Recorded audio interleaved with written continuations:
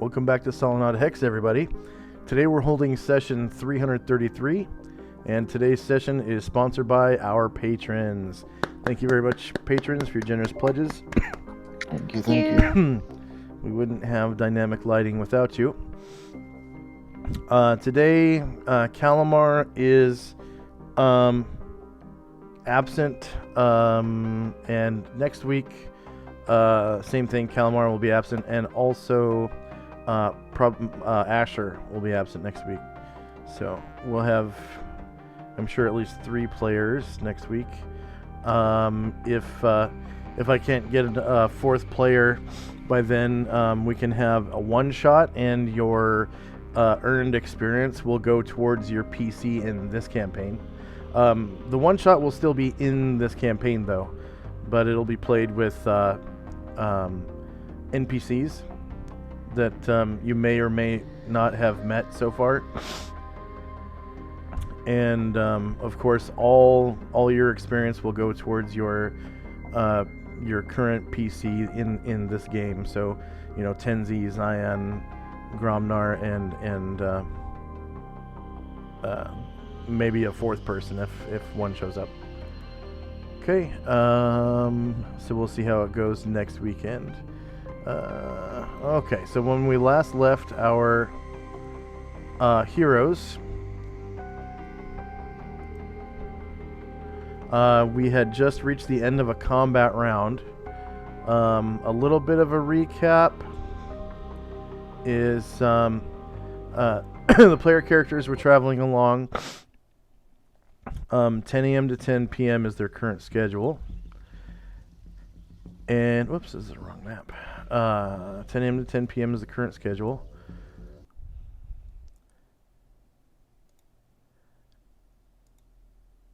And at 8 p.m. on March the 7th,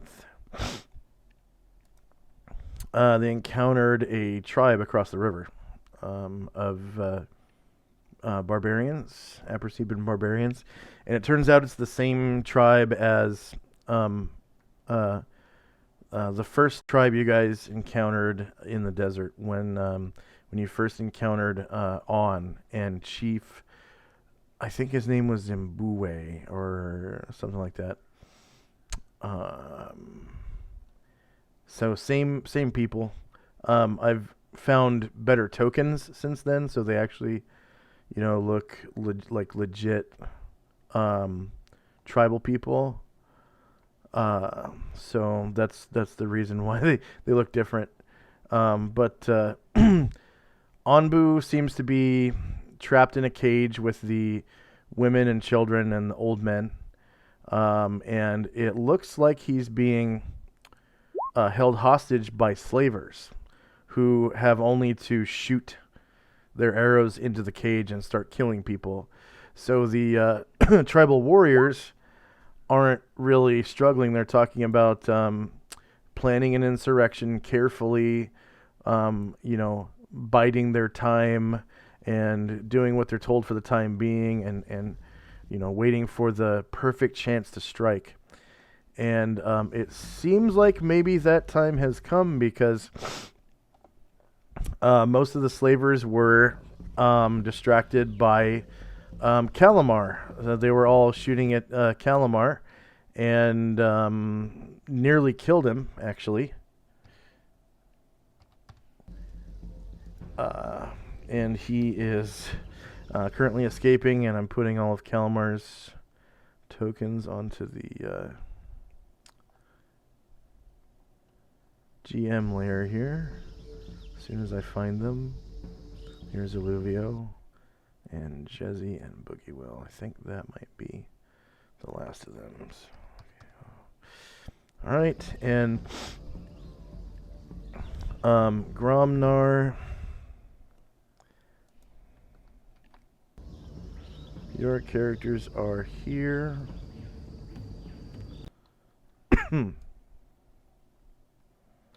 Okay. I'm going to look through the eyes of your main character token. So across the river, far, so you can see by the light of On's torch, You can see the edge of the river. The river is literally golden because of the mud in this river. The ground around you smells like dung. It is so fertile, and it seems to have stained the river a golden muddy color because it's so fertile.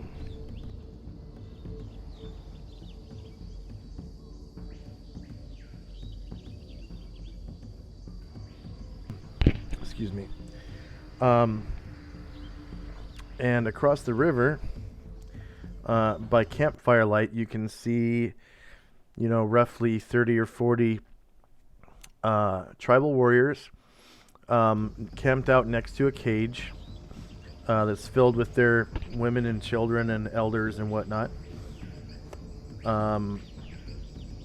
Chief Zimbabwe is nowhere to be found. Kayemswe, that was his name, Kayemswe. Chief Kayemswe is nowhere to be found.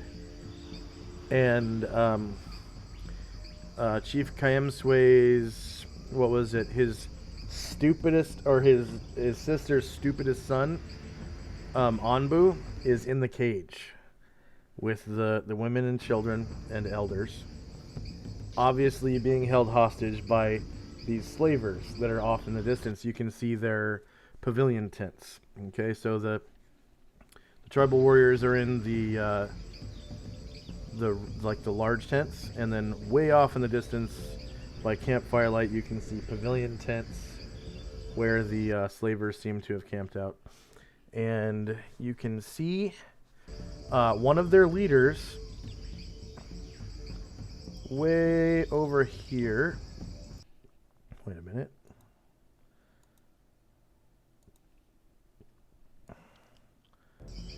One of their leaders way over here. This is their lieutenant. He is holding a greatsword that looks like it's made of armor plates hammered together and small kite shields. And the Quillins seem to form a shield of sorts around his arms and whatnot. And the blade itself, it looks as though it's an extension of his armor. And he's wearing field plate armor. Well, that's pretty cool. Yeah. And their captain is nowhere to be seen.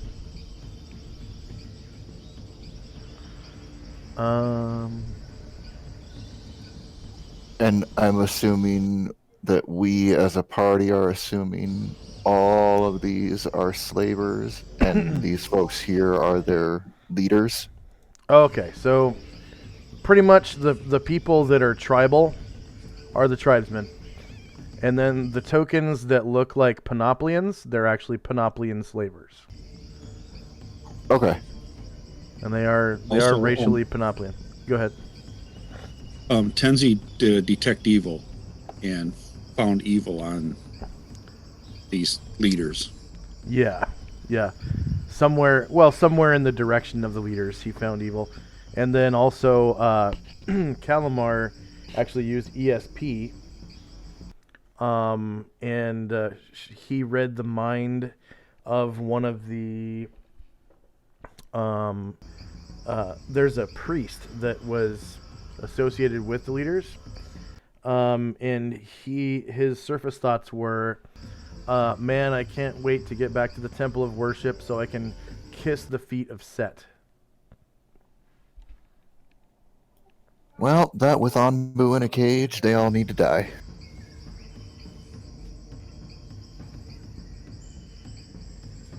That's what Calamar said. And the Calamar started shouting, Or Calamar would have said it's sneakier. Yeah, they're all worshippers of Set. They all need to die. And the tribesmen, being on bad, having bad blood with Calamar already, because Calamar was acting hostile towards them, they became hostile towards him. And as soon as he said, all these people are worshippers of Set, these tribesmen, started shouting and booing at him and calling him an idiot and stuff like that because we're worshippers of Gaia. And even in the cage, the voice of Anbu could be heard saying, "Calamar, you idiot, you know damn well my people worship Gaia."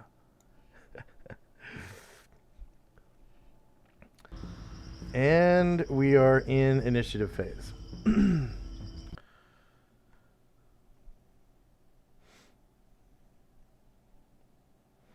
Also,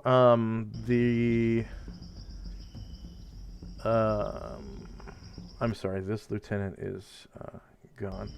The lieutenant ran away, like somewhere.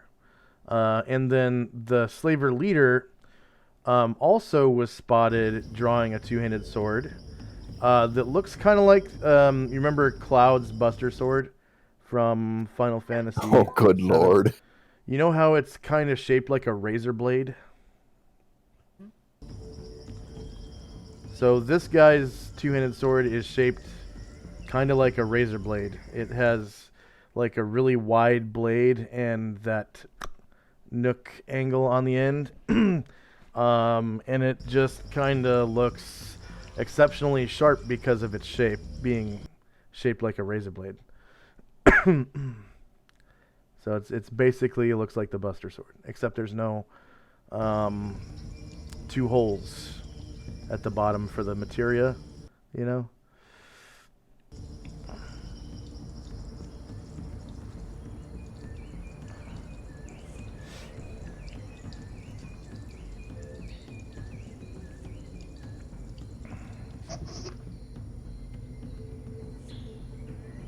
Oh, and then also another change is I changed the special powers button to spells and powers.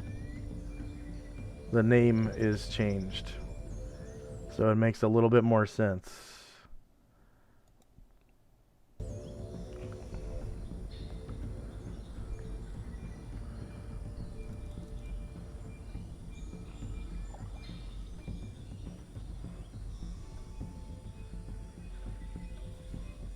If Anatar flies, is this taking off his action, or is that just normal part of his movement?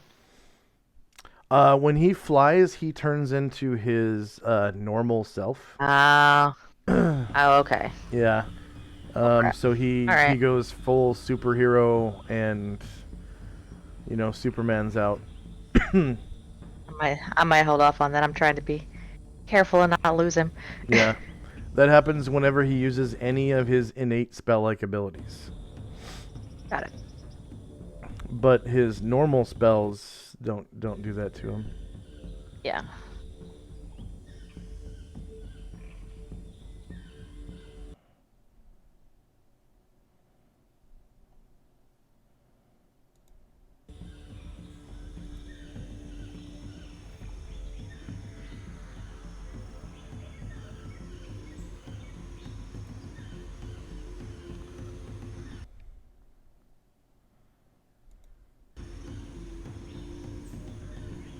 This whole time I've been trying to select my tokens so I can roll initiative, and that's kind of hard when you're on the measurement tool.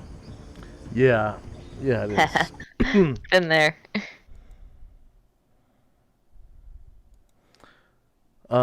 Also, we can assume that Luther had already pulled out his lantern. Had already pulled out his what? His lantern. Didn't he have a Yeah, lantern with continual light. continual light? Yeah.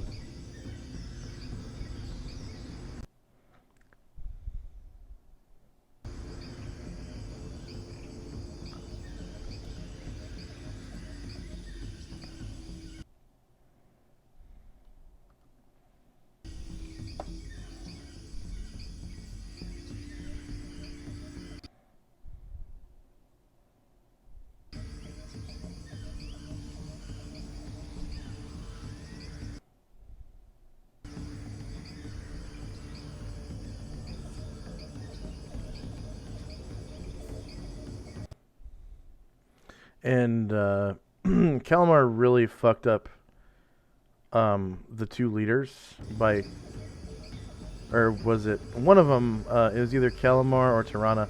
Shot them with a lightning bolt and hurt them pretty That'll bad. be Calamar. Yeah. Since the spell is not in your list, Josh, I'm gonna add it to the honeydew at some point. Can I Yeah. just roll any spell and change its initiative to what it would be for the summoned spirit animal at the point that I intend to use it? Yeah. Did you already have it memorized?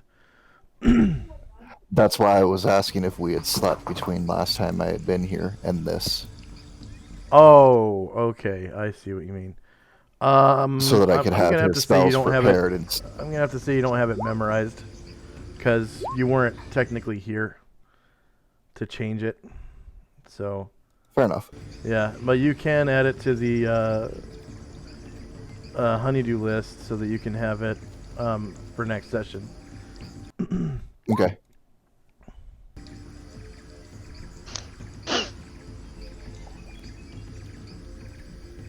I don't guess quickness would count for a spell, so I'm gonna disregard that roll. Yeah, quickness is only for melee weapons, I think, is the description. I realized it as soon as I rolled it, and I'm like, wait a minute.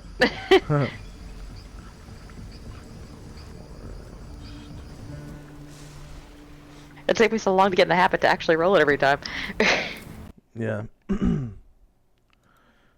is there anyone that's still in initiative phase? Yes. Okay. Oh, and these slavers that have the bows, they have long bows with sheaf arrows.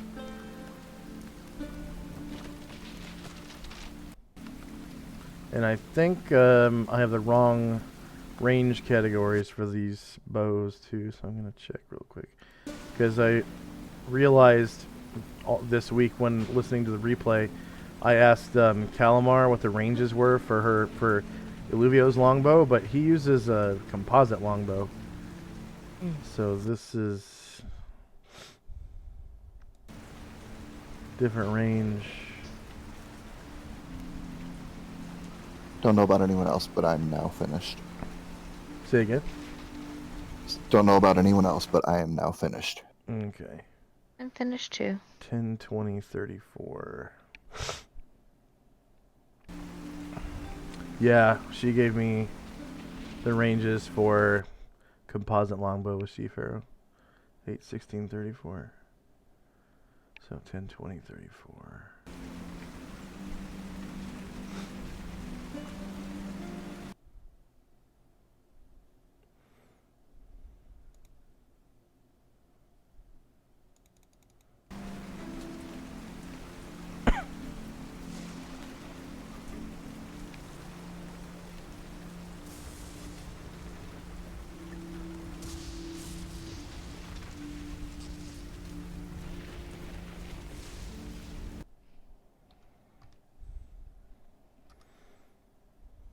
Yeah, Calamar survived last session with 1 health. And he was, Yeah, she was. 30 feet in the He air. was on his way to. He was on his way to gym at the time. Yeah. 1 more health and he would have come crashing down and taken 3d6 falling damage and probably died. Holy shit. Because the average on 3d6 is 10. I'm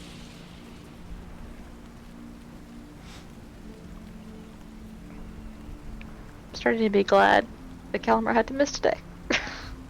Yeah.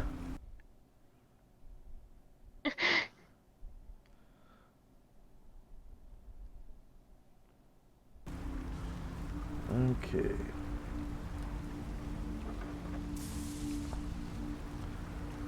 Alright, is anyone still in initiative phase? Okay, here we go. Red dot is Calamar's fly spell. Or red dot 1, that is. Red dot 2 is Tirana's. Zion's Lantern has 56 minutes left. Alm's Torch has 25. Blue Dot 1 is Tinsley's Detect Evil, 23 rounds left. Calamar's ESP, 7 rounds left. Time now, 8 p.m. March the 7th, 8:05 p.m. March the 7th, 11:85. First up is Cyan.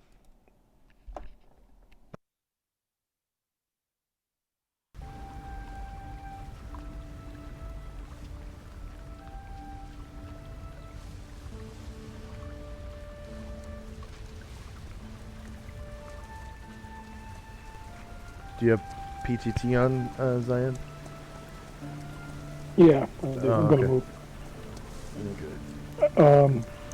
It kind of faded out there when you said first up. I was on my sheet. Yeah, I didn't hear either. What didn't you hear? I didn't hear my name. You said You first said up. first up and then you faded out. I'm sorry, I didn't hear what you. I didn't hear my name. when you said Oh, first up. Cyan. Okay, yeah. Yeah. Sorry. Just so happened I looked at at the turn order. I'm just moving. I don't know what's really going on either, because no one said anything to me. They just took off. So I'm just gonna move.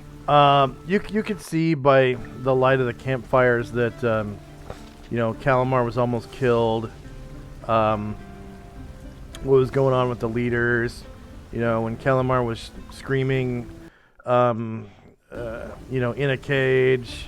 They're in a cage. They've got Anbu in a cage. Anbu's in a cage. Over and over again. Yeah, you've got the gist of what's going on. It's just the map is really big, so you have to kind of scroll over to see or zoom out. But if you keep it at like 90% zoom, you should be able to see most of the map. Okay, I'm done. Okay. Moving. On is using his camel to get across the river. So camels, like horses, can swim. They don't really sink because of the heavy amounts of cartilage that they have on their bodies. So you wish I had brought my camel.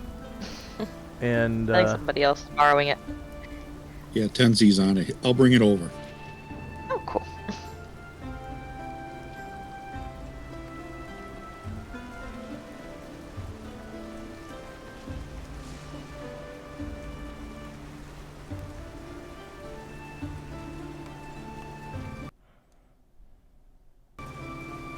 just about any mount can do the doggy paddle.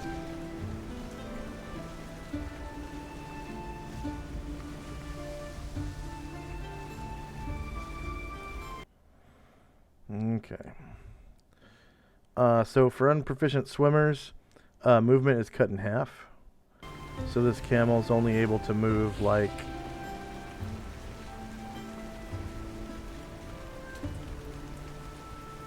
10 squares through the water.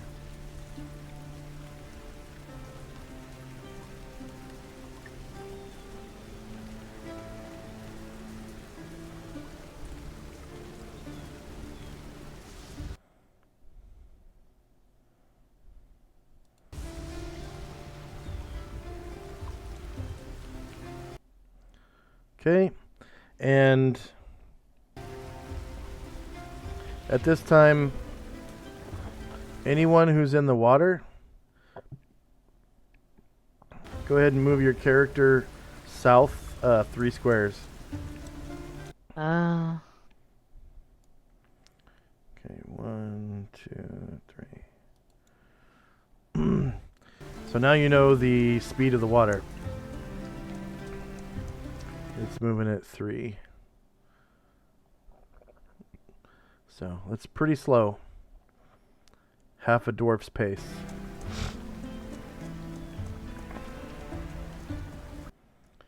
And next up is Karenglor. gonna cast a lightning bolt.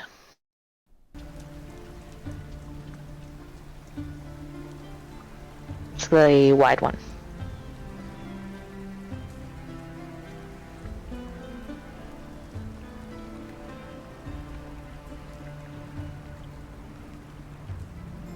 Okay.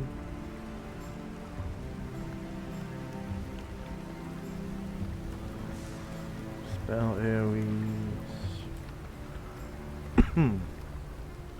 Wizard. 3. You said 10 foot wide? Though, yeah, that's the wider one, right? Yeah.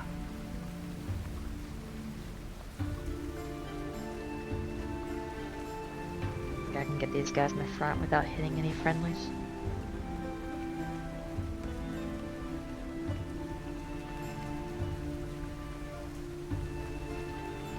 Which guys?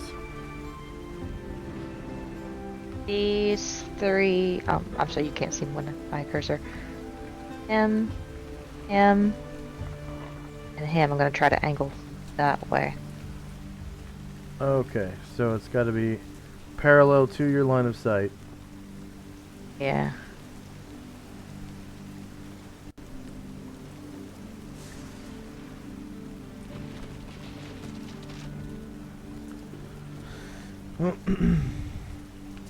And you can only cast the bolt where you can see. So that darkness, Oh, so he can't cast it past the darkness. you can cast it past the darkness in the light, where there's Yeah, light. that's what I was trying to do. Okay. That's what I was trying to do. So okay, so it has to be parallel to his line of sight.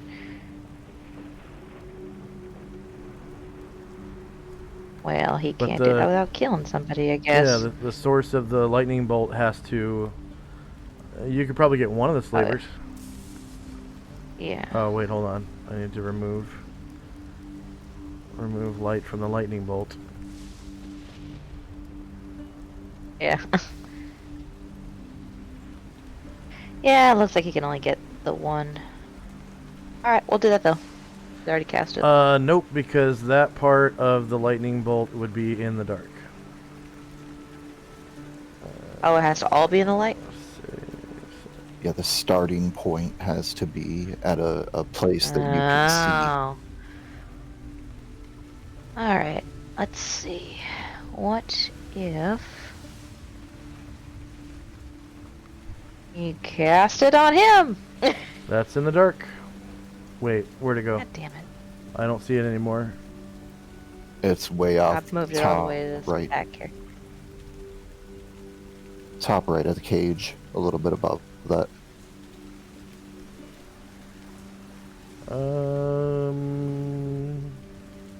What is your range on it?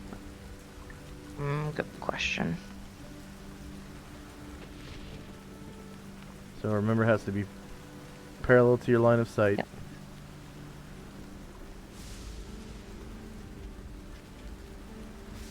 So it looks like if you can hit 185 feet, that's pretty good.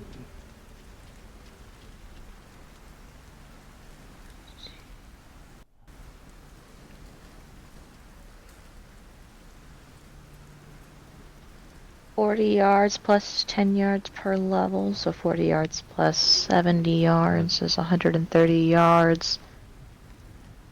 Times 3 Three. would be 390 feet. So yep. Yeah, definitely. And you get 150 points divided equally among your classes, and that guy dies. Okay. Because how much damage did it do? I didn't roll it damage yet. Let's do it now.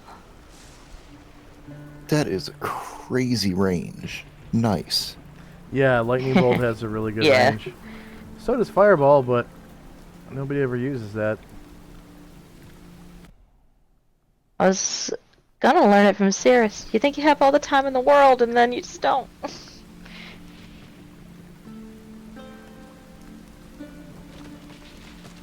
Damage is 24. Yeah, he dies. He did. Okay.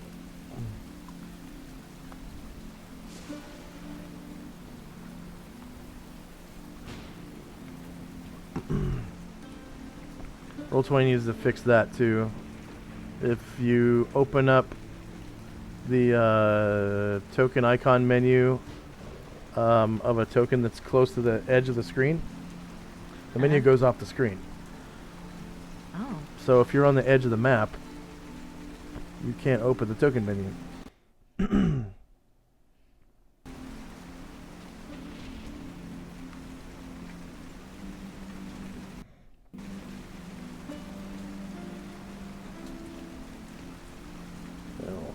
Oh. Alright, next up is a slaver. Looks like that is a dead slaver.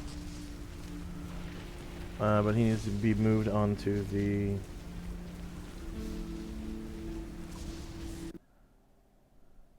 map layer. And I accidentally put this one on the GM layer. For our new players, I usually put deceased creatures on the map layer. That way, their bodies still give off light if they had it, and you can still see them, but their auras disappear. You can't click on them anymore, and you can still see the red X on them if they have red X's. So, let's see. Next slaver is going to. Let's see. What can he see? So a lightning bolt came out of nowhere. He is going to move up and take cover in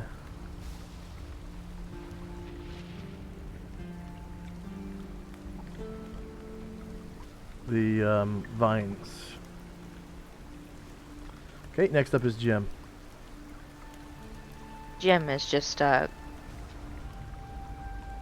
holding action. He's preparing to react if necessary.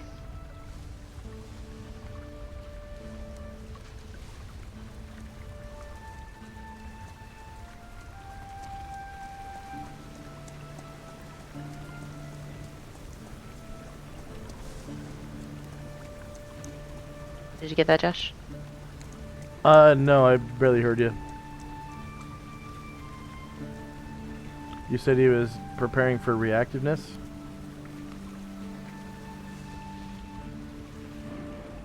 Hello?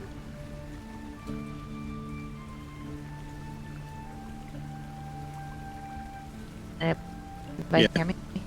I hear you Okay. now. We did, at least it's early in the session. I'm gonna. I hear you. Oh, okay, cool. What did you say? Yeah, Jim is just holding action, waiting to react if necessary. Okay, was he casting Necessary. a spell or...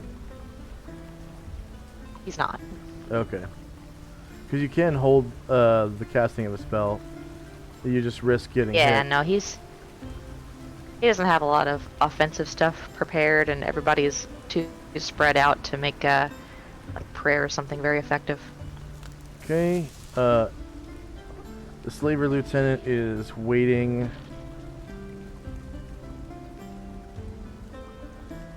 So that's the second edition term for holding action.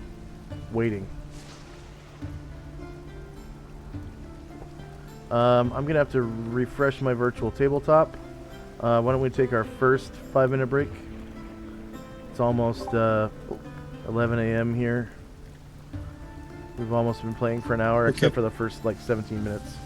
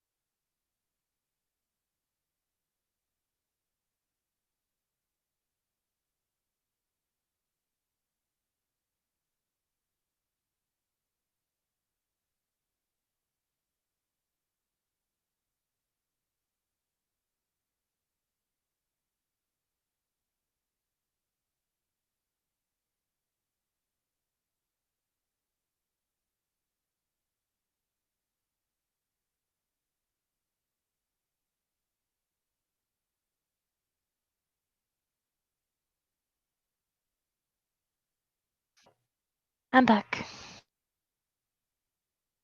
Welcome back.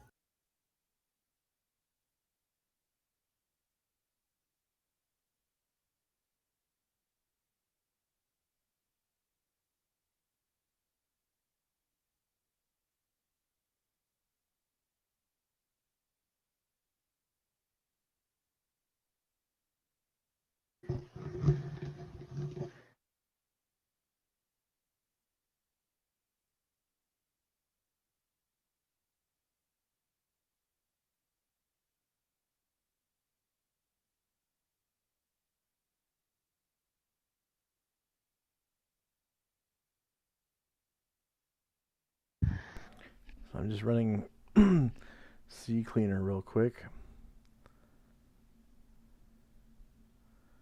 And it sure is taking a long time. It's almost like my browser is still open, but it's not.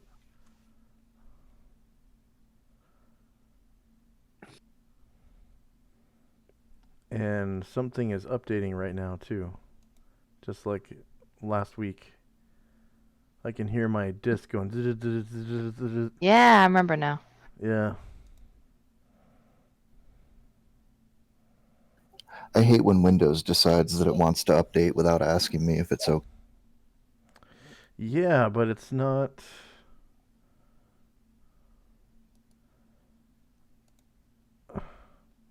Like my task manager would tell me if it was. My anti-malware service executable is going up and down the list though.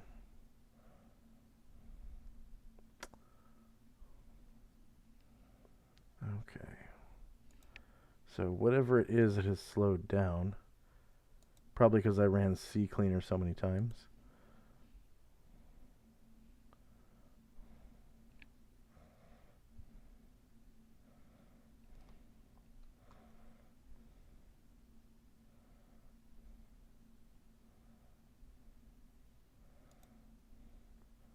I'm clearing my browsing data too.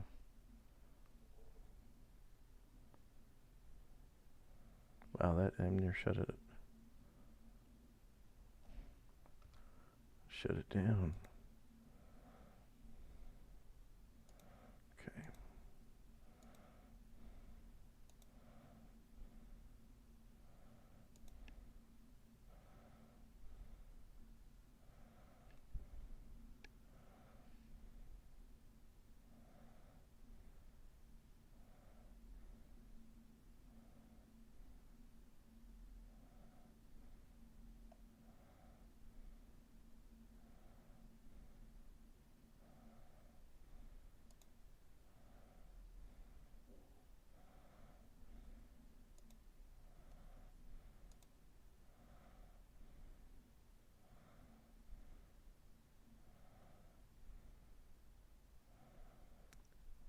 Cool.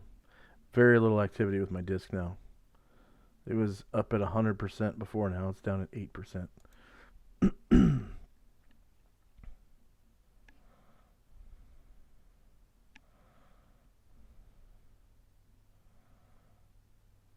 Sorry about that delay. Hopefully everyone had a good bathroom break. Excuse me.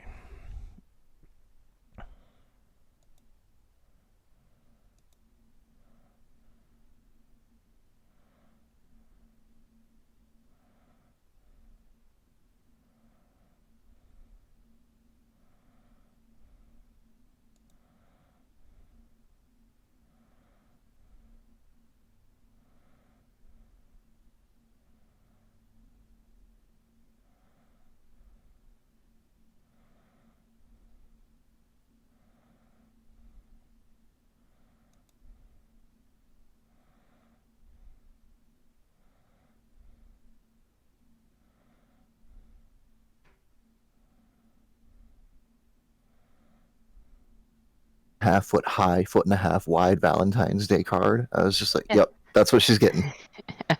And you know, the typical chocolates and a little stuffed dog because dogs are her favorite. Sure. Yeah, Valentine's Day's never been really big for us, and I've been very explicit. I'm like, I just believe in like being nice to each other every day, so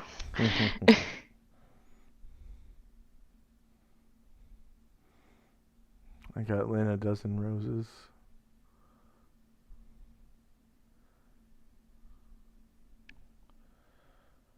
Dozen roses. What is the one thing that will make a 7-year-old forget all about their mouth pain? Their cousin calling them on Kids Messenger to play Roblox together. oh yeah, that'll do it. Absolutely Okay. forgets that her mouth hurts.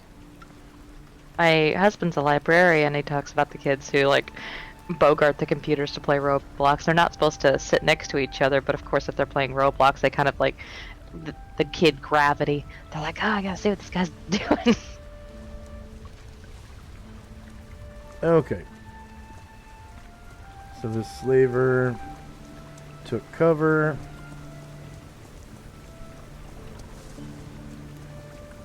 Oh wow, he didn't even move. Okay. 10, 11, 12. And then Jim was waiting. The slave Yeah. lieutenant is waiting. Okay, the next slaver is moving up. And he comes over to this fire and grabs a piece of burning wood.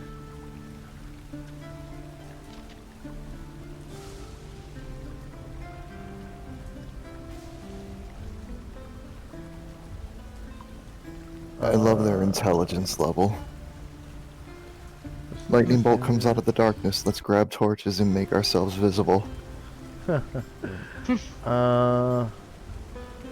see, where miscellaneous tokens, lighting effects, no, light sources.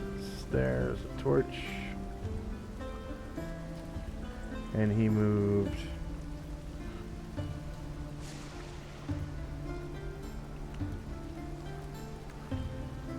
Five squares, so he has 7 squares left.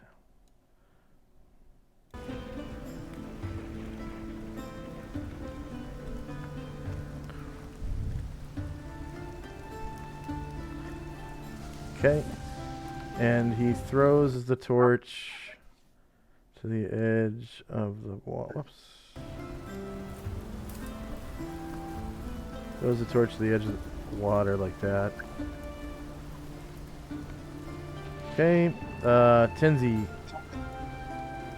Tenzi on top of a camel for the first time in his life. Doesn't know exactly what to do, but apparently the camel does as he heads towards Asher. What is the camel's move? Is it 18? Let's see. I want to say 20. If you have control of it, you can just click on it. Its movement should be in the blue bubble. I don't. So Oh, I don't. Okay. It is 20. No, wait. Yeah, 21. all right. So I'm gonna move. One second. Okay. Yeah, 21.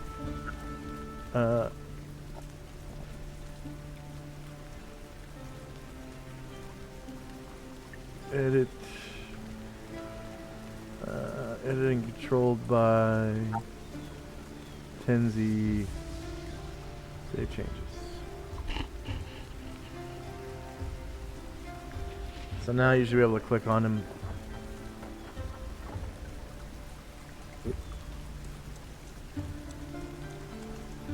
Yes. All right. Yes, I do see it. All right. So. Did you just mount him, or did you mount him last round? Last time. That's Okay, what I good. did last. Yeah. Good. Okay. So I will move here, which is about 100, I believe. Let me check.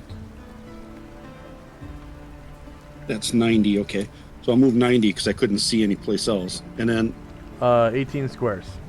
So you have so- 3 squares left if you want. oh, okay. We'll move 1, 3, okay, 3 squares to there. All right.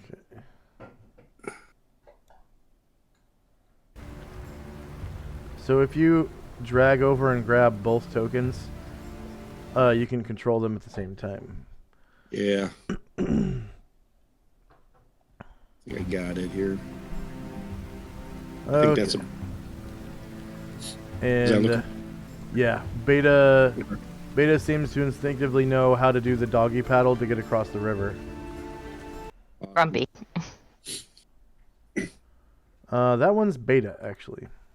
Oh, where is Grumpy? Oh, he's still chilling. Okay. I thought he had Grumpy, my bad.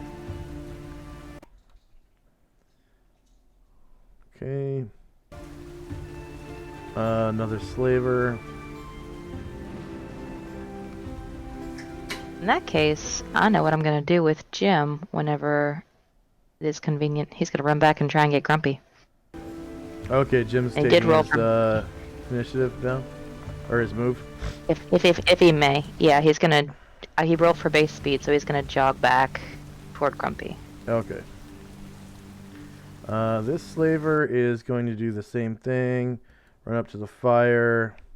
So that's 4, 5, 6, 7, 8, 9, 10, 11, 12. And throw a torch to the edge of the river. Right here.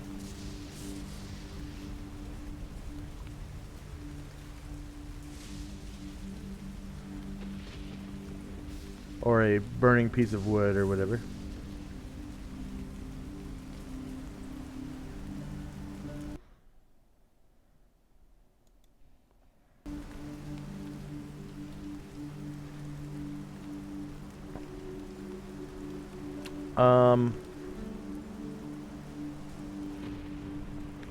Okay, the slaver leader. I'll move him one square at a time just in case you guys are able to see him, but I'll click in each square.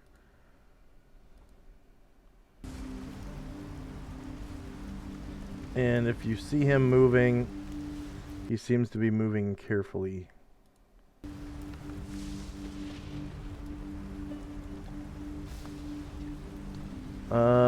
Gromnar.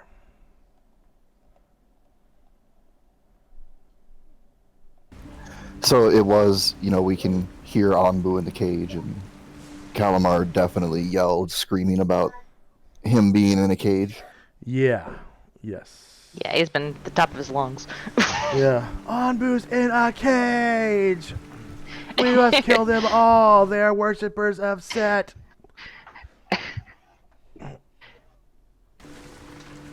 So having heard that, Gromnar will urge Dry Skull on to a jog. The entire time screaming, Anbu, Gromnar save you, Gromnar take you from cage, and we make enemies sleep. I am assuming, since giant lizards are They swim. swamp and marshes, they swim normally, not They're half speed. Swamp, marsh, desert, everything. They swim normally, yeah. All the above. They're even subterranean.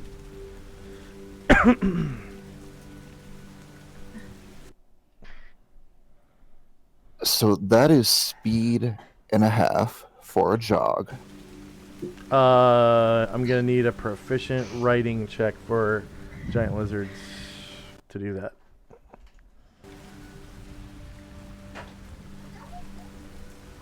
May I ask for? Say again. May I ask what for?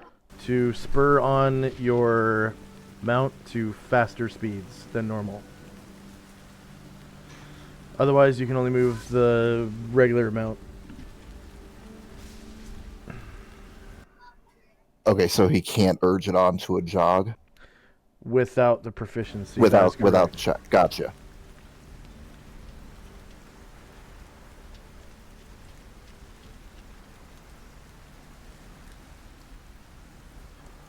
Ignore all those errors. I had Dry Skull selected, not Gromnar. I like when torches cast spells. So you would be right back here. Yes.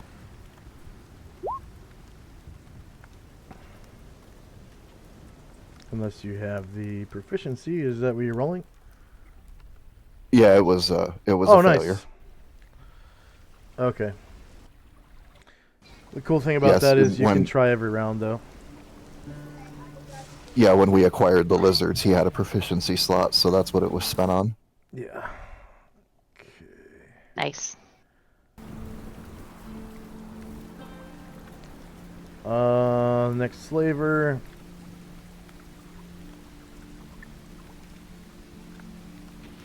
Same thing. C7.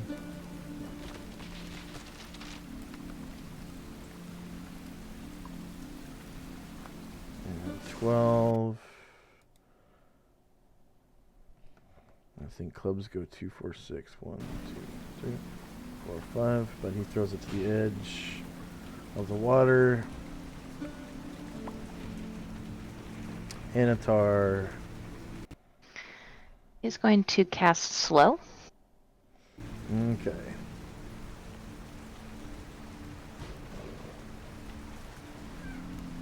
It looks like it's a 40-foot cube. AoEs, Wizard 3.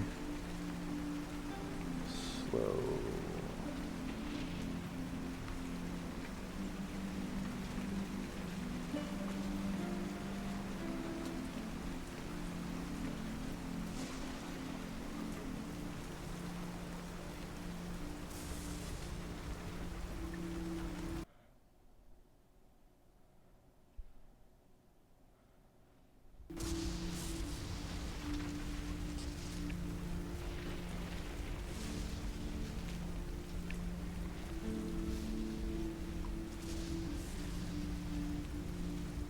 Range is 540 feet for Anatar. That's like off the map, I think. Yeah. Did you move the AoE? Oh, sorry, I was reading the spell. Alright, moving it now. So it can only affect up to 9 creatures. Fine. And is it? Yeah, it's caster's choice, like hold person, right? Let me see.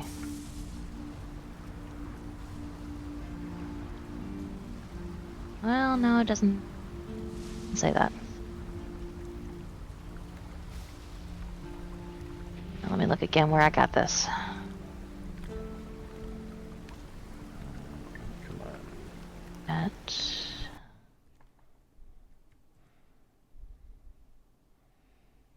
Can't see. 1, 2, 3, 4, 5, 6 slavers, and then 1 tribal. 5, 3 tribals.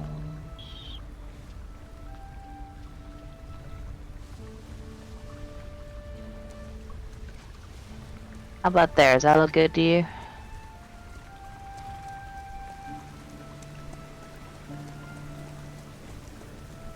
Let's see.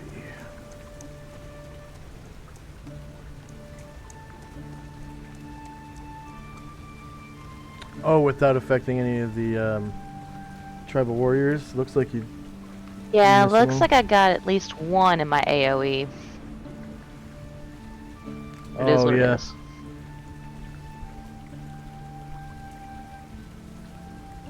I won't kill him or nothing.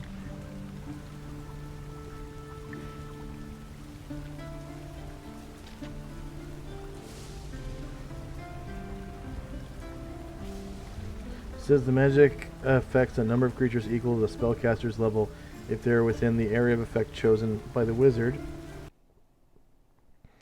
The creatures are affected from the center of the spell outward. So you have no choice. But there are... That's what I thought.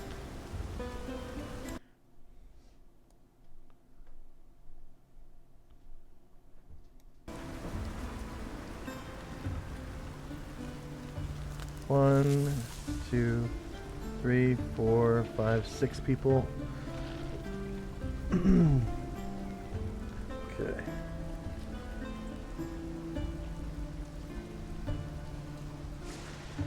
I'm gonna roll a group saving throw for the slavers and a group saving throw for the one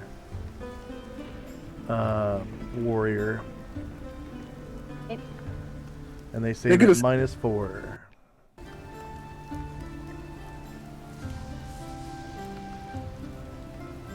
Save versus spell. -4.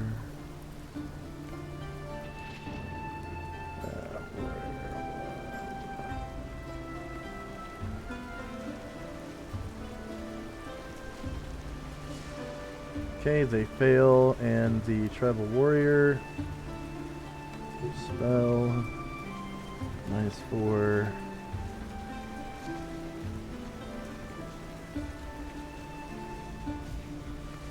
Well, barbarian really.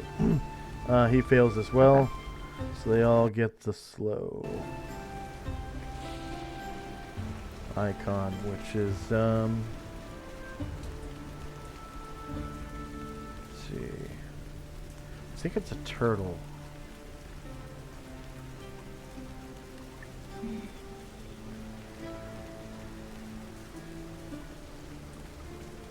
No.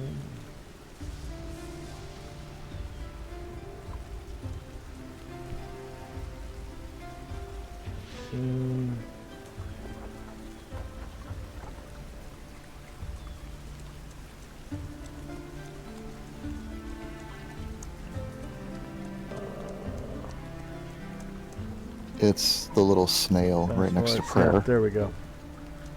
Snail.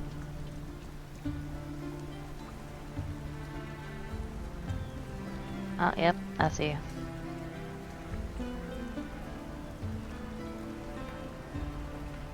Okay.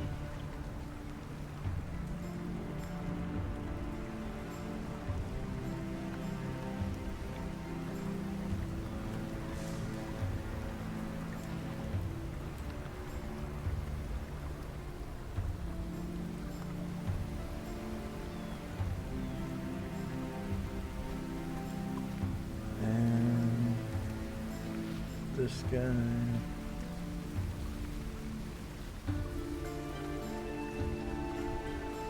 Just putting little snails on all these dudes. And it shouldn't be able to hit the broadside of a barn.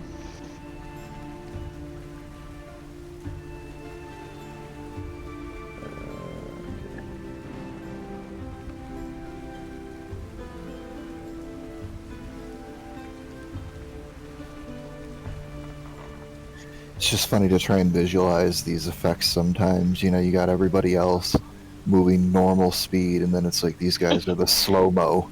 Yeah. What happened? And you have to think the people around them are looking at them, you know, like, okay, what the hell? The fuck? Okay. Anatar gets 150 points divided equally among his classes. Next up is Luther the Cleric.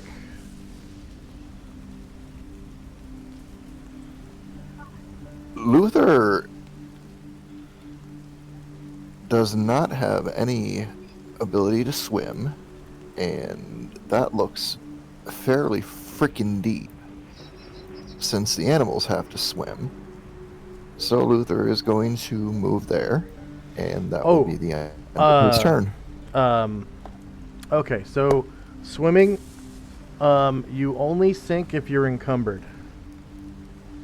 And that includes fatigue and exhaustion. So if you are fatigued, you'll sink. If you're exhausted, you'll sink. If you're encumbered, you'll sink.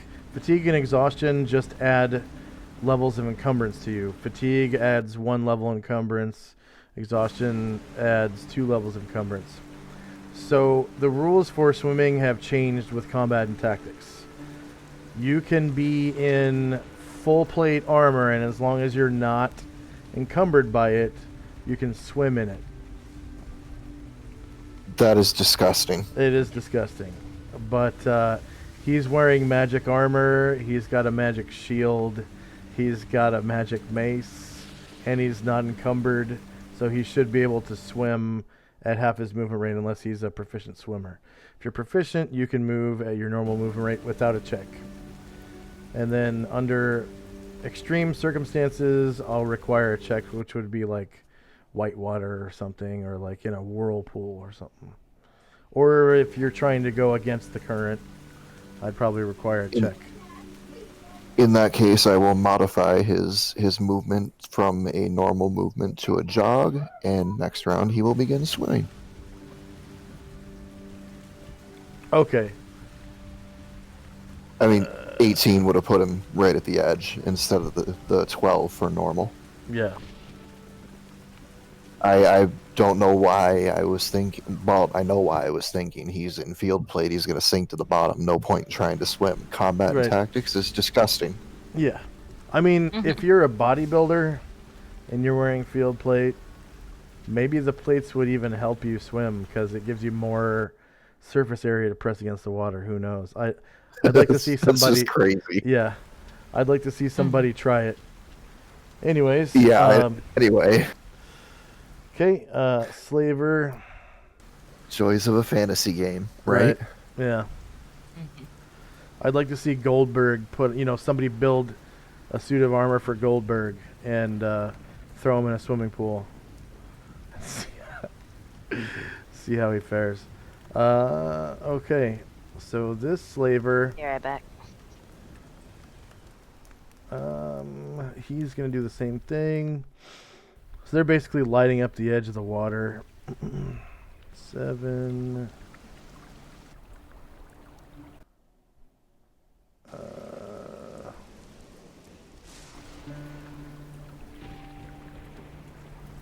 14, 13,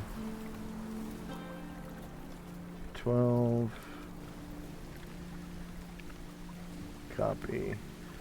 1, 2, 3, 4, 5, 6. 1, 2, 3, 4, 5, 6. Right there.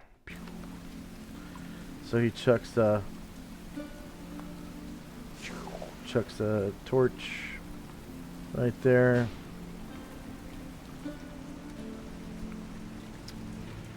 Next slaver.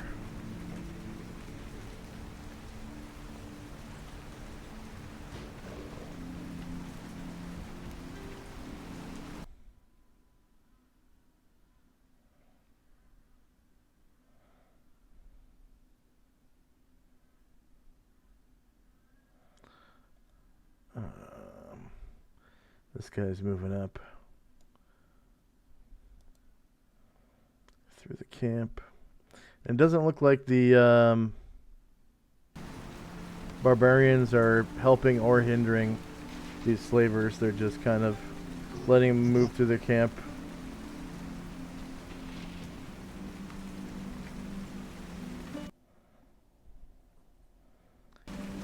I mean, they're not trying to trip them or going out of their way not to trip them. But this guy goes right up to the edge of the water, dips his foot in. Okay. Another slaver.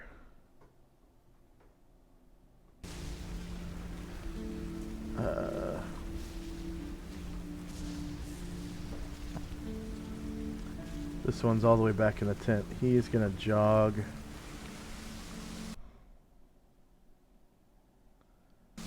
Out to here. And another slaver.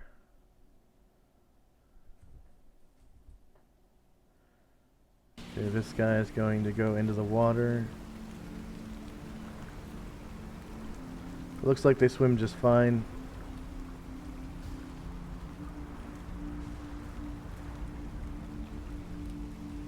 They're just wading in the water there. Okay, Asher. Asher doesn't really want to swim in this muddy water. She's going to take her potion of flying. Okay. And you rolled initiative for potion, right? I did. Okay.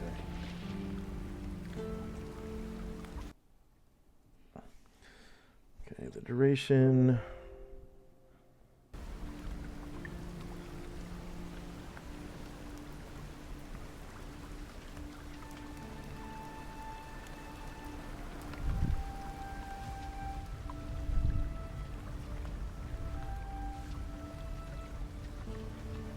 Wings of flying, broom of flying, carpet of flying.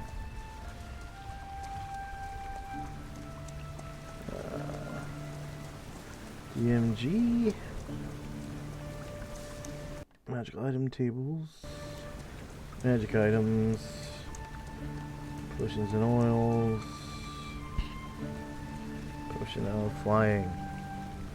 Flying potion enables the individual to drink it to fly in the same manner as a third level wizard spell, fly.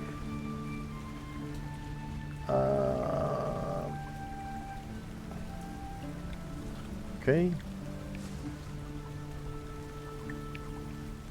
Potions cast spells as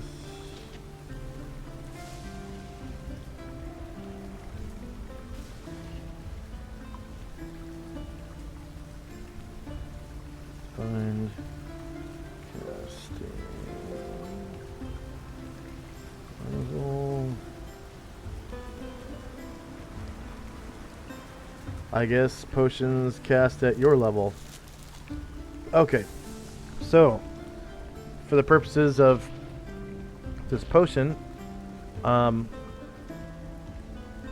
Asher cast the fly spell. Okay.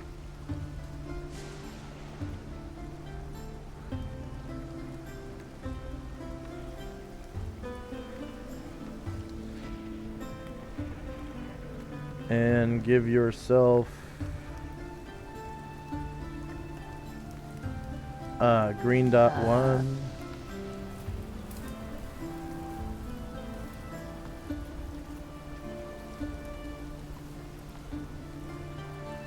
I think it's level 3. Yeah, I have done it.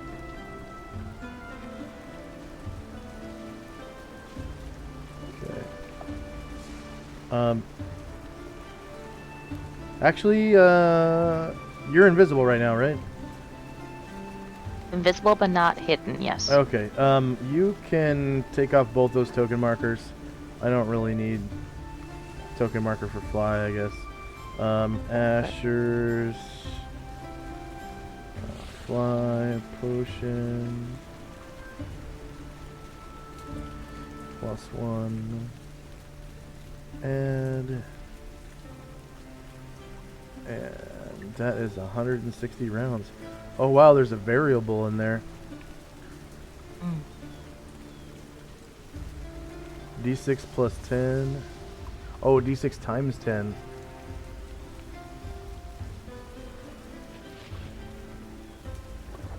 Plus, I'm guessing 1 round per level or something. D6 times 10 plus 1 round That's per what it level. looks like, yeah. Okay. Negative 160. That off our inventory.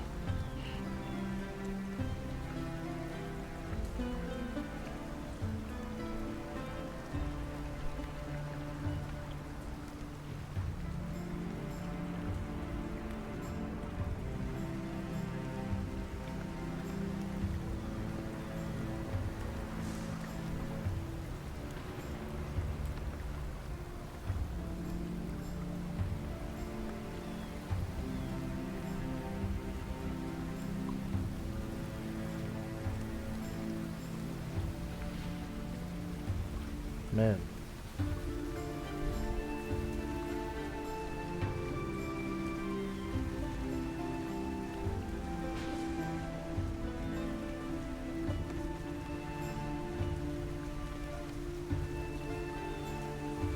So she's going to ascend 10 feet. I have just noted. I think this is Does zero. it say it gives you maneuverability class B? The spell? Yes. Okay.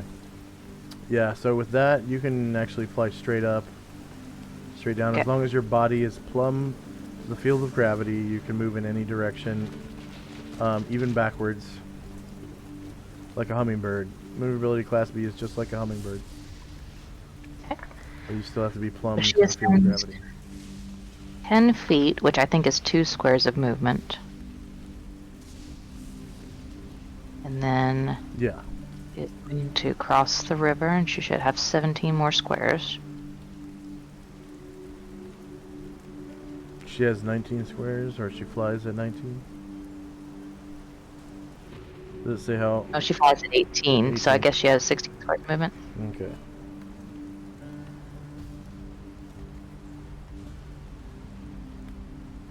So that'll get her there. That'll be it. Okay.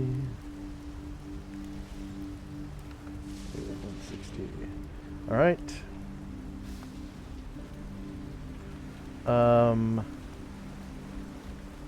Next up is another slaver.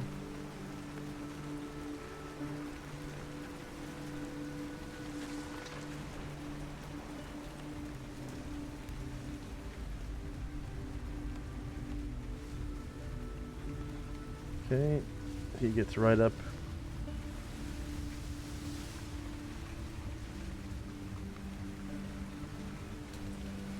Into the water.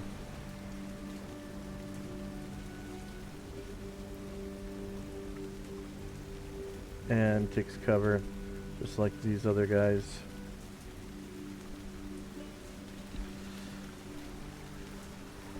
This water's giving him pretty good cover too. Or not cover, but concealment. What kind of perfect conditions do you need to drop your mouse, it land on the left click button, right on the red X to close your browser window? Oh wow. That actually happens to me a lot whenever I drop my roller ball thingy. When I'm pulling it back to me, for some reason the arrow loves to go up into the top right corner, and then I'll accidentally put too much pressure on it and it'll left click and close whatever I'm doing. Okay. I mean, that's just like perfect. It's a normal mouse. Yeah. This guy pops out of cover, gets in the water, gets back into cover.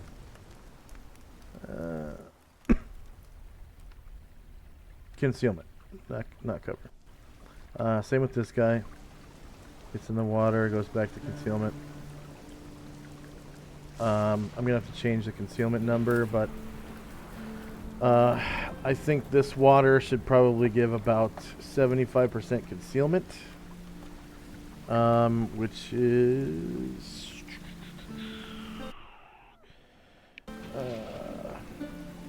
-3 to hit them, because it's just like a head popping out of the water. And then the water's all gold, so you can't really see below very well. Okay, another slaver. This one is slowed. Oh, you know what? So is this one. I'll put him back now.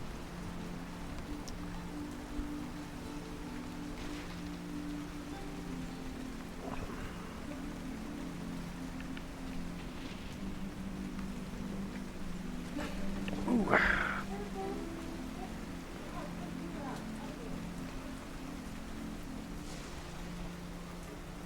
Okay. Last slaver is slowed. Okay, end of round and initiative.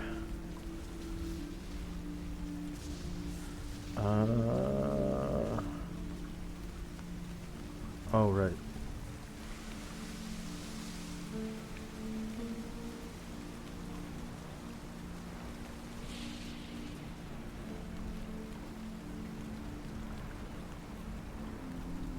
For initiative, should I be using the camel size instead of my size? No. You always use the size of the pilot, whoever is Okay, driving. got it. Thanks. Yep.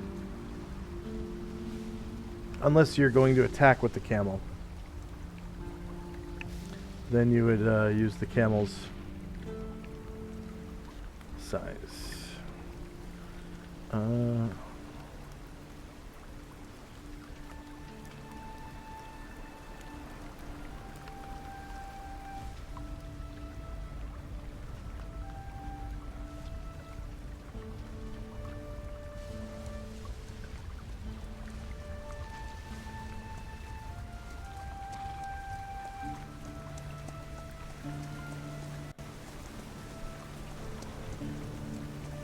My daughter taking after me personality-wise, arguing with her cousin taking after my brother personality-wise, sounds just like him and I when we were little.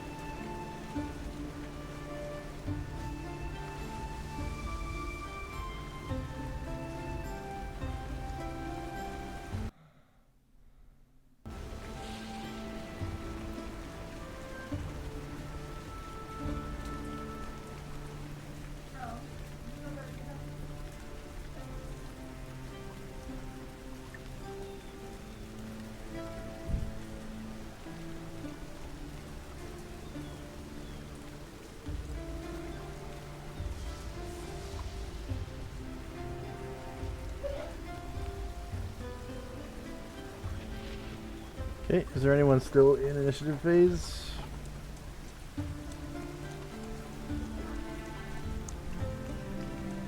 I accidentally rolled for my camel instead of me, but Oh, I don't know that actually mattered. I'll delete it. I'm in there as.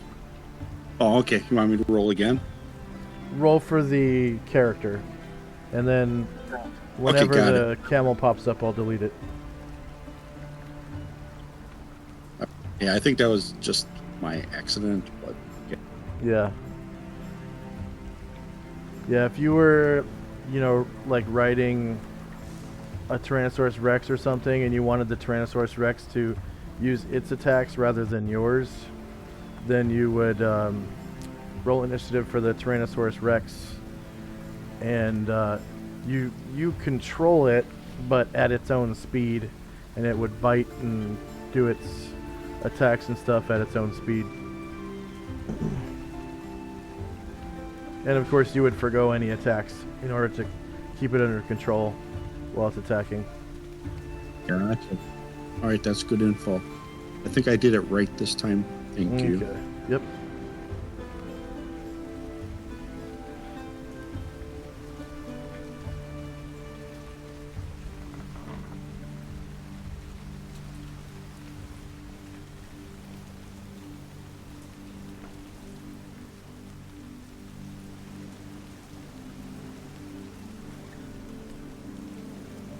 All right. So if no one is still in initiative phase. Okay, here we go. Uh-oh, I'm hearing dice rolls.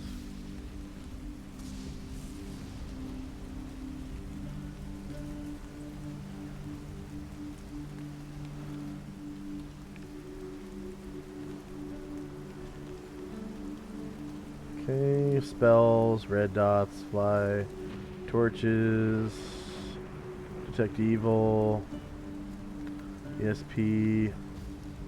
Time now is 8:06 p.m. And first up is Asher.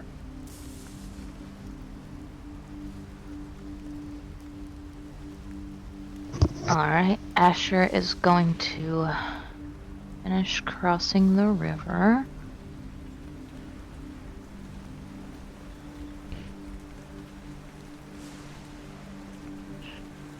And let's see. 9. Turn here. So you're flying at 10 feet. 12. Yeah. And she is going. Oh, hold on. She'll stop Yeah, we'll here. say the cage is about 10 feet tall. Okay. Yeah, I hadn't really thought about that. I'm surveying my surroundings real quick. You can see old men, old women, little girls, little boys, and Anbu in this cage. The cage is made partly of wood and partly of metal. It Okay. basically looks like a chain link fence, but the medieval version. Maybe it's made of wire or something instead of thick, bendable metal. But it's essentially a chain link fence. And So and she wood. is. She is going to come here and land, and then she is going to attempt to backstab this fine gentleman. Okay, and you're not hidden, right? Correct. So that would make you visible, right? Yes. Okay. You get +8 to your backstab Okay. because he is slowed, and his AC is affected thusly. And you become visible, and you can remove that flying icon as well. Yeah, that's. Oh, I forgot the rain animation, didn't I?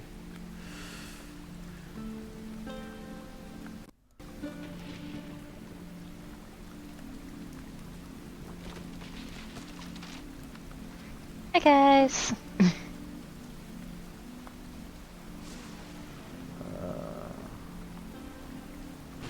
That was some pretty serious damage there. I enjoy my backstabs. Especially now with +3 sword. Right? It feels like it changed my character entirely. All she was missing was a magic weapon.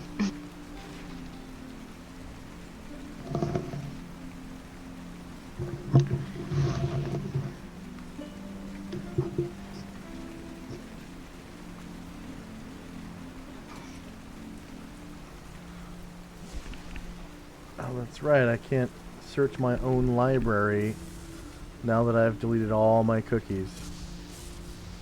That's so lame.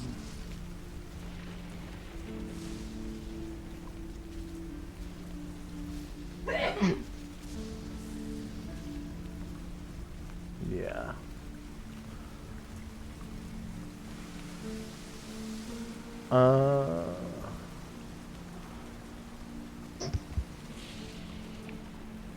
Wow, that is one hell of a hit.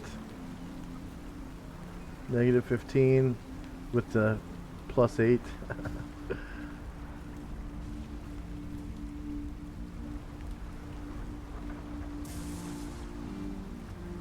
Okay.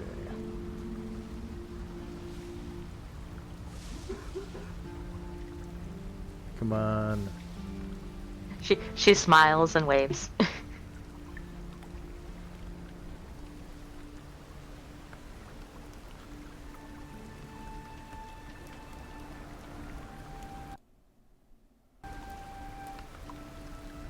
Yeah, you caused 35 damage.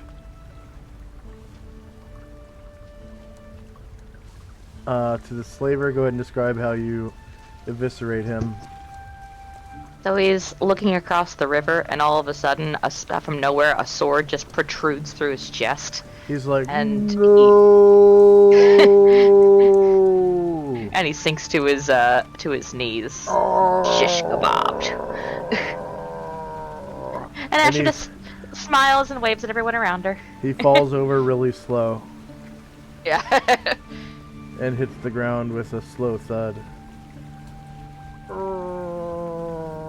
She looks over at Anatar and she says, "You made it too easy." And Anatar shrugs. Tenzi. You say that movement was halved in the river? Yeah, your mount isn't exactly proficient swimmer. If it's a camel. So But, at the 21 lizards is- are. The lizards are proficient swimmers. 21 is halved is 10 or 11. Right. Say it again. The camel's movement's 21, so halved is 10 or 11. 10. It's always rounded down for players. Yeah. Okay. If it was a bad guy, it would be 11. Right.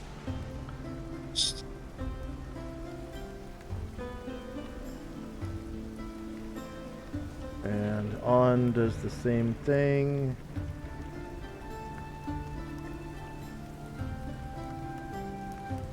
So that's 2, 4, 6,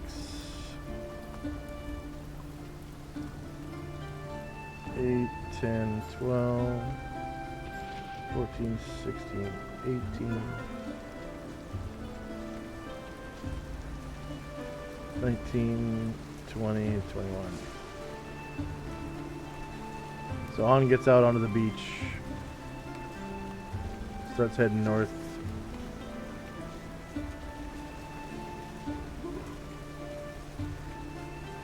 And rotates. Jim.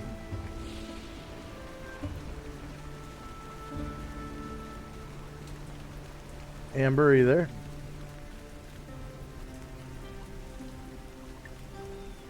Mic check. Can anyone hear me?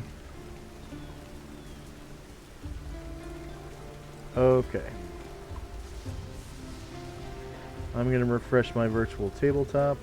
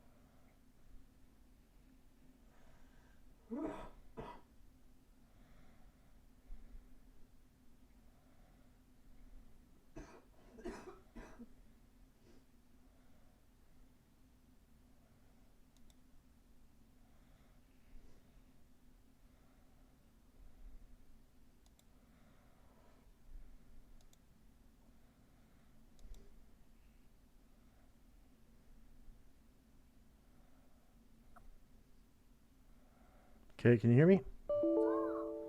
We can now. Okay. Let's go ahead and take a 5-minute break while I fix my tabletop here. And I just need to basically shut down Windows Defender because it's my anti-malware service executable. It's slowing me down.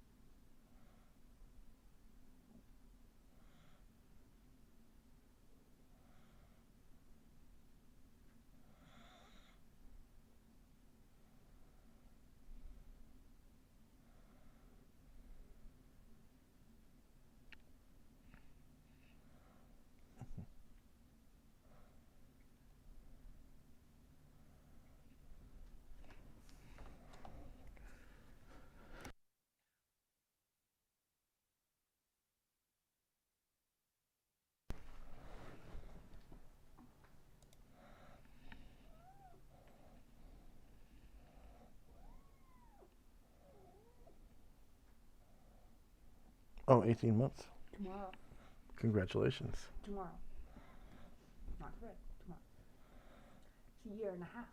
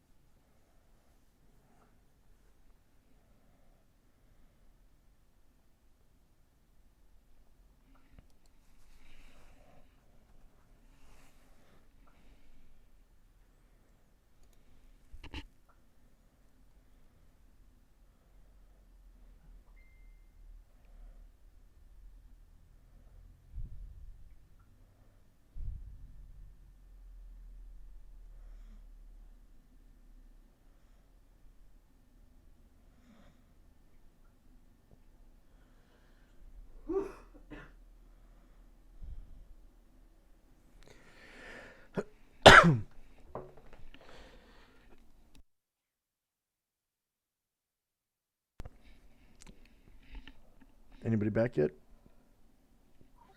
Sure. Okay. I'm here. I'm here.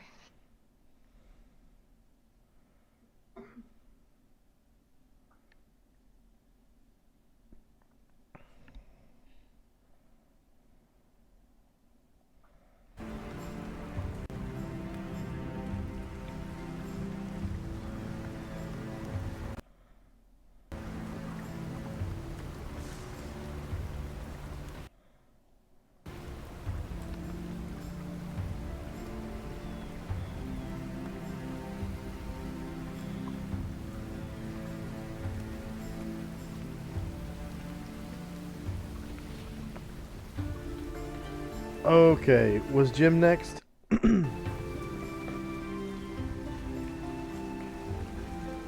I think yes, he hasn't gone yet, so yes. Okay.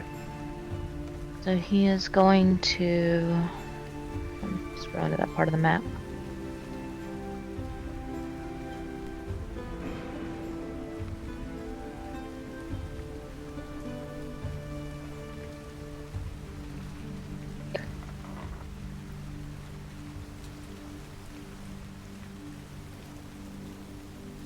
Alright, 14 squares will get him there. He's going to use his action to mount.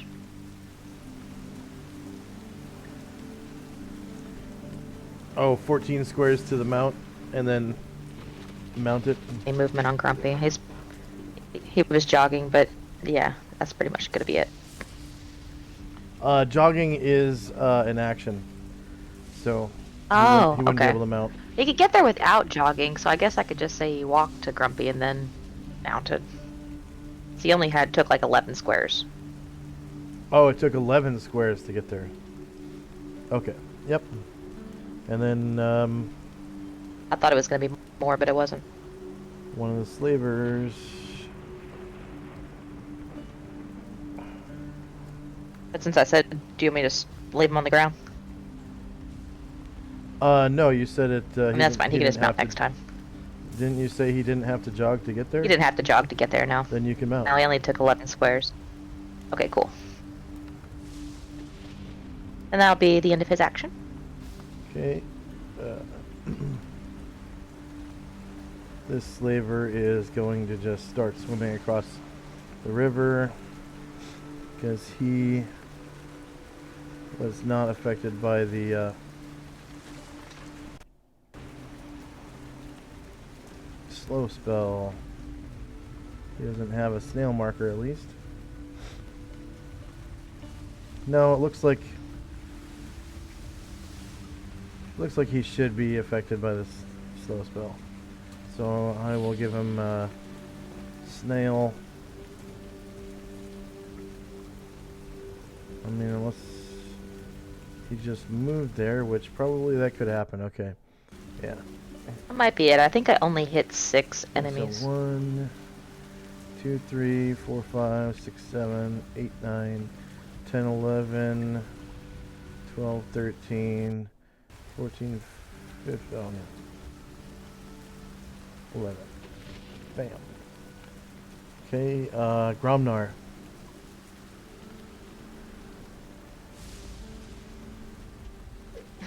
Let's try this again. Wait. You passed your thing, so you had more movement. 15. So go ahead and take 15 more squares, and then move again.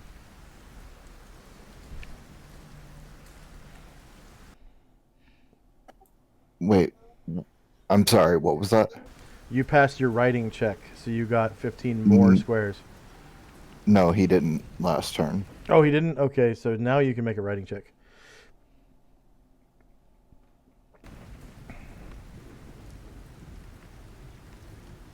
This time he succeeded. Okay, so now you get 30. Let's see.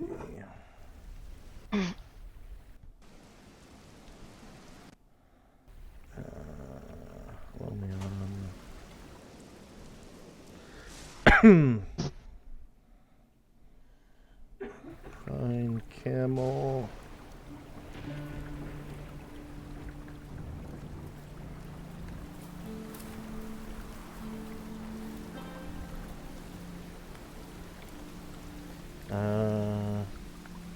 Desert Mountain Racing War. What? Okay. That's weight allowances. What about the...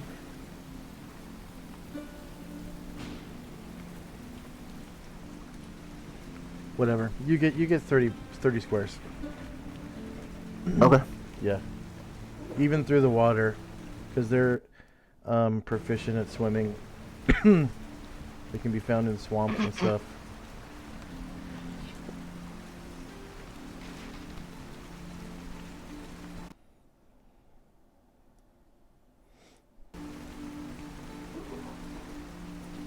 And he is proficient, so he can attack without a check. Yeah. Yeah, you get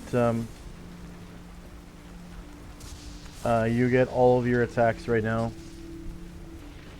And you have 2 attacks per round with your main hand, right? Yes.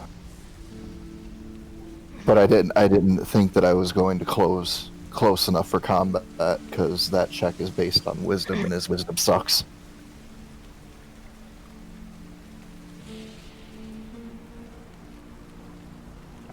I'm adding your other attack now.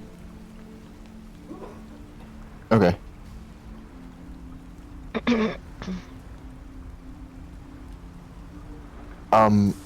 Slow. That's a +4. +4 to hit, on top of whatever else you get. You also have higher ground because you're mounted. I keep clicking the wrong shit. Sorry about that. Mow him down, Gromnar. And you have reach of 10 as well.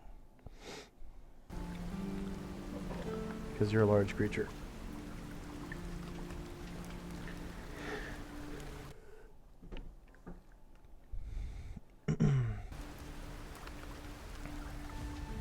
Oh, good lord. -14 for 11 damage. And that's the Go one and- right in front of him. Go ahead and describe how you eviscerate him. I mean, he's just, his typical angry Gromnar at this point. One of his former tribe members is in a cage, and these are the people keeping him there, so he is going to make them all sleep. His bowels spill out onto the ground as you disembowel him, and his body folds backwards in half. Yummy.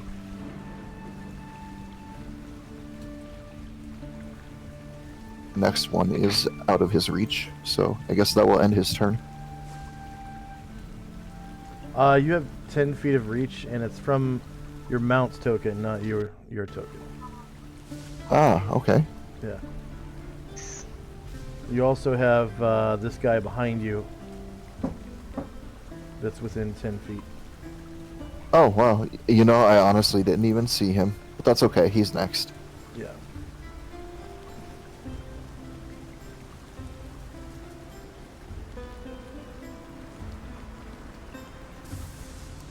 The other one in front of him, what is that other symbol? Cover or concealment. The box is concealment. Okay. In the river, you have a -3 to hit them, but you have higher ground. And then the snail is a +4 to hit. Okay, so the second one in front of him on the shore is a -3 to hit. Second one in front of him would be a +2 to hit. Because it's -2. I'll put a 2 on the box there so you can see. So the box is -2 for his level of concealment, and then the snail is +4. So +4 -2 is just +2. Okay, so -11 for 10 damage.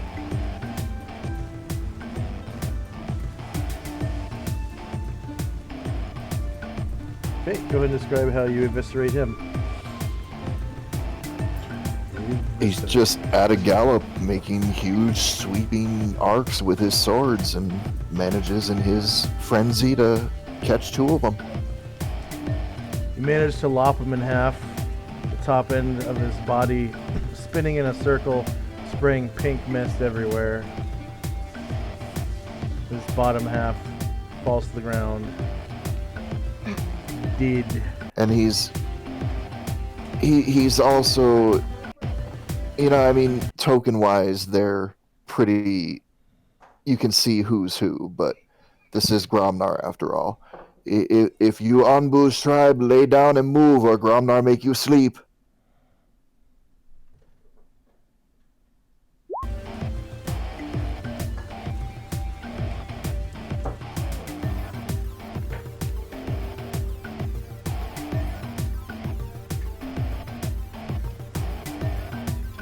And that would be the end of it.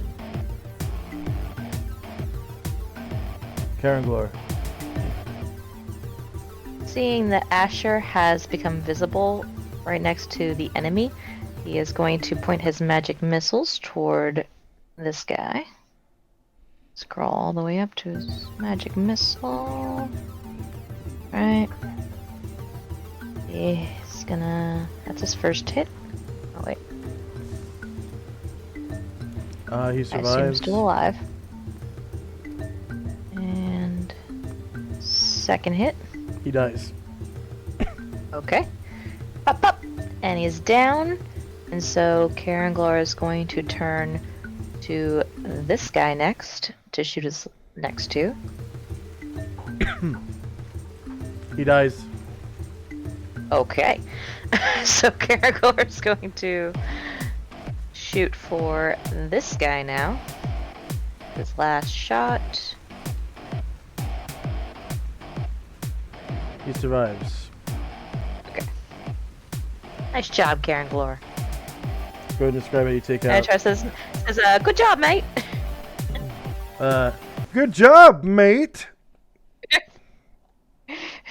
With the classic, Karenglor says, the classic DC I comics. serve my voice. lady and I kill these slavers. Zion, Am I under the tree or in the tree? I'm under the tree, right? you're under the tree. Just standing on the roots.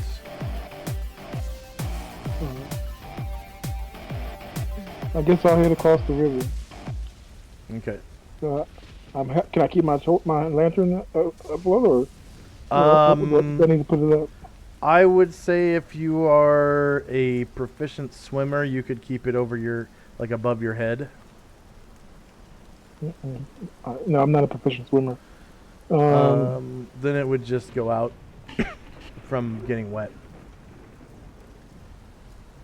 Well, can I put it up first? In my pack? Oh, in your pack? Yeah. So I'll we'll say put it that. out and put it in my pack. Yeah, we'll say that takes like a half move action to put it out and put it away.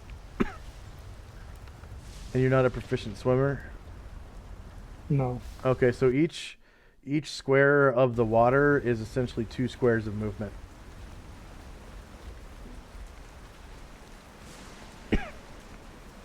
Okay.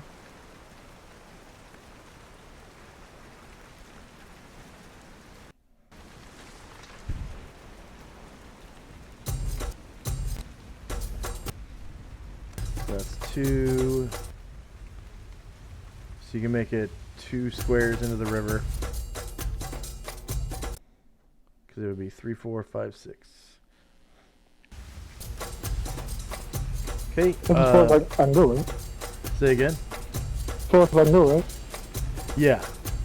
Okay, I'm done. Two more squares. St. Luther.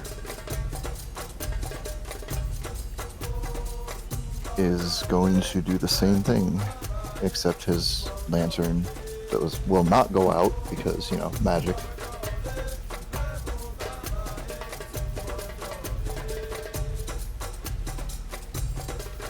And being an unproficient swimmer, that is as far as he can go. Okay.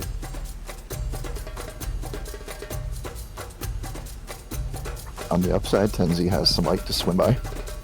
And the novice.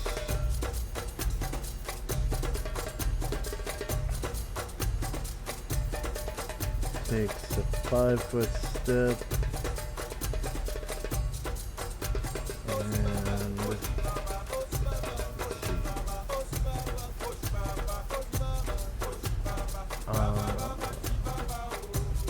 critical.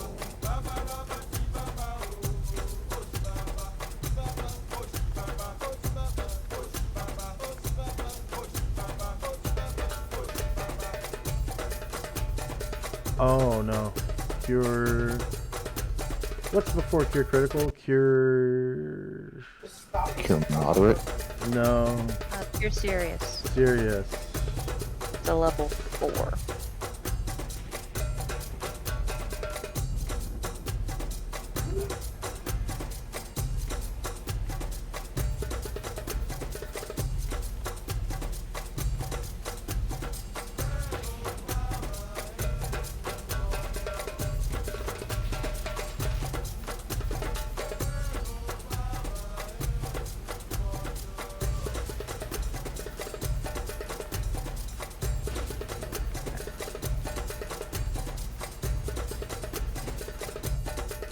And goes back I to can't his see where these face. 2 are. I don't know if they're out of my line of sight or if I'm just missing them.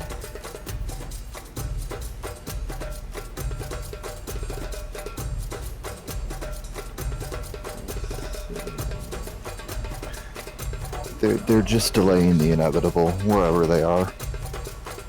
I've been looking for them for several minutes. Cannot find them. Okay, Anatar. Anatar is going to attempt to cast sleep on some of these guys that are swimming. Ooh. That's just mean.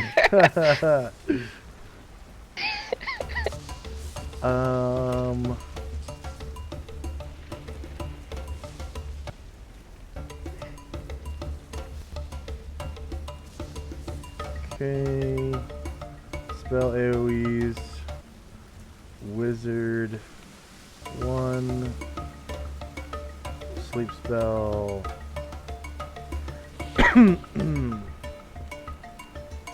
Should look like a giant bed. Yeah, I got it. Back. There you go. Looks like the Looks most like I you can get 2. is... Oh no, I get 3! Yeah. Nope. Oh, just Oh, 2. yep. 3. Yep. Right there. It finally moved. Okay. He gets 50 points divided among his classes.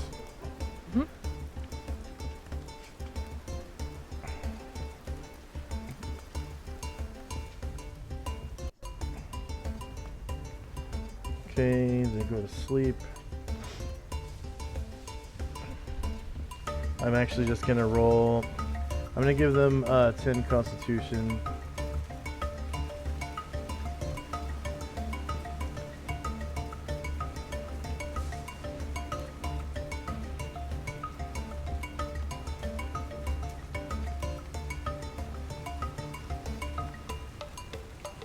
Because they're just regular humans. 10 is average.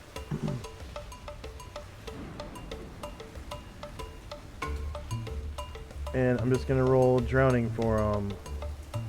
So air.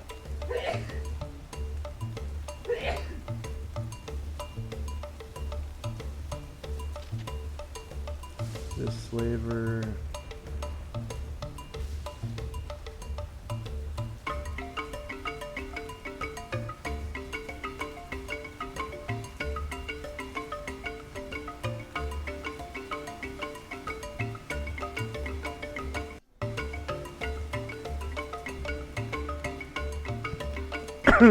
Good gulp of air, no. Good gulp of air with encumbrance, no. No gulp of air and unencumbered.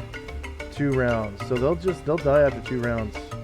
No gulp of air with encumbrance or exertion. You know what? They were swimming. I'm gonna call that. No, it's not encumbrance. They weren't encumbered. So it'll take them 2 rounds to die. Okay. So in 2 rounds they'll be drowned. Unless one of their buddies wakes them up.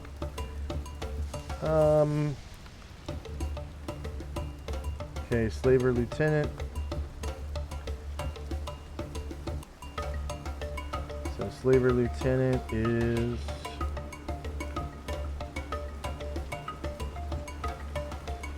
going to try to jog. He has to roll a dex check. Because he's in the darkness. And guess what? He only has 10 dex. Because he's a regular person.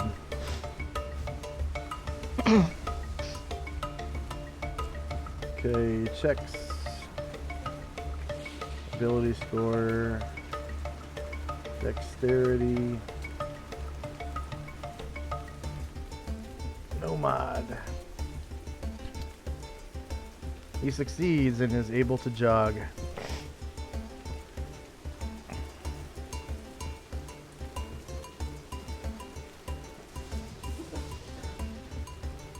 One, two, three,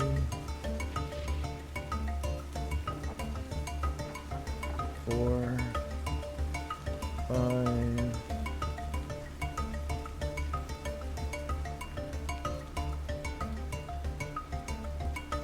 six, seven,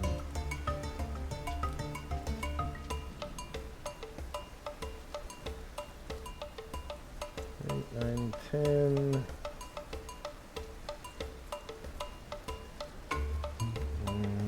18.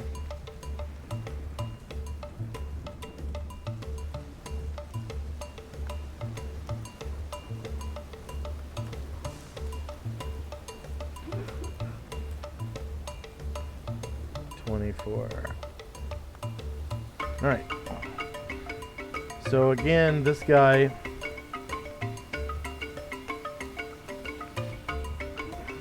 with an exceptionally armor-like sword comes out of the darkness, jogging.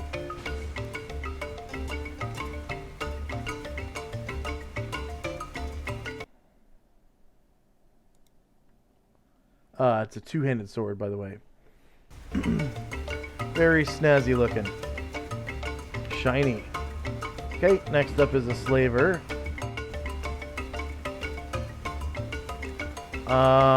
He is going to take a pot shot at Gromnar. Is Gromnar affected by stone skin? No, he is not. Okay, so he will risk hitting the mount. Technically that's not a melee, so I'm not going to do that. Let's see, attack. Yeah, I mean technically he's out of melee. His opponents are dead. 1, 2, 3, 4, 5, 6.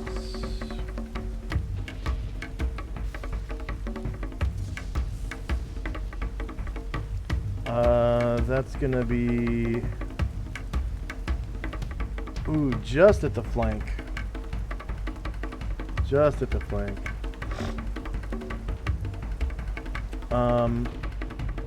Short range, but from lower ground because you're mounted. So that flank doesn't actually matter.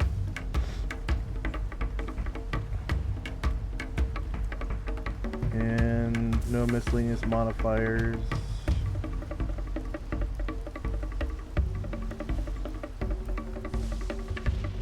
And he misses you, so an arrow goes whizzing by your head from this asshole over here.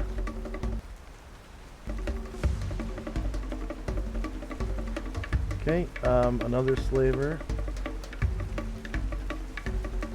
Same thing.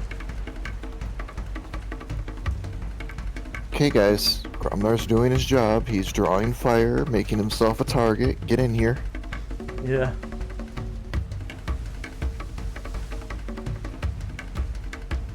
Okay, that's just flank as well. Short, lower ground. No mods. He draws, shoots, and another arrow goes by your head. Off into the river, probably. Alright, this guy from the front. Short range. I'm just waiting for it, because, you know, there's so many of them. One of them's got to roll a 20. Lower ground. Oh, is that what they need? No, 20? but, Okay. you know, one of them's got to roll a 20.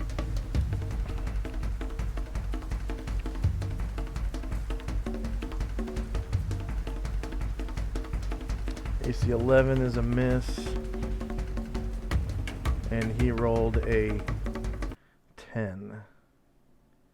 So if he rolled a 20, that would hit AC 1. So they have to roll 19s or 20s to hit you.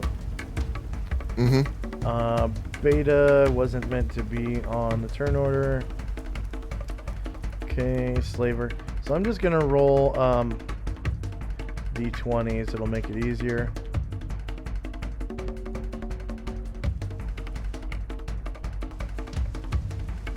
So that guy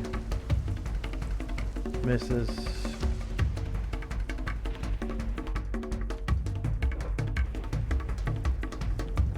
Another miss.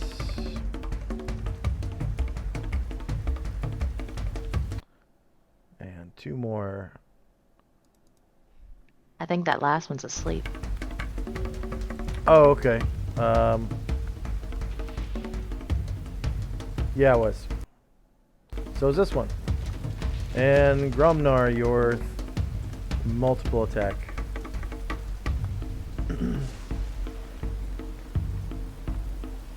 That guy is doing a dead man float, sleeping. No, that guy's No. not asleep. No, he's not asleep. I'll mark the ones that are asleep right now so you can see. It's gonna look like a sleeping smiley face.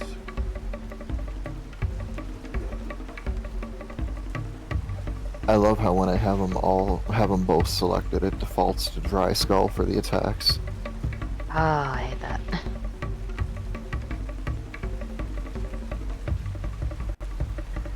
That's why I started just assuming my dragons were with my characters instead of having their tokens. Yeah, as long as they're touching you, you don't need their token out.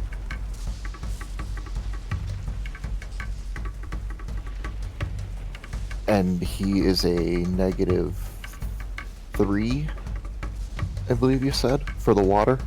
Yeah, -3 to hit them if they're in the water. Well, if they're taking concealment and in the water. That means they're actively trying to like dip into the water to get out of the way of your sword. Yeah, it didn't work for him. Nope. I love high-level fighters. Thank God Gromnar is here. So yeah, since he's trying to take cover in the water, I guess the only real solution to that role is he just lost his head. Oh yeah. Bloop. Now no one can see him. He can see himself. And you did say the guy in the fancy armor with the fancy sword did come out of the darkness. Gromnar's gonna point his right hand sword at him and say, "You come see Gromnar, go sleep." He looks right at you and he says, "All right, fucker. I'm coming for ya." Gromnar likes to schedule a meeting.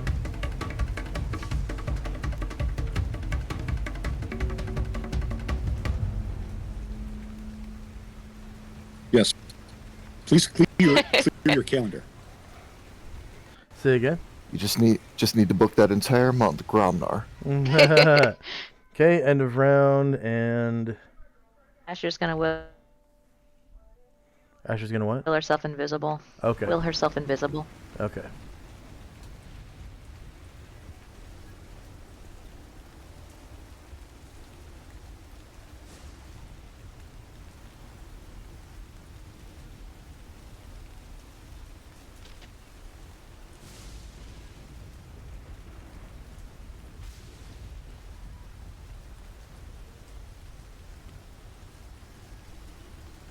Oh, everyone in the water right now, you float south 3 squares.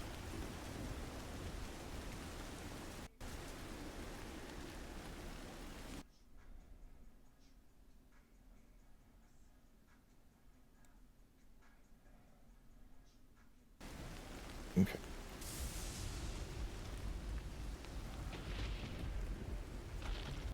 So that should be Zion, Tenzi, those 3 guys that are drowning. Yeah, I moved. Okay. Luther has also been moved.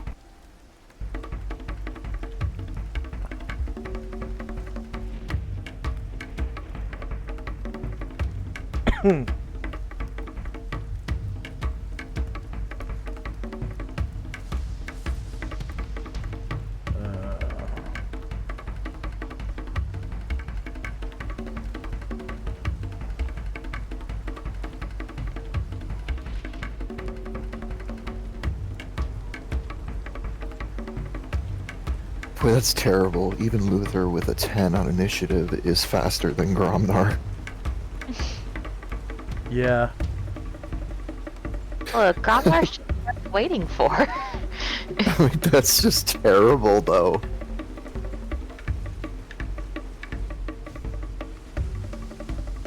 Oh, Large yeah. creature, big ass slow sword. Did you move Luther south 3 squares? Yes, I did. Okay. Do you know that we forgot to put Jim's torch on the turn order tracker? I believe it's got 20 rounds left at this point. It was on there in the first round, Oh, it was? Never mind. but I don't know if it still is. But I'm just saying, the first round it was on. I see On's torch. I think it's come off. I'm like 90% sure it had Okay. 20 rounds left. Jim's torch. So how many rounds would it have left now? That's after the rounds we've taken, so 20 at this point. Okay.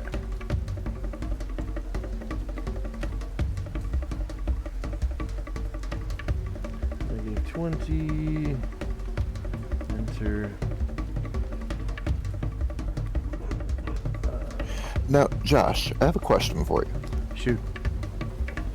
With the land-based riding, the character can vault onto a saddle whenever the horse or other mount is standing still, Yeah. without a check, even if they're wearing armor. Is it safe to assume that they can do the opposite? Get down off the horse that's not moving without a check? Yeah.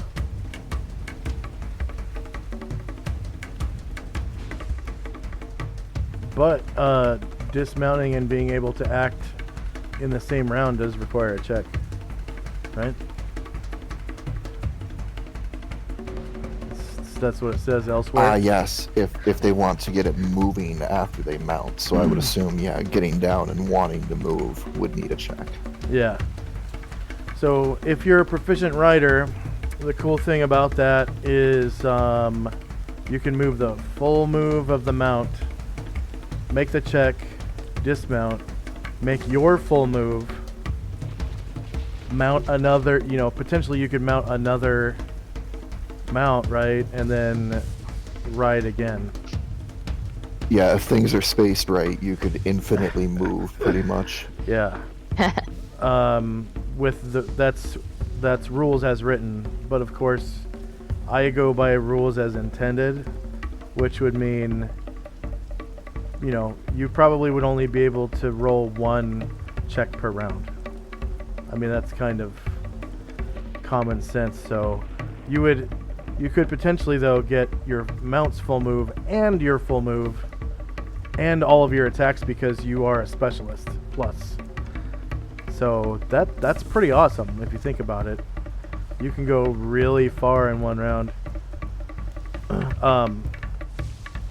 But of course, only being able to make one check per round, you wouldn't be able to double your mount's move, right? And then get down and then move. It would be either or. And if you double your mount's move, you wouldn't be able to dismount because it took a check to double your mount's move, right? Well, I mean, mounting or dismounting is done without a check. I know, but It's doubling if your they mount's if they move want to takes do a anything check. after it. Doubling your mount's move takes a check, and then getting down to move takes a check. And if you doubled your move, that's not a stationary creature. So if you double your move, you basically can't dismount until the next round. Is what I'm saying. Gotcha. So you do have a lot of options, though. You could do just a regular move with your mount, check to dismount, and then get your full move and still get your attacks, which is pretty awesome. Is there anyone still in initiative phase? I need to roll for this guy. He's gonna do... I think he's gonna charge.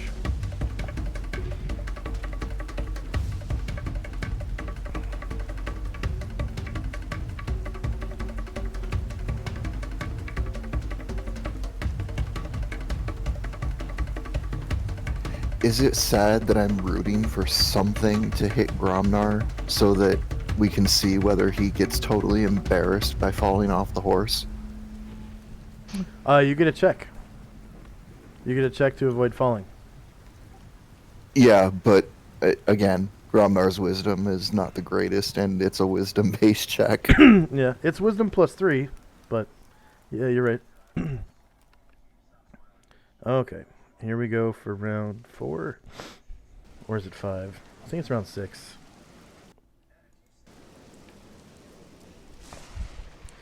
Alright, so we got a fly potion, fly spell, lantern. Oh, the lantern's out. So, Zion, go ahead and record. You still have 54 minutes left of fuel on your lantern. Recorded where? On your character sheet next to where it says lantern. Okay. Okay, honest torch has minus 23 now.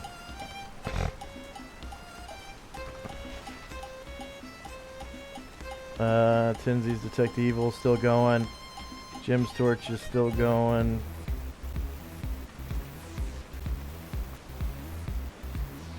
ASP still going. Oh, it's round 7.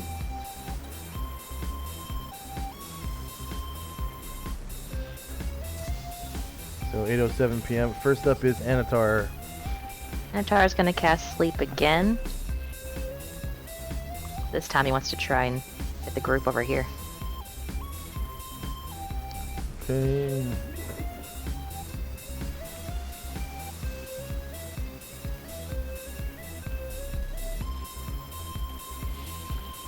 And sleep spell.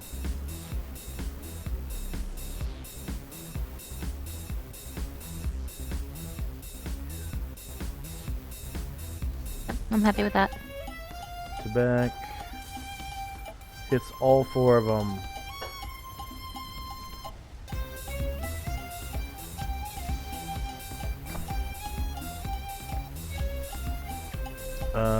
This is gonna be sleep 2.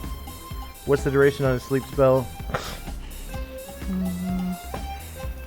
5 rounds per level, so I think he's level 9, so 45.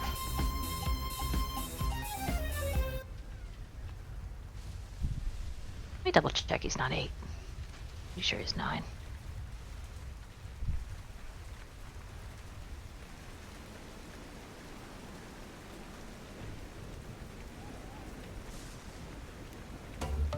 I'm gonna turn the music off for 45. a second.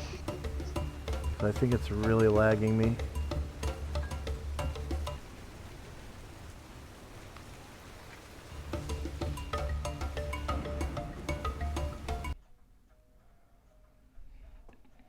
And map. A animation. Pause.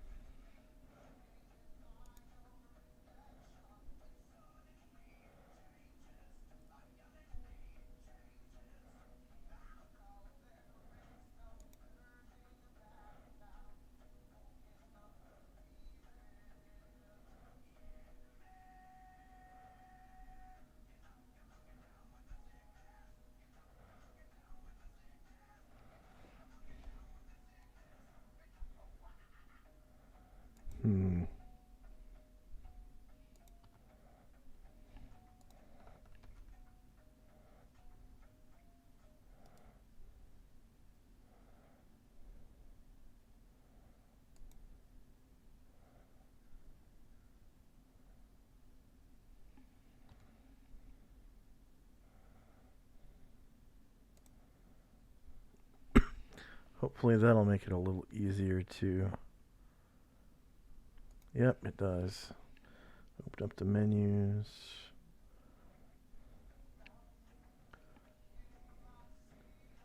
Okay, sleep 1, sleep 2.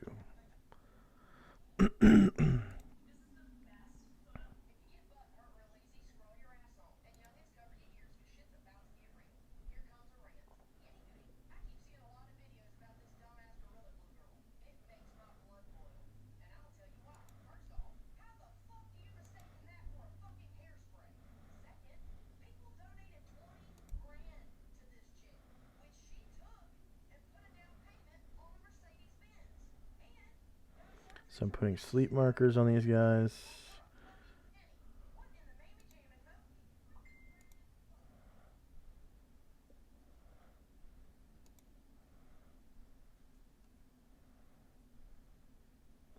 You said 70 or 45 rounds? Yep.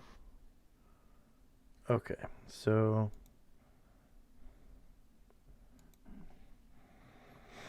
sleep 2 cast by Anatar +1.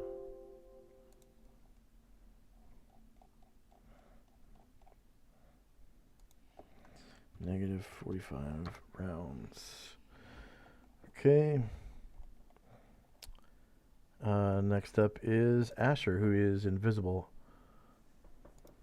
Jim didn't go. Oh, Jim, sorry. Right. Jim is going to take Grumpy and move toward the group. So 1, 5, 6, 7.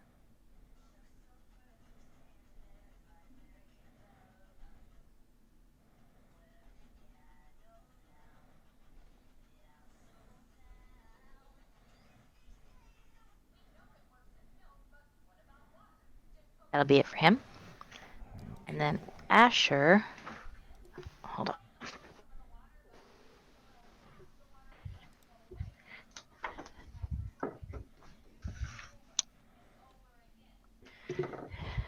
Okay. Asher is going to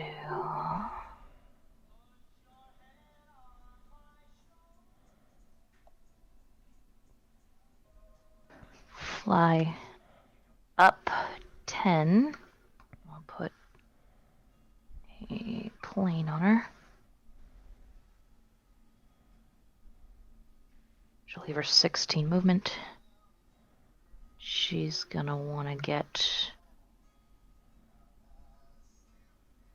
6,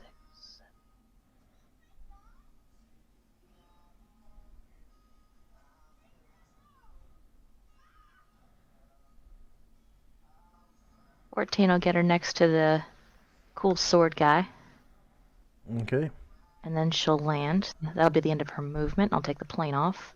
She's going to attack him. Wait, did you start flying and end flying the same round? Oh, is that not okay? 'Cause she can stay in the air and attack him. Yeah, you can stay in the air and attack him. Alright, she's gonna do that. Did you move at least half your move? Yeah. Okay. She moved, she took off and then moved 14 squares. Okay.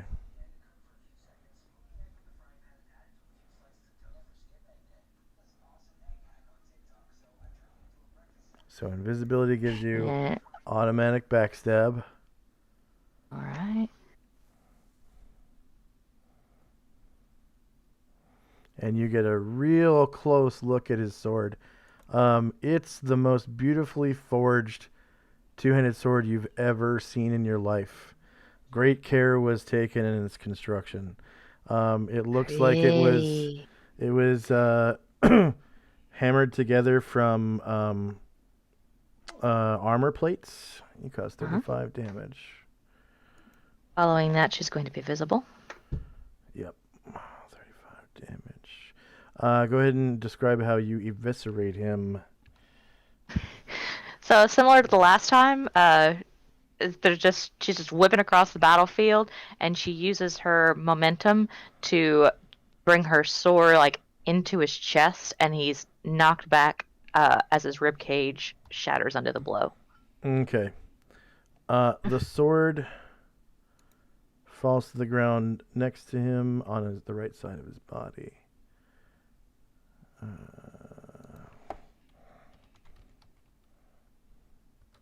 The Quillins look like they form almost like a shield for the arms.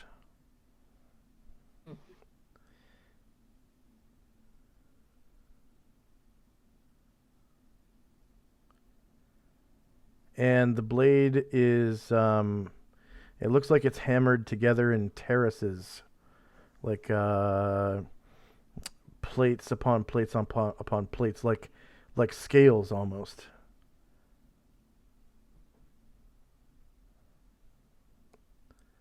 And it falls next to him right here. Sweet.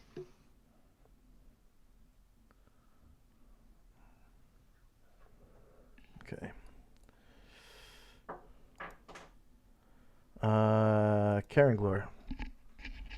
Arengor's using magic missile. I can only see one enemy that is not sleeping or drowning. So let's go for him. Where is he? I lost him. There's one. Whoops, what the hell? Oh. I don't think Karenglor can see him. That was weird. Tell you what, Karenglor's gonna hold his action, see if he sees a more appropriate target later.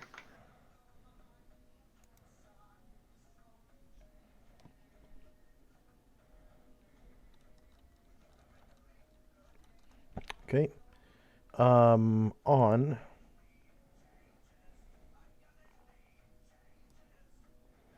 I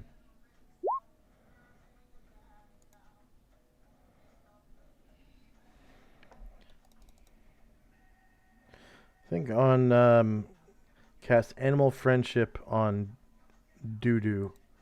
And animal friendship gives you temporary animal handling and riding and animal training and all that with whatever the amount is. So he gets do riding 0.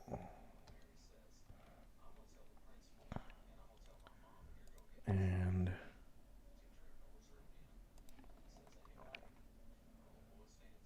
oh, okay. I already have land-based riding camel on here.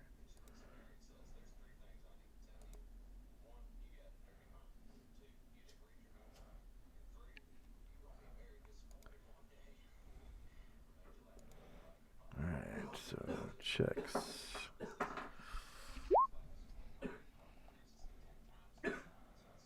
Proficiency checks. Land-based riding camel. Alright, so Doo-doo starts moving real fast. He goes up to 42.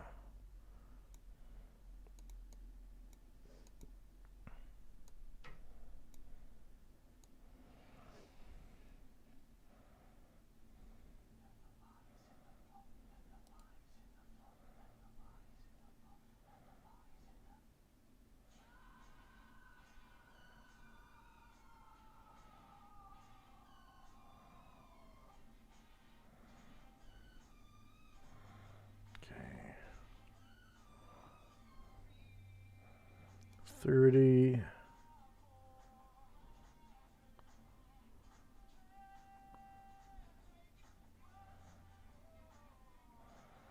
41. 42. So he gets real far.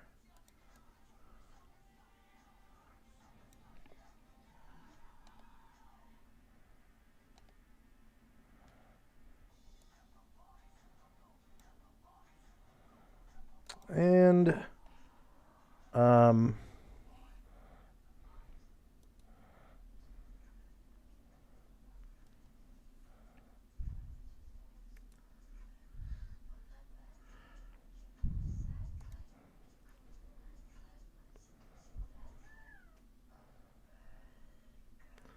he goes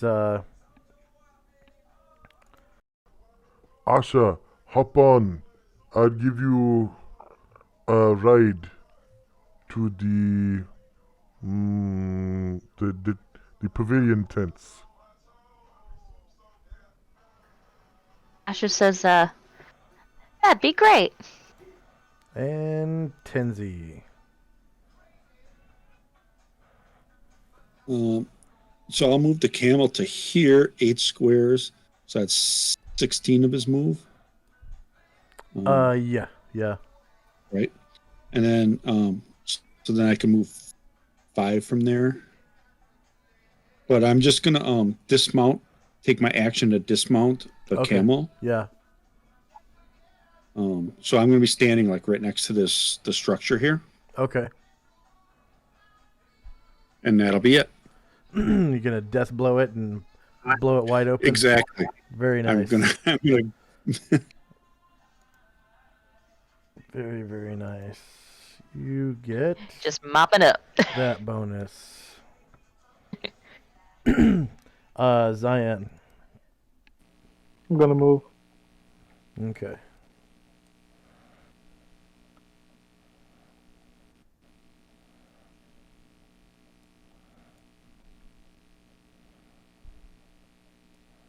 Done. You should get up to 6 squares. I think you moved.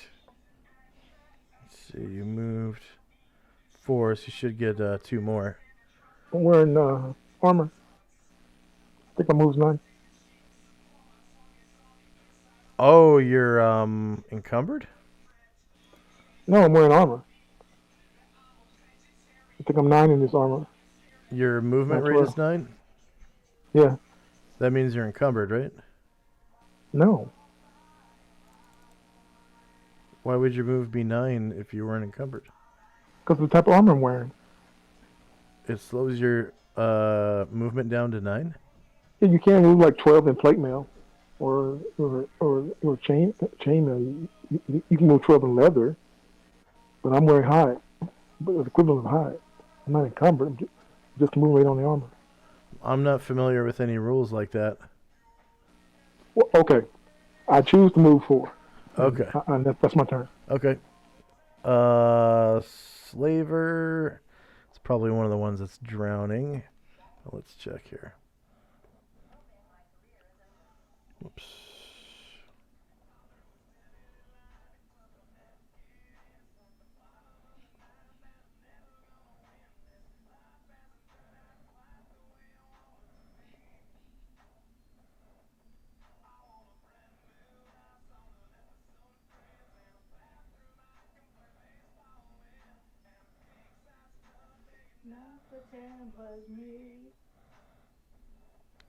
Where is this guy?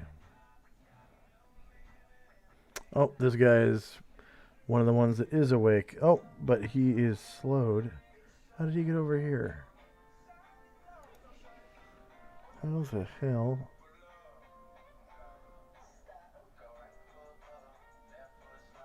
He shouldn't even be in the water. He should be way the hell over here. All right. The novice. He will again take a 5-foot step. And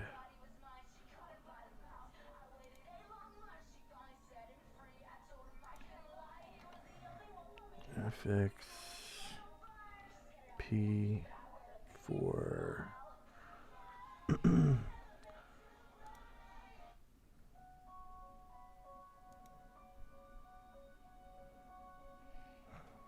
There we go.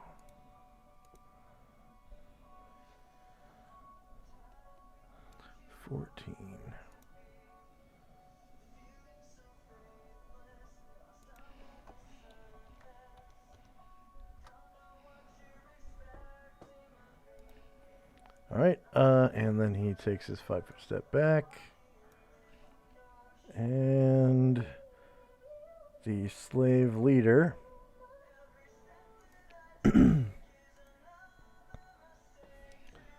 who also is going to have a dexterity of 10.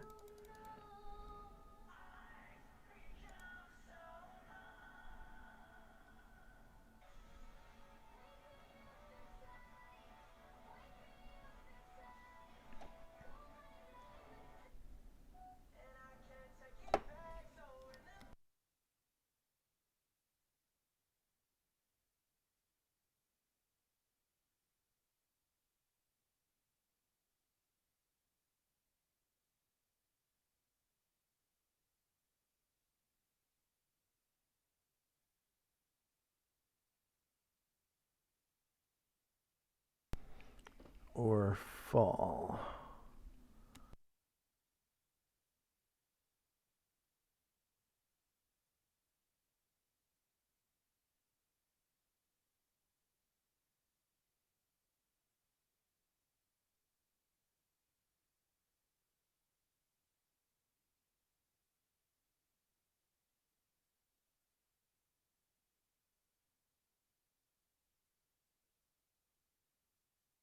Okay, he succeeds and is able to jog.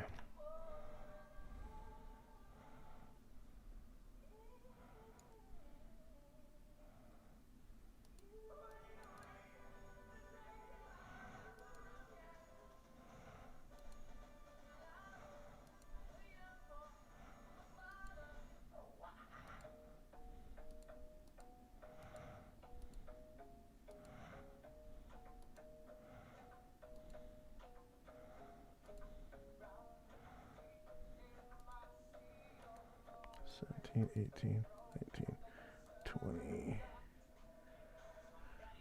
21. Runs right up to Asher in full plate mail He's got that razor-like two-handed sword. It looks like Cloud Strife's Buster Sword from Final Fantasy VII. She will turn to face, and she does have Stone Skin, cast by a level 9 He mage. doesn't attack. Okay. He just jogged, so he can't attack. He just wants to make friends. This guy's asleep. This guy is asleep. This guy is asleep. St. Luther. Swimming is 6.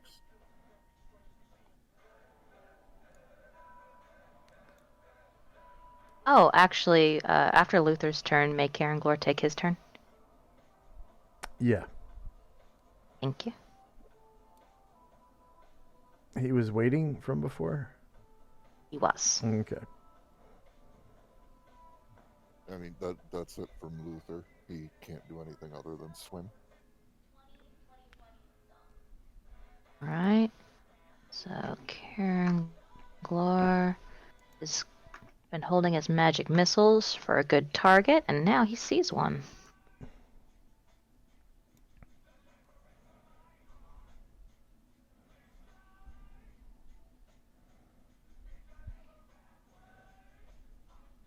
Still alive, I assume. Which one? The one that just ran up to Asher. Yeah, that's the slaver leader. Yep. He's wearing full plate mail. Yeah. So he hit him for 4, and I assume he's still alive. Yeah, he's still alive. Okay. So he hits him again. Still alive. Still alive. And again. Still alive. Last one. And still alive.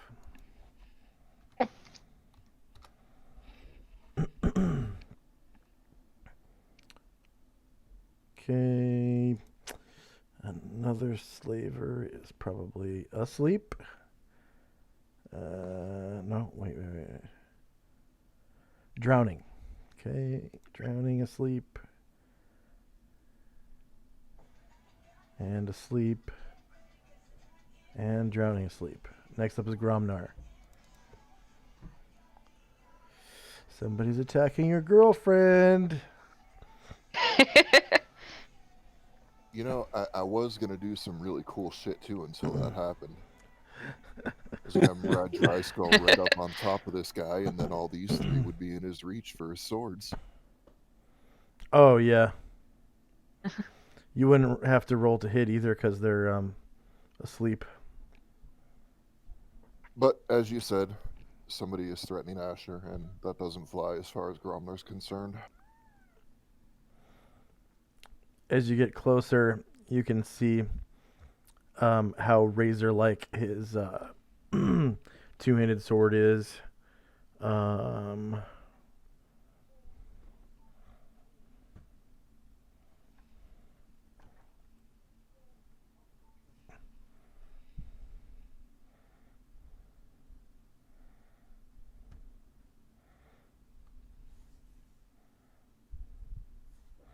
Let's see. And he's screaming in absolute fury. Somebody's threatening Asher. That's like somebody threatening Calamar. All right. Attacking. Actually, you're not attacking over her head, so you have no penalties to attack, and you get higher ground for being mounted.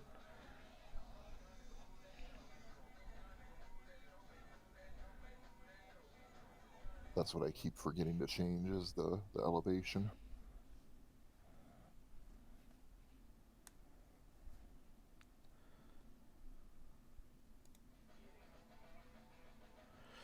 -2 for 8 damage. He survives.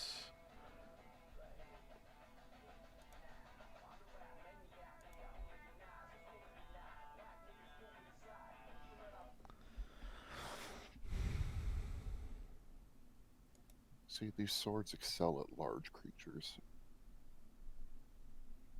Asher says, "Thanks, Gromnar."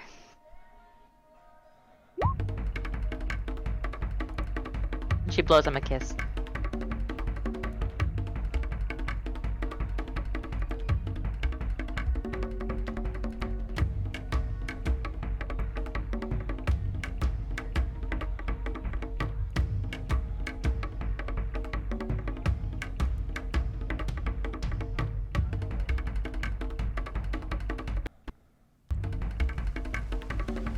Okay, the first one did 8 and second one did 7.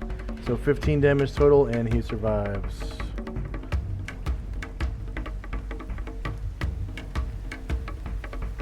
It's okay. He has a more dangerous target in front of him now. Asher should be okay. You see his health bar dwindle almost to nothing.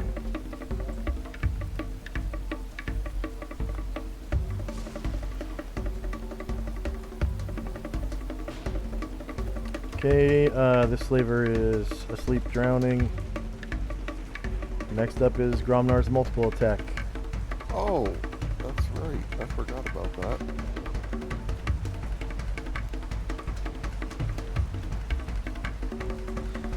And he yells at you, "You're next, fucker!"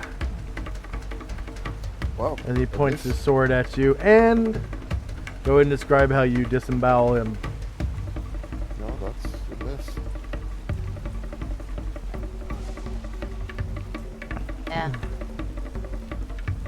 I only hit AC 2. I needed to hit AC 1. Oh yeah, that is a miss. Yep. Okay, end of round. And he takes a fighting stance with that exceptionally sharp-looking sword. You can see the blade comes to a razor's edge. Asher's gonna will herself invisible. Okay.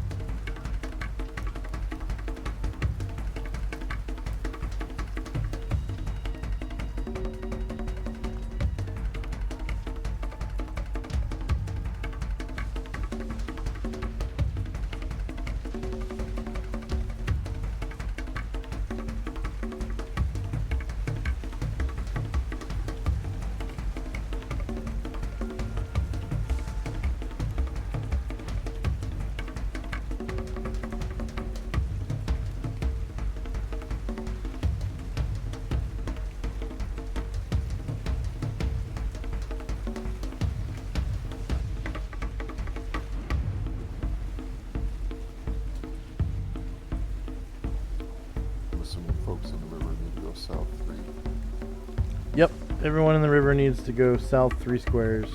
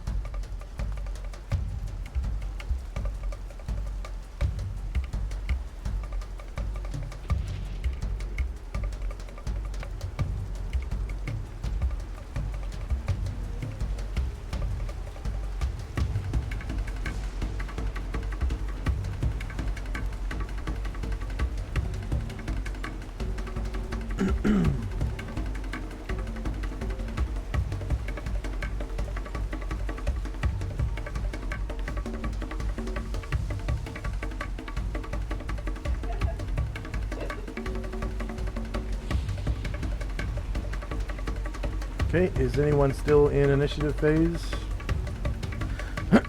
Alright, here we go. Round 8, ding ding.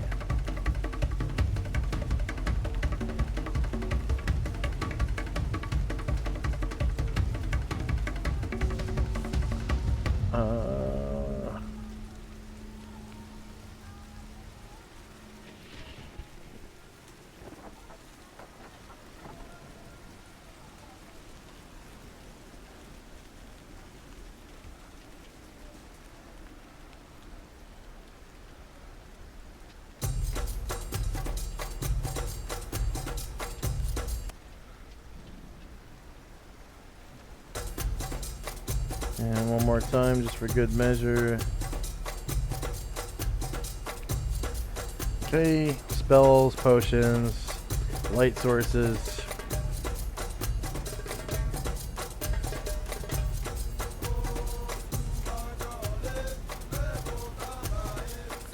First up is Zion.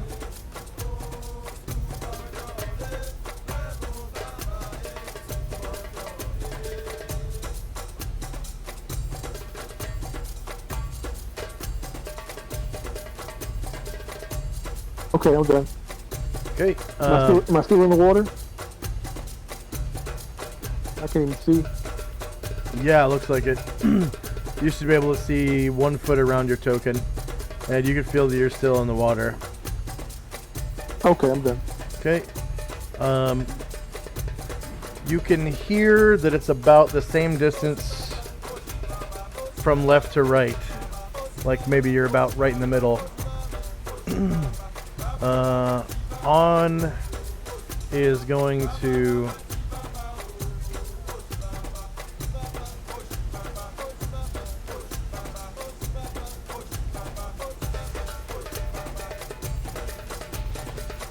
right over to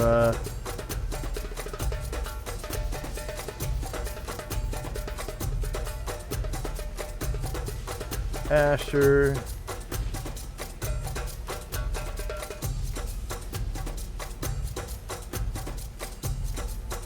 Right here.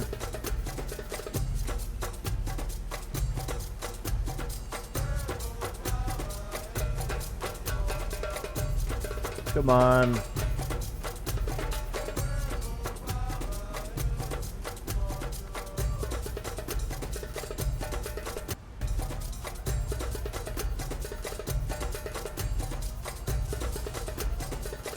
Okay, I could deselect. That's good.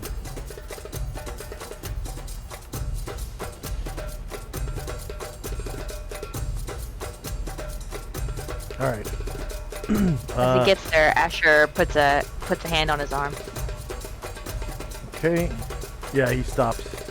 Next is a slaver.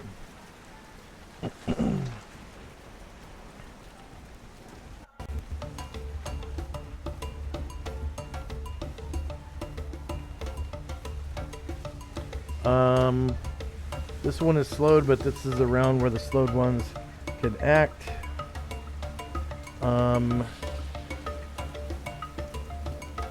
They move at half and shoot at half.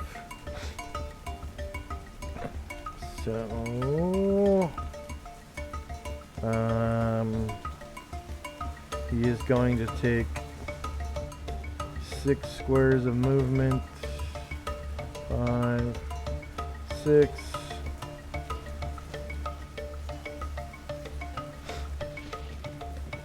They don't get a penalty to hit when they're slow, do they? Look it up. Don't think so. He's gonna take a shot at On. This is his flank.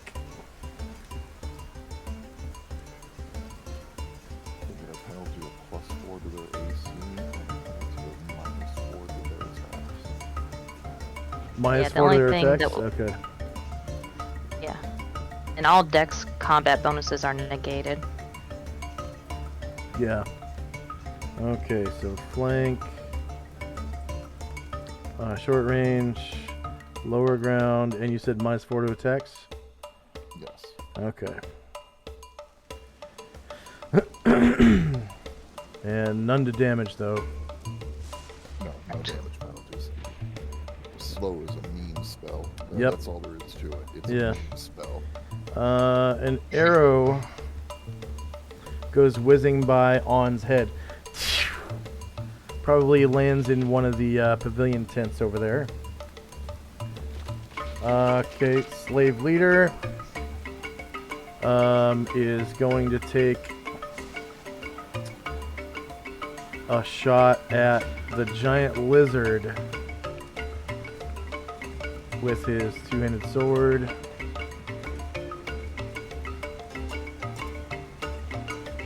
With a razor's edge.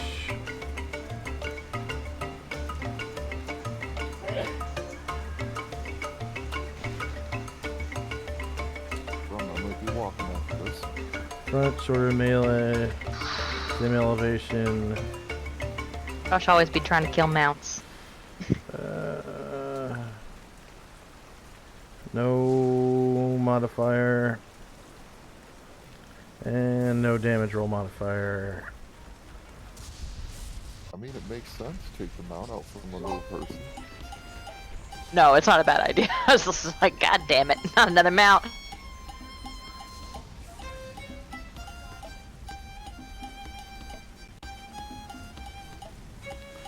Okay, AC -3 for 12.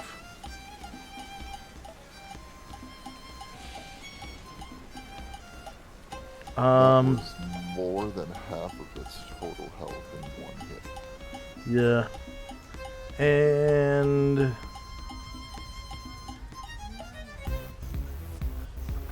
no special stuff happens.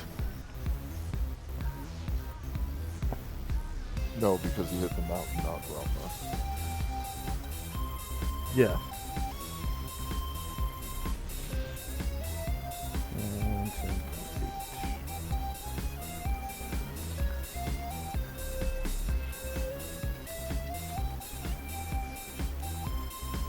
Had he hit Gromnar instead, I would have had to make a proficiency check to stay mounted or fall and take damage.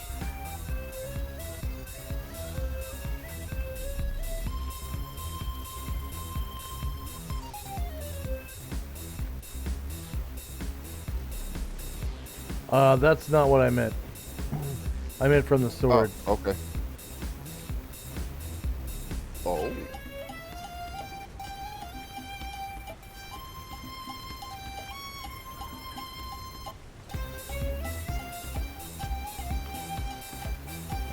Okay. Asher.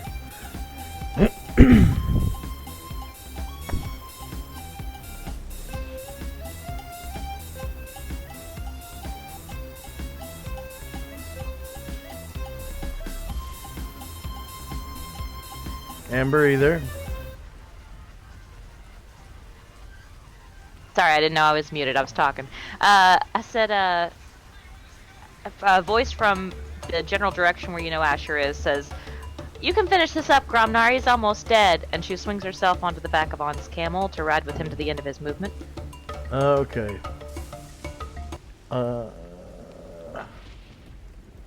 So he basically took a half move to get there, and he'll take another half move, which for him is full move because he's a proficient rider. Because he animal friendshiped this camel. So he gets a check.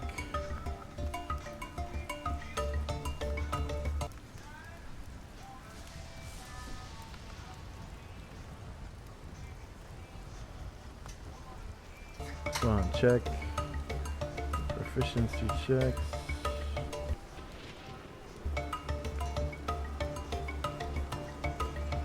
The hell? Oh.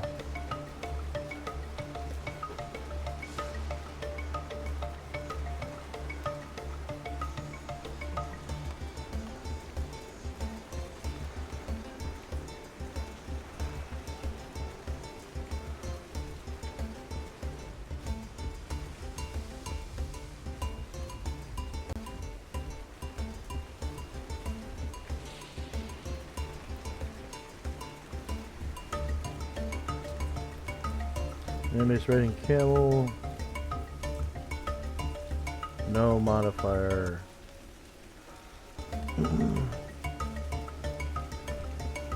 I accidentally selected the torch. There. Okay. So he moves another 21 squares through the camp to get to the pavilion tents.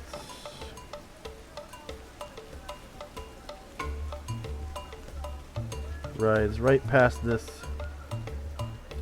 slaver into one of the tents, and it's a tall tent. It can hold a camel. And so does Asher still have movement? So far, all she's done is swing up onto the camel. No. Okay.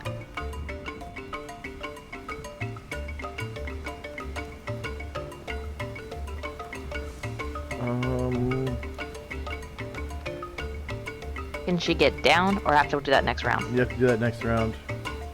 Info. Unless you're a proficient camel rider. Oh, wait, no. Nope, not even then, because you already mounted.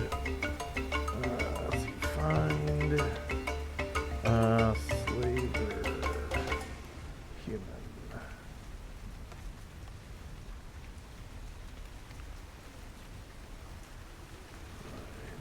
slaver.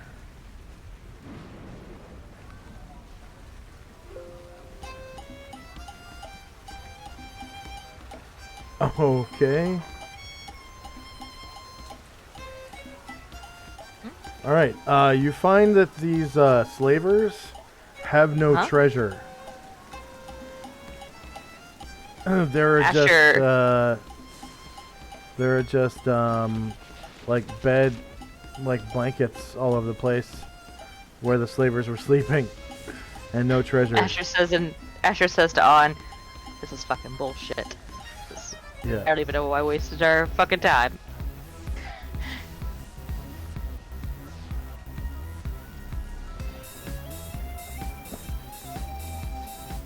I mean, it's the right thing to do and all, but, you know, doing the right thing should be lucrative, in my opinion.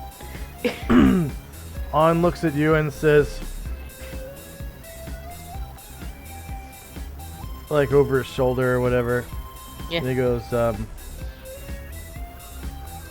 Doing the right thing isn't always the right thing. Asher pats him on the shoulder and says, "You said it, buddy."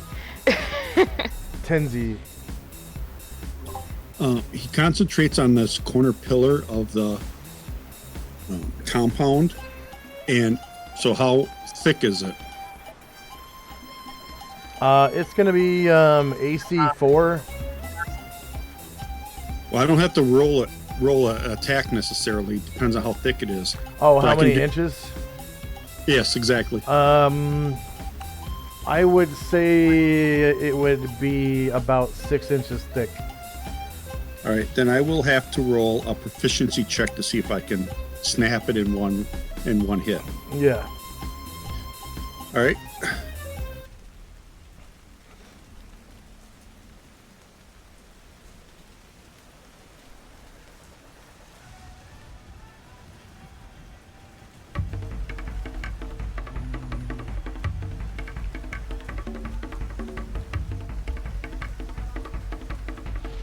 A proficiency check based on strength.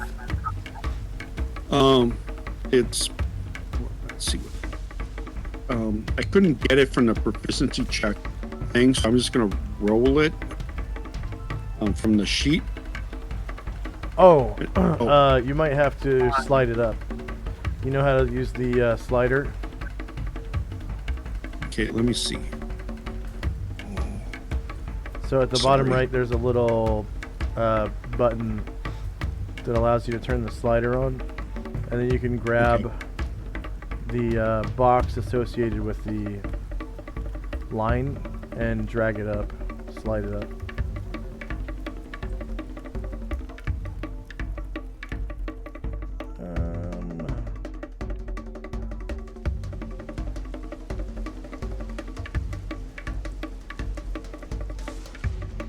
Sorry, just taking me a second here. And you're gonna need a stat. It doesn't have a stat associated with it though. Yeah, because so I don't think I can. So that means I can't do it without doing damage. So I'll have to roll a 2-hit then.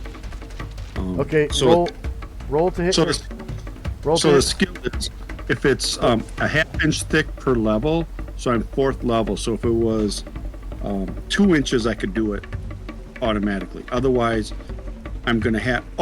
Otherwise, the item has to take a saving throw versus crushing blow. I don't have to do a check. The item does. Okay. Let me put the whole skill in the chats just so you can see it. Crushing blow. No, don't put it in chat. Oh, sorry. Already did. Sorry.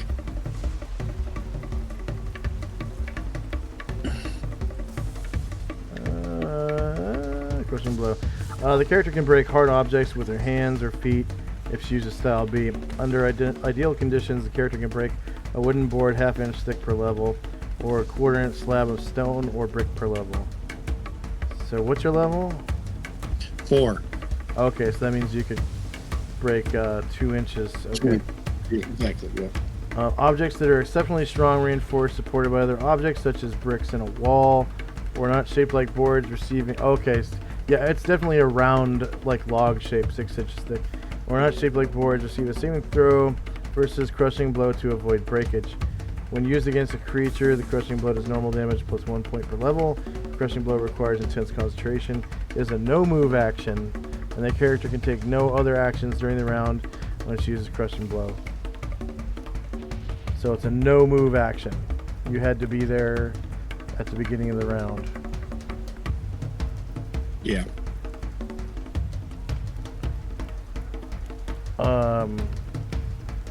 Did you dismounted last round though, right? Exactly. That's Okay. what. So you Yeah. don't even have to roll to hit. I just have to roll an item save. Exactly. And so map. And I'm gonna call this cage.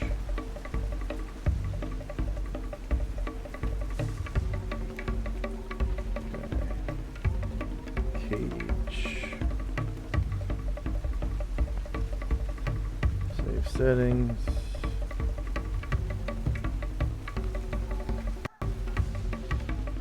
And saves.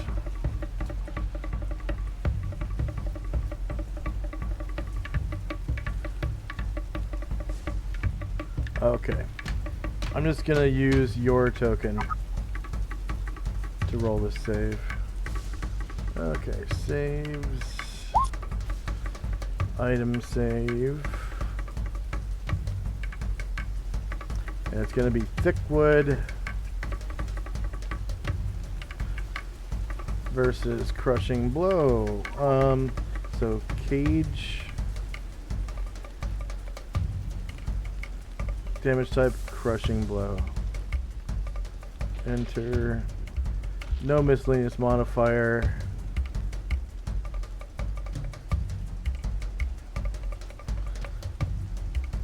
Okay. So the target number was 10. I rolled a 4.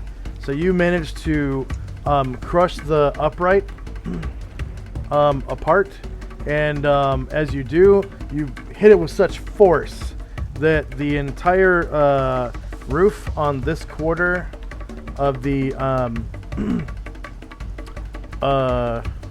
this quarter of the cage sort of like flips up and over, it just folds open, and there's now a way out on this entire quadrant of the cage, and the women and children inside, they start screaming, and there's an old man that comes over and like you have a light source. Oh, that's right. You have infravision. Yeah, I Okay. can see. There's an old man that starts feeling his way over in the dark. Right? Ah, okay, got it. And he goes, he turns around to everyone and says, There's a hole in the cage. We are free. We are free.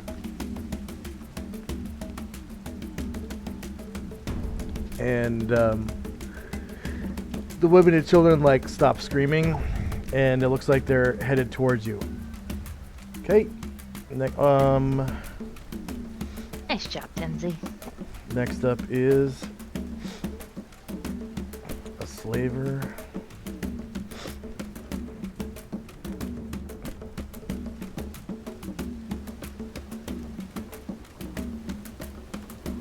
That is asleep. Okay, St. Luther, the cleric. Yeah. Now, if I remember correct, Tenzi was the one that caught Luther's attention when he had healed himself. Yeah, Tenzi can heal.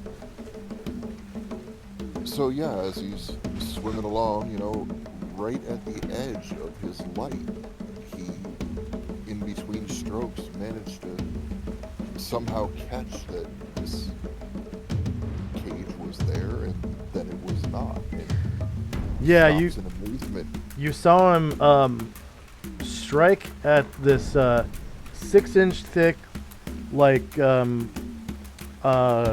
almost like a young tree trunk, being used as part of the cage, like lashed together to form the corner of the upright for the corner of the cage.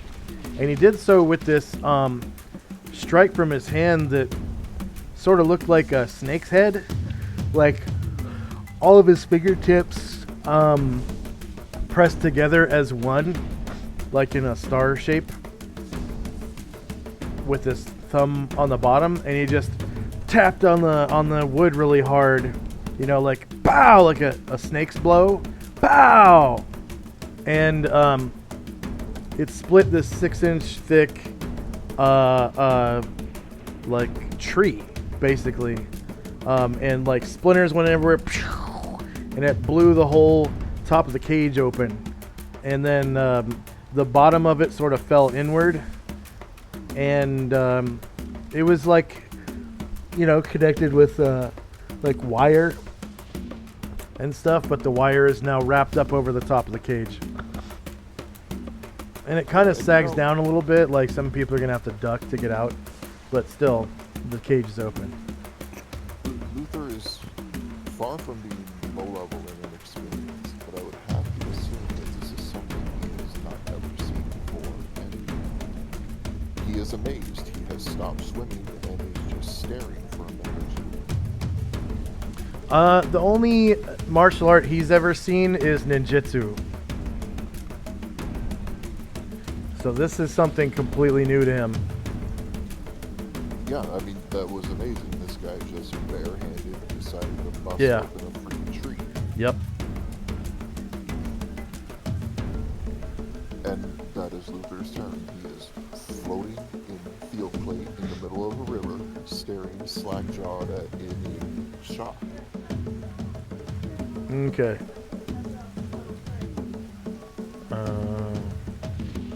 There we go. Mic check, Grumnar. Yeah, that's the end of Luther. Okay, good. All right. Okay, next up is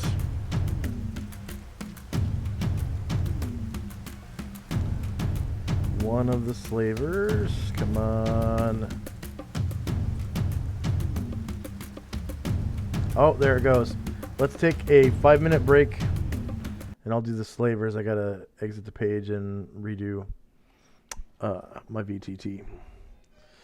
We'll be back in 5. Thank you.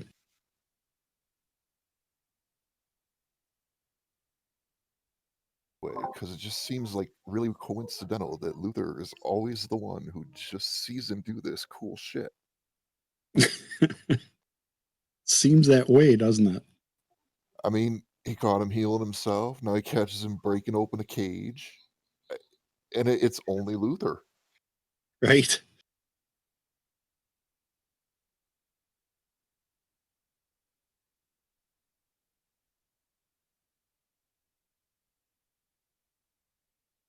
I think we're feeling a little connection here.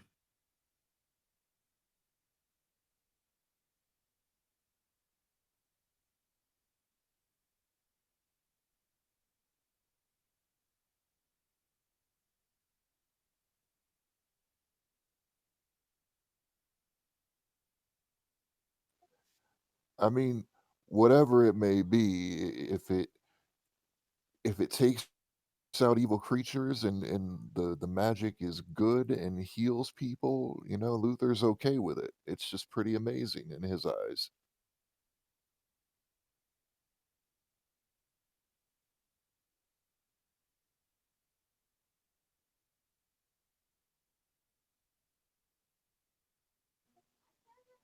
I have to remember to tell Josh the hyperlinks in my Luther sheet aren't taking me to what they're supposed to.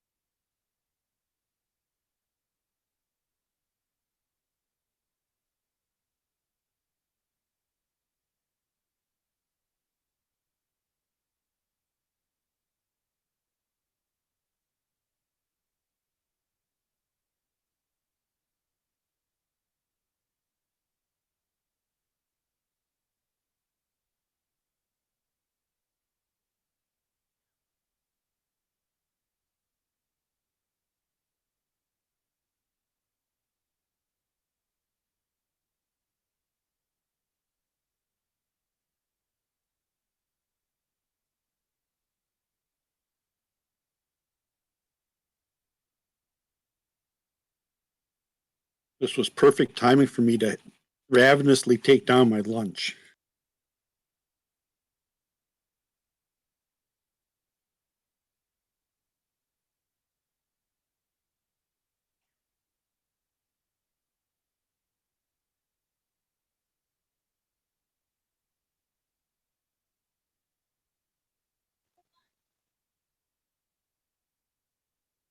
The puppy decided that it was perfect timing to come over and give me a bath.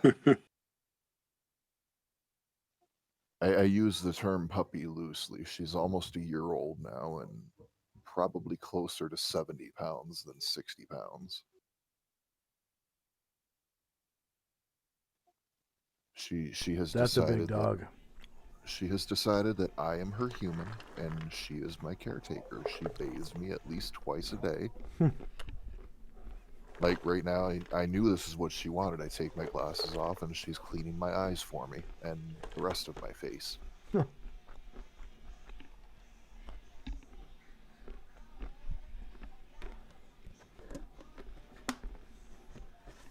Yeah, I mean, mom is 70 pounds and dad's probably about 80 pounds. We've got over 200 pounds of dog between the three of them.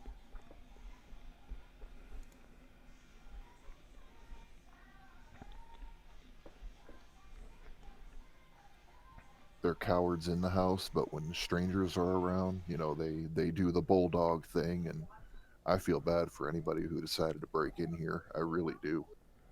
I'm back.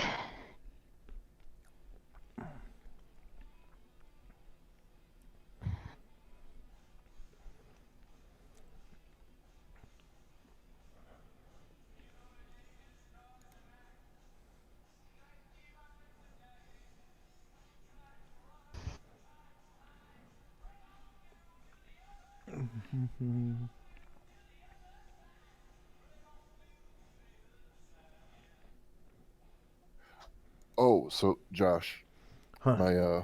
my fat boy, he he has done impressive feats of strength too.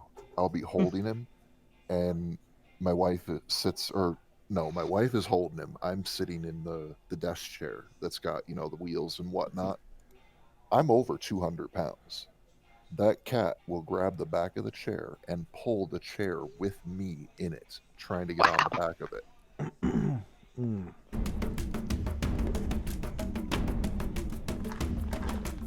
I mean, he's strong. And he's not, wow, just wow. He's pulling 200 pounds. That is a strong cat.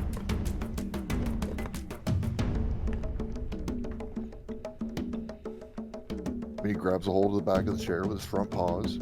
He tries to pull himself to the chair, but, instead pulls the chair towards him. And that's the puppy you hear barking. Somebody had the nerve to walk past the house across the street. Well, then they get what's coming to them.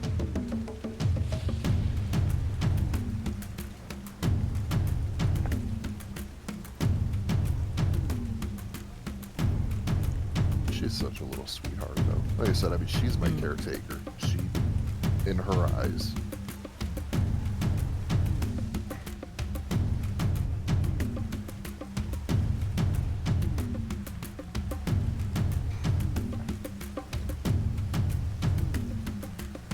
Okay, sleeping. Dead. These guys in the water are dead by now. The ones that were asleep in the water. Mm-hmm.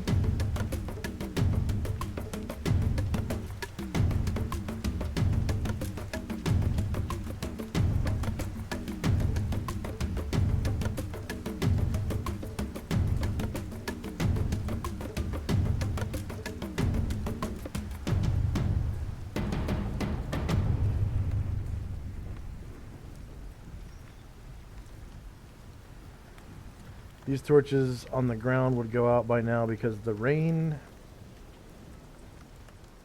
and become just regular sticks.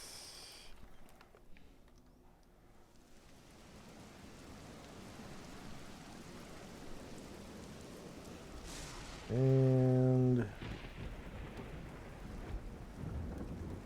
these other 3 slavers are asleep. Next up is Gromnar.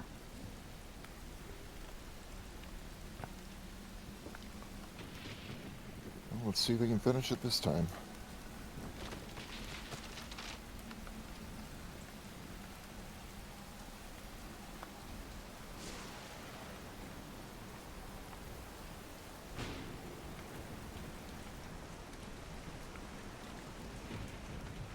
I think he may have.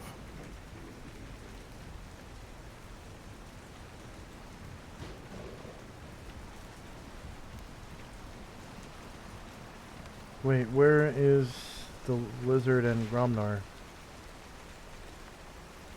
Right there. Okay, I need to refresh. Do you want me to delete them and drop new No, ones? I'm refreshing. Because there's some other stuff I can't see as well.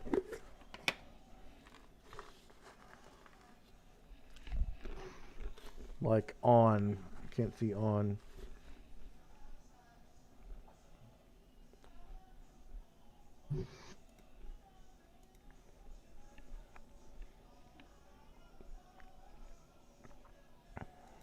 Asher, I was thinking that maybe we should have on all the camels a lantern with continual light.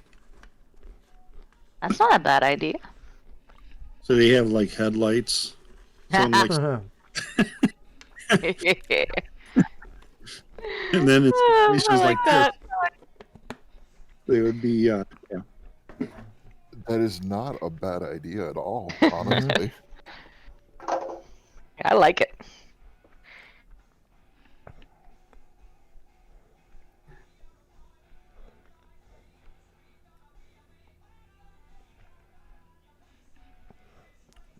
Or you could just cast it on their bridles. Their Yeah, bit, there bits. you go. Yeah, good idea too. Yeah. But the image of having a lantern on And the lantern's actually probably a better idea, just because, you know, if you're riding it, you get off it, you need the lantern, not the camel. You need to be able to see. right, exactly. Yeah.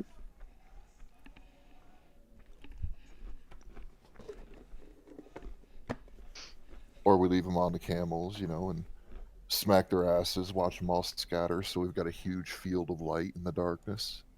That's true. I wonder if that would impact Calamar and Tirana,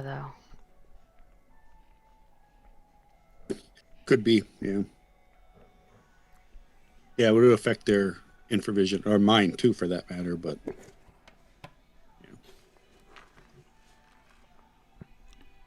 but still, Because they're from the Underdark, different light sources impact their vision, like, even worse than sometimes you would think. oh really? Okay. Yeah. I don't know all the rules. Well, at least on your camel then. Yeah, yeah. Absolutely. Or at least on the camels for all the humans. Yeah. Yeah. I hope they have more mounts around here. We need some. Yeah. Haven't seen any, though. Yeah.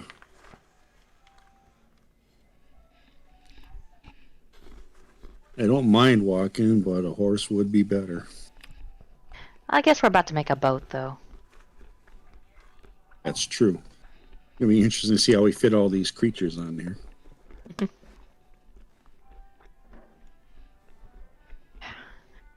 I have a follower who's gone to go buy a boat. Maybe he'll catch up with us in the not-too-distant future. And, you know, just conveniently be towing that boat along this particular river. I mean, wouldn't that be nice, though? It would.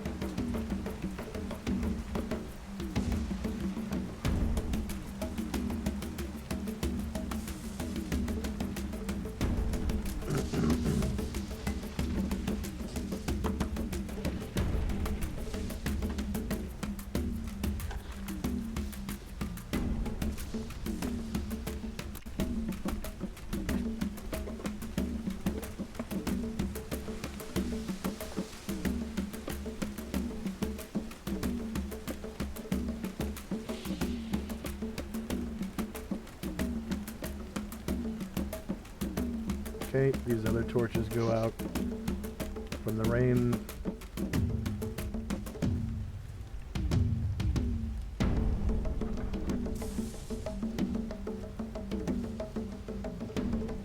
Okay, I see Gromnar now. You hit a -2 for 11 damage against the slaver leader. Alright, go ahead and describe how you eviscerate him. I mean, from the back of the mount, he just brings the sword straight down right into the top of his skull.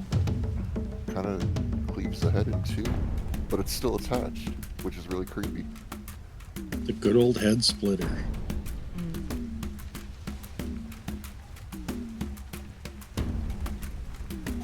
Hopefully that didn't ruin any helmet associated with the armor.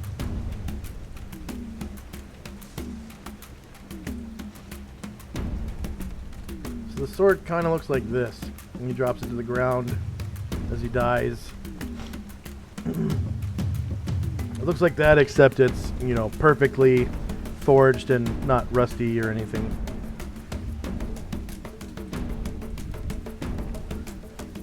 It's one of the most beautiful swords you've ever seen, other than maybe this one. This one looks like it's made of mithril silver, or at least an alloy. And you said this one was a great sword? What They're both is great this? swords. They're both great Good swords. Lord. The north one looks like it's forged from armor plates and shields, and that one on the south looks like a big razor blade. And you can see from the ground just, I mean, it like slices roots in the ground and stuff as it falls to the ground, and like vines and shit.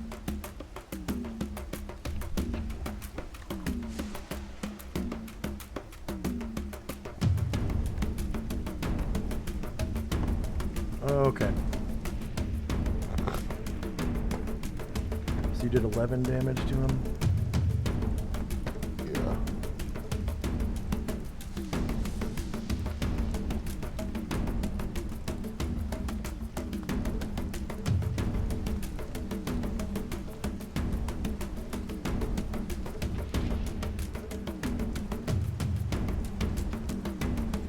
Alright, this slaver is gonna shoot at you. I don't know how he got there. I must have accidentally rolled initiative after. Oh, I know, because He held action. no, Gromnar was supposed to go after Caranglor. Should have gone Slaver, Caranglor, Gromnar. Okay. But yeah, this Slaver's gonna shoot at you, Gromnar. 8 squares is short range. But you're mounted, so he gets lower ground.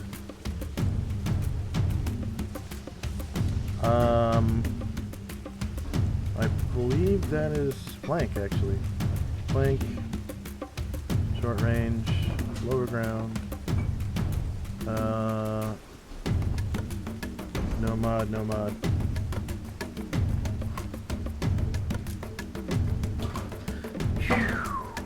An arrow just whizzes by your head. Probably sticks into the tree. No, sticks into the cage, like right up here. Caranglor. I think we skipped Anatar too. I think he went way back at the beginning of the round. It's at 12.6. Oh, he's out of order. Yeah, I think that's her order. Oh, tracker got everything's... messed up. Yeah. Because that attack Gromnar just made was his second attack. Yeah, everything's out of order now. What happened? 10, 12. So we were in order.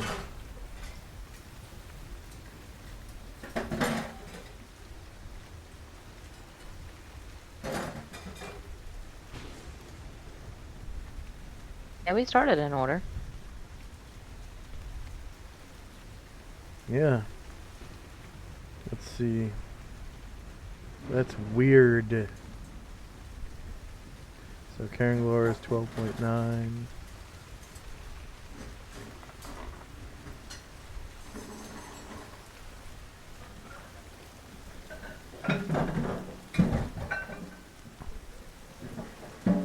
Okay. Okay, So we did Jim Kenzie, we did is Slaver, we did St. Luther.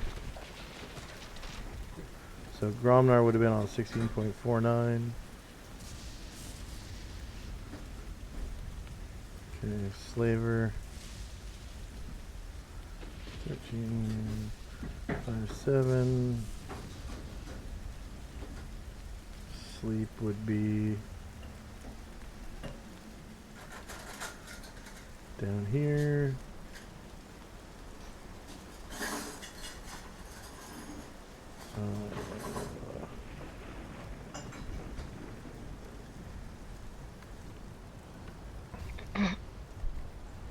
Oh.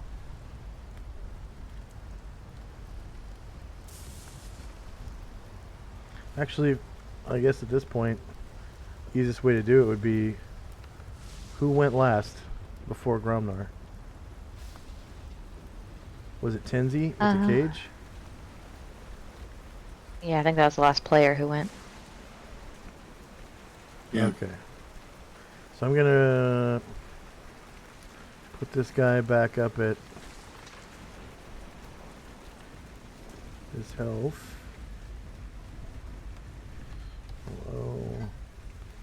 Delete the sword. No, Luther went after, but he just held. Basically, Oh, stayed. that's right. Yeah.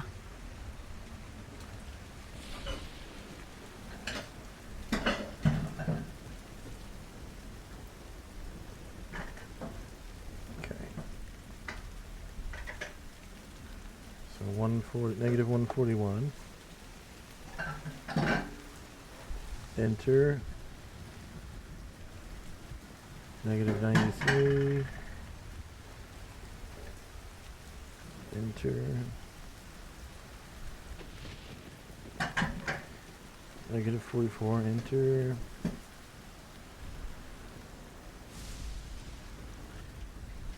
Negative 22. Enter.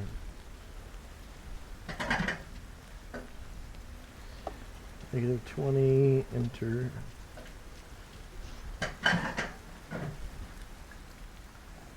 Negative 18. Enter.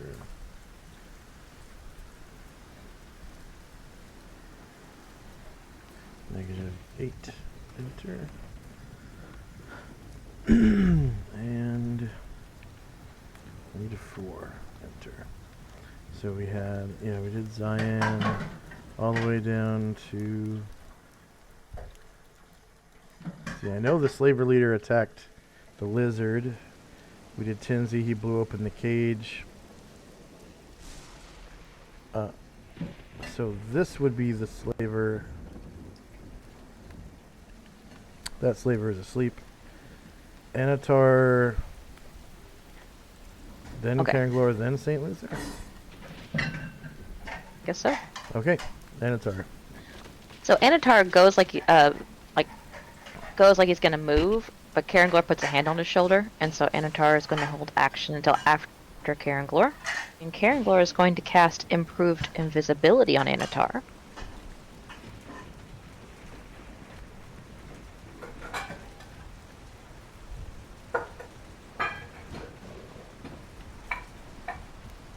And then Anatar is going to attempt to swim.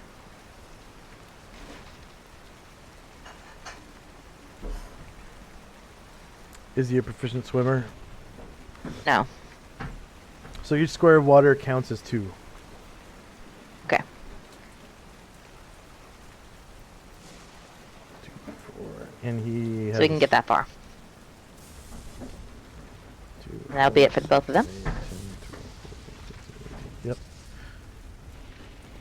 St. Luther. Was floating there. He watched Tenzi do that and was absolutely amazed. Okay. Next is one of the slavers. Man.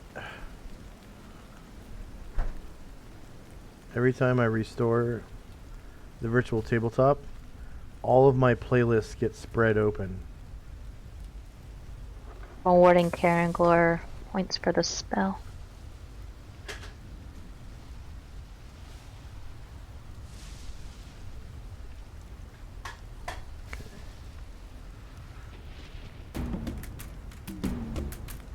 There's some combat music. Okay, this slaver is asleep. This slaver is asleep. Okay.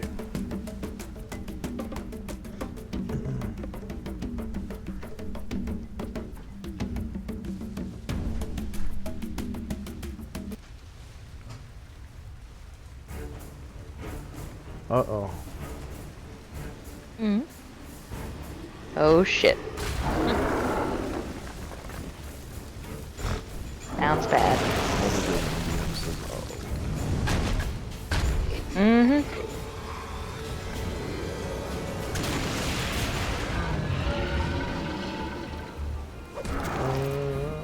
Oh snap, I forgot to award myself on time bonus. I don't remember what session it is.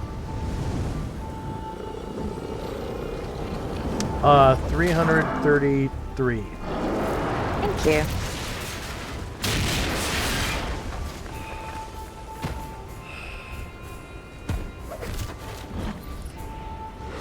All right, so somewhere on the eastern side of the map, you hear this nasty creature.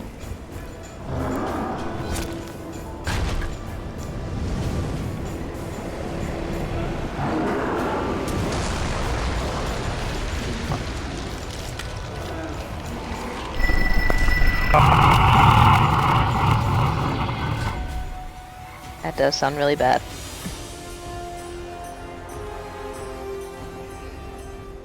It was just like perfect timing.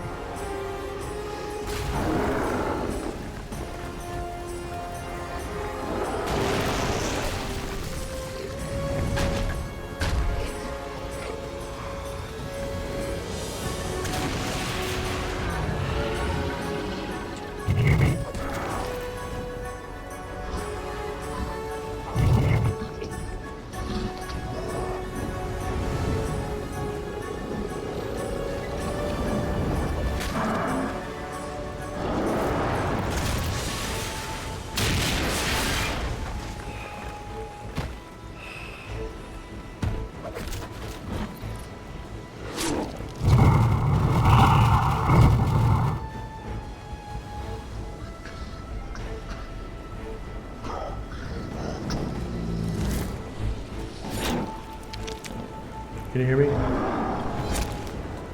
Yes. Okay. Yeah, I can hear you.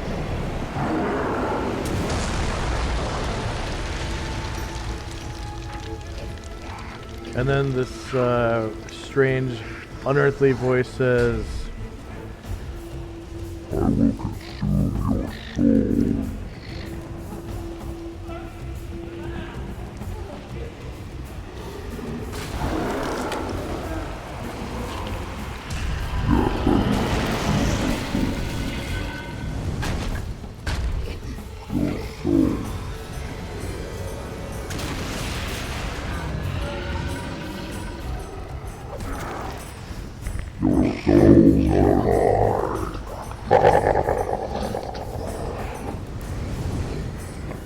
alright.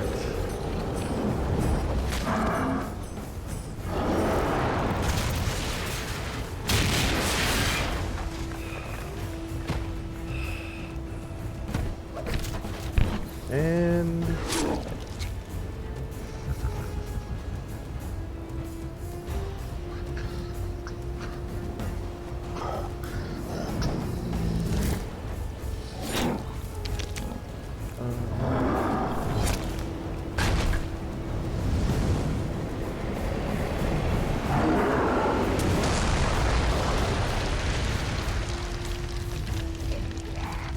this big flying creature comes out from the woods back there. Flying at about 10 feet. And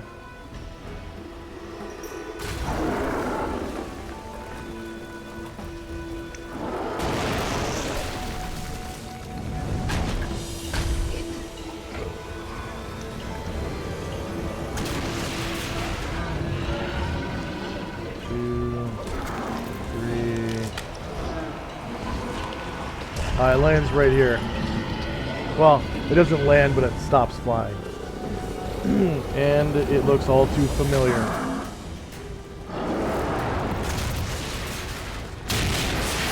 To some of you. It stops So right again. right in front of that sword. That looks like it's made of armor. And that's where it stops its movement, that is. Okay, next up is another one of the slavers.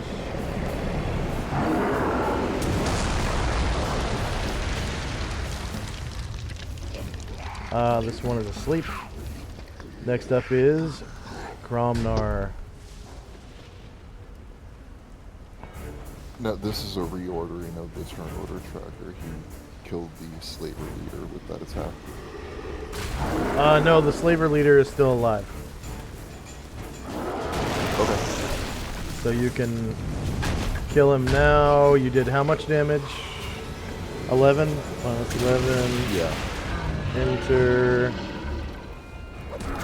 Okay. He drops his I just, I don't want to take extra. sword. That's not fair.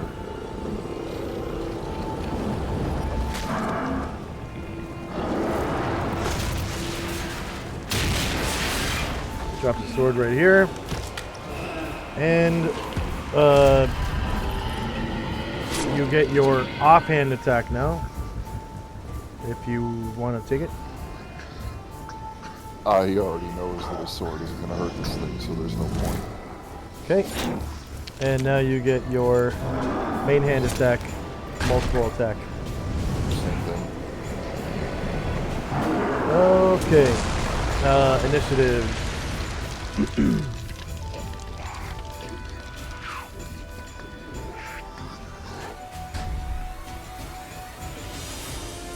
This creature is wielding a big ass, like, mace, I think. This creature you know as a pit Will fiend. hurt it. Huh? You do know what will hurt it, though.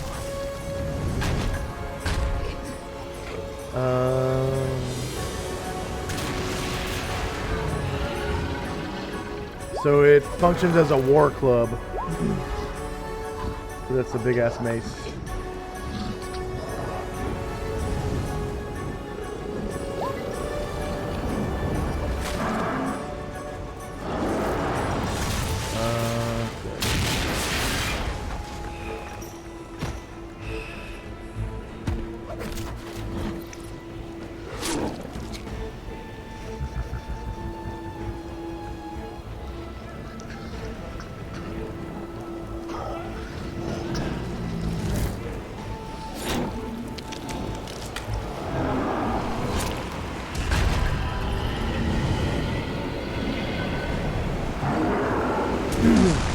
So it looks like this pit fiend sort of, he's like holding the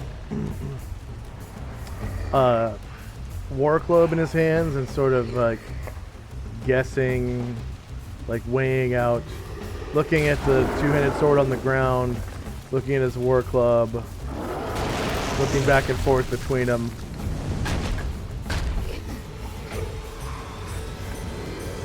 And just on the other side of the sword, looking at Gromnar, pulling out that beautiful trident spear.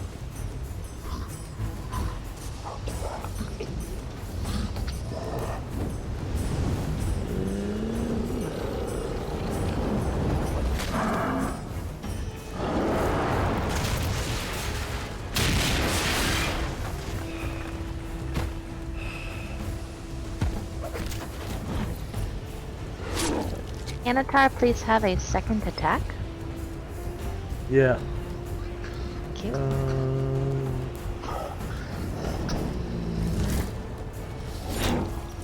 I would say leave Gromnar's on there, but he uses it every other round because it's not the weapons that he gets to attack.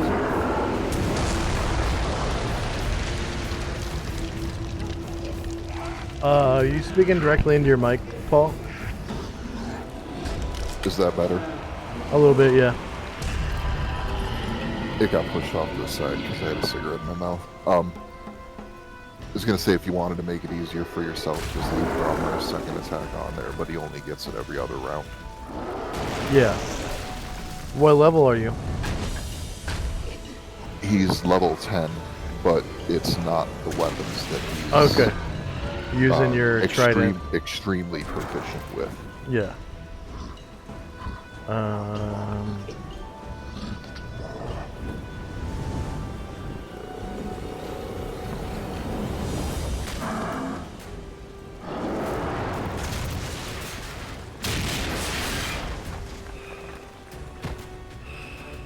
Okay. Is anyone still in initiative phase? Yes, may I please get a second attack for Anatar? Yes. Thank you.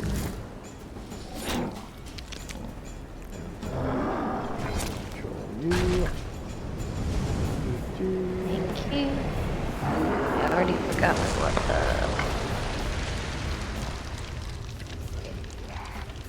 I'm done. Okay.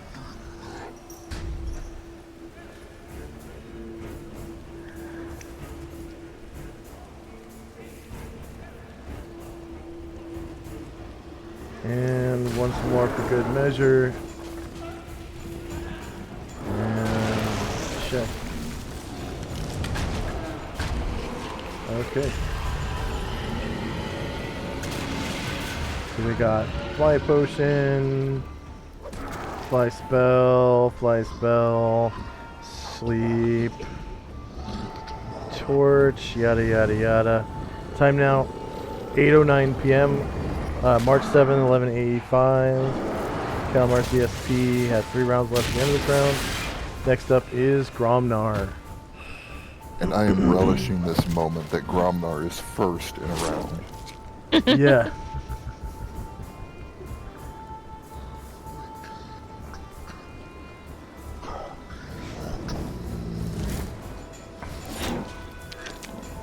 Okay, enough relishing. Go kill some. As far as elevation, Gromnar is mounted and 9 foot tall, but it's 10 foot in the air, so same elevation. Yep.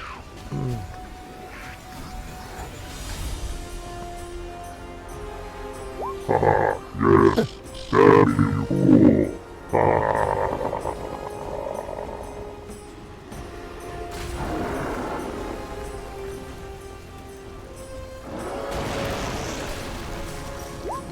I mean, hey, if he wants to laugh at 17 damage, then that's fine. Trident and spear.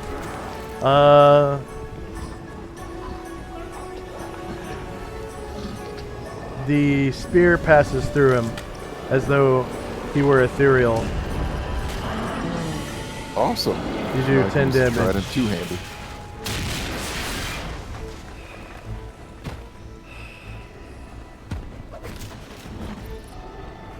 Tenzi. That's right, it was the cornea gods that the spear had hurt.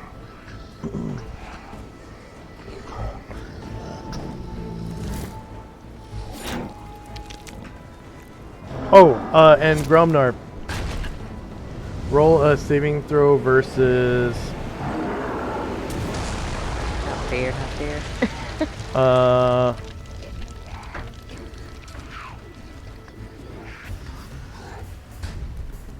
what was it? Rod staff Spear, wand. isn't it? Rod staff wand. Either one. Your pick with a -3 penalty.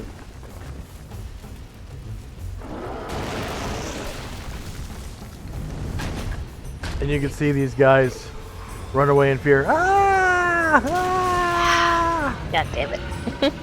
Ah! Ah! Ah! I almost rolled that as a level 1 priest. I'm still middle anyway. Okay, so he has full health. Okay. So that lasts for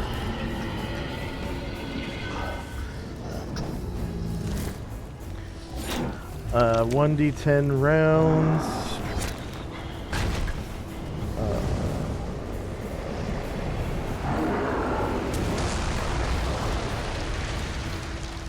D10, bam.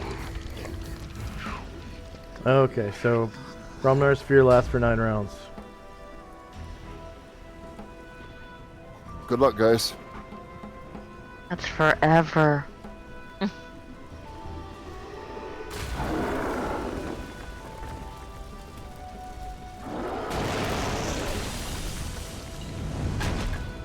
Whoops.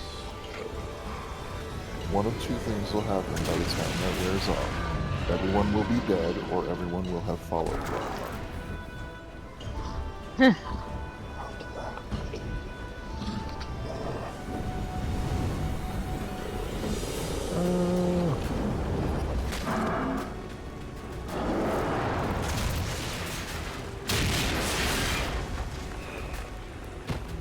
it Tenzi now? Yeah, Tenzi.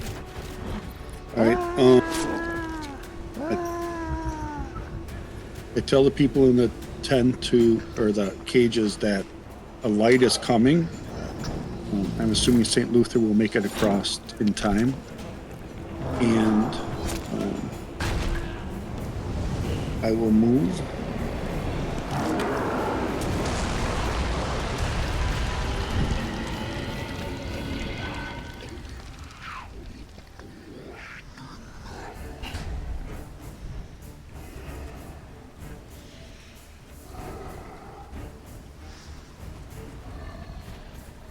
To there.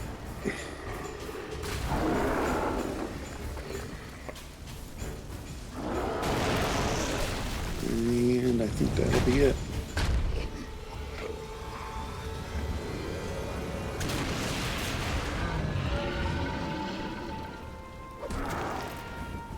Oh, okay. You moved north. All right. On.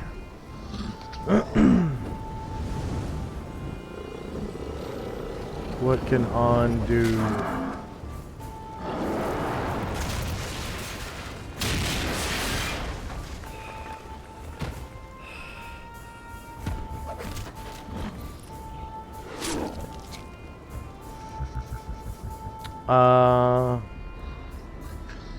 On is going to.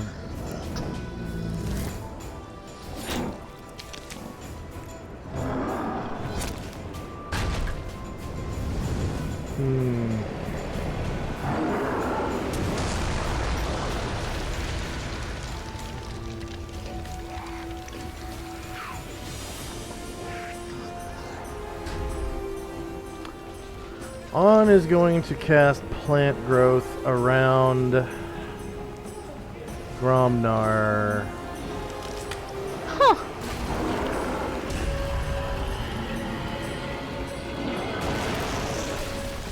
And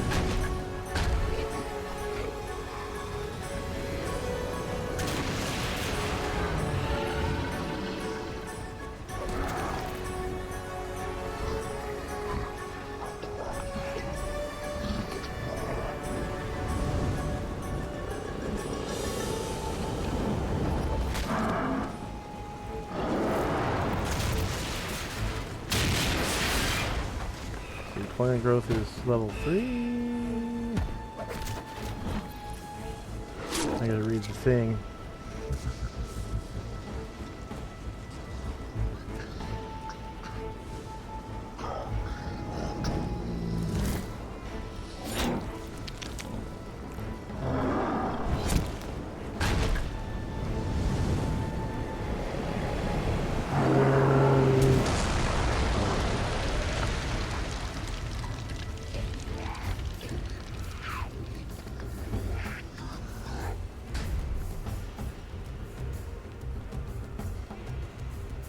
Come on.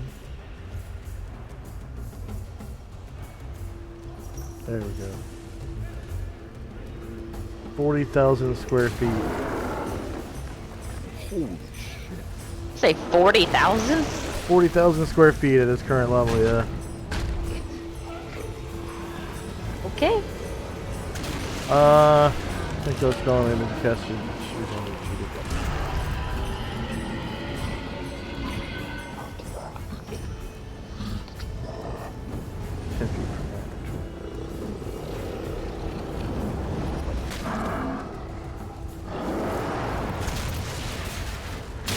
Yep, 40,000. Like a neighborhood. Let's see. What is the square root of 40,000? Mm, 200. hold on.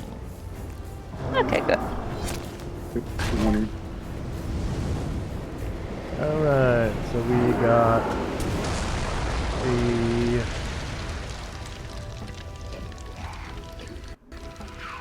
Plant cover pitfall.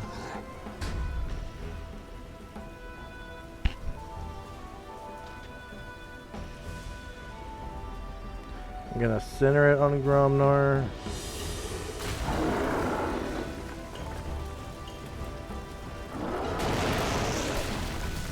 It's gonna come out this way. And that.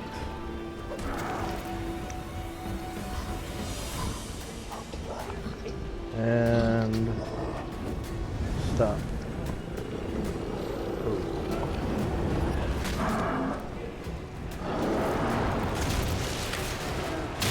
That ass.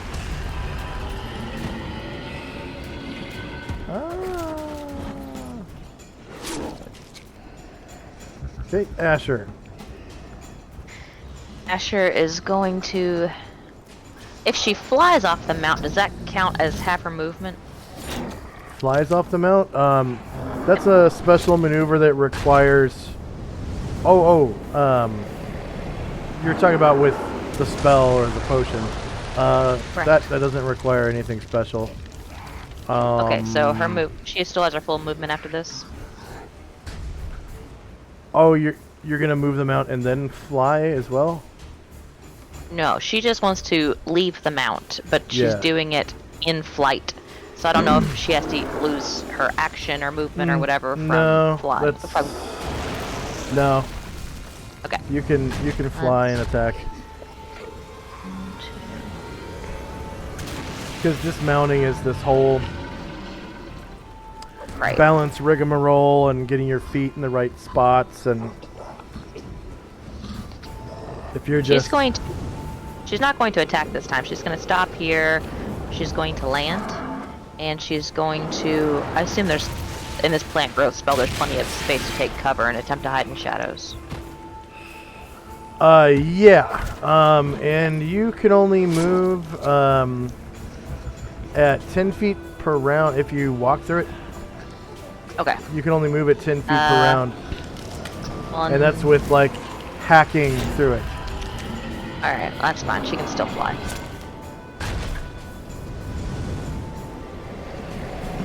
She's just landed long enough to hide in shadows. And that'll be hers. Okay. Karen Glor. Haranglor is going to cast Melf's Acid Arrow at the Pit Fiend.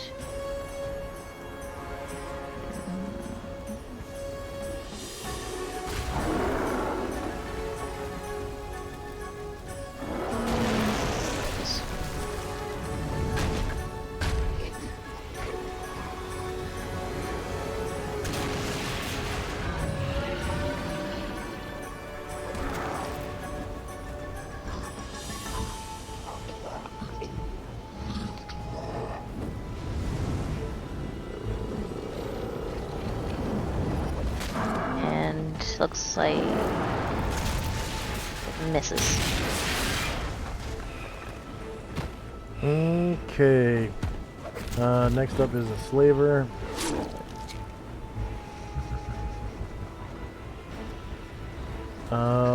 This one is slowed. Can't act this round. St. Luther. Is swimming. Still has not quite made it to shore yet. Okay. Next slaver.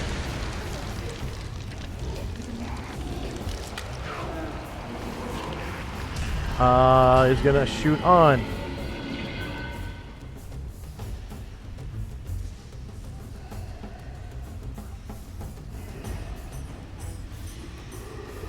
I didn't see him there.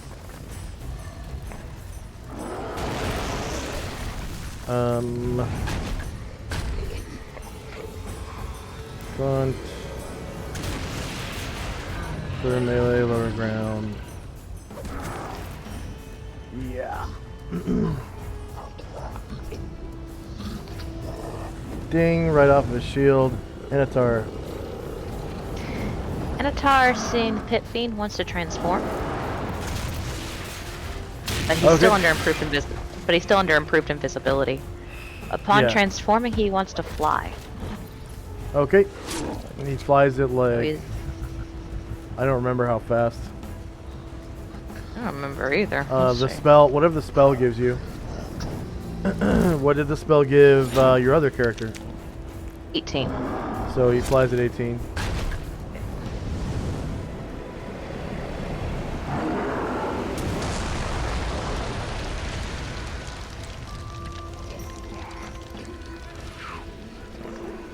That'll get him here, and he'll stop there.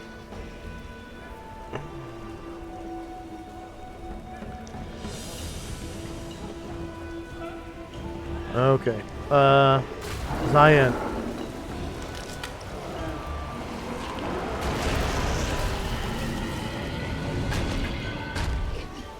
I'm gonna keep moving. Okay.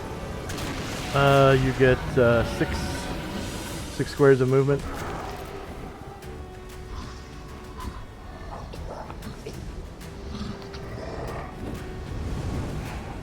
Done. Okay.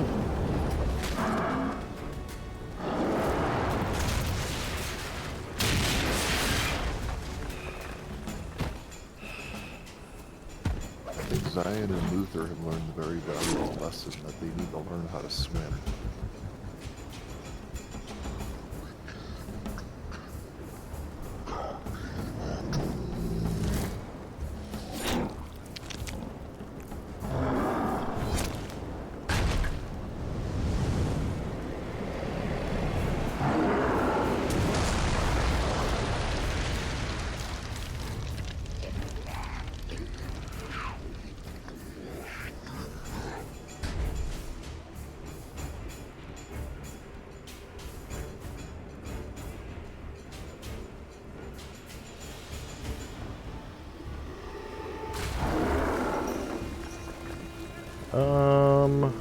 Jim. Jim is going to head toward Caranglore with the camel. Yes.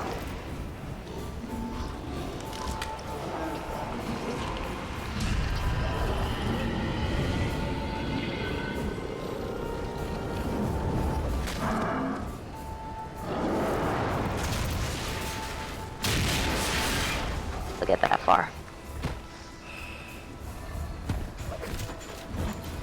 Okay. 1 slaver, 2 slaver, 3 slaver, 4 all asleep.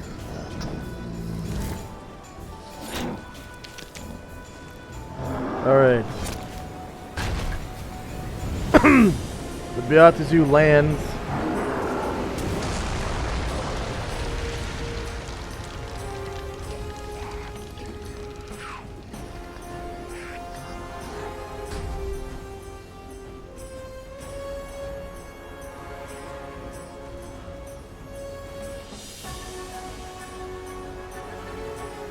And let's see.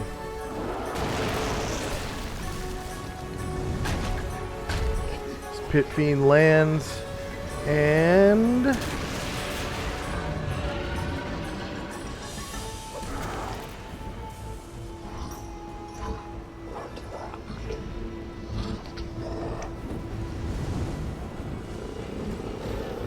he cast an innate spell-like ability.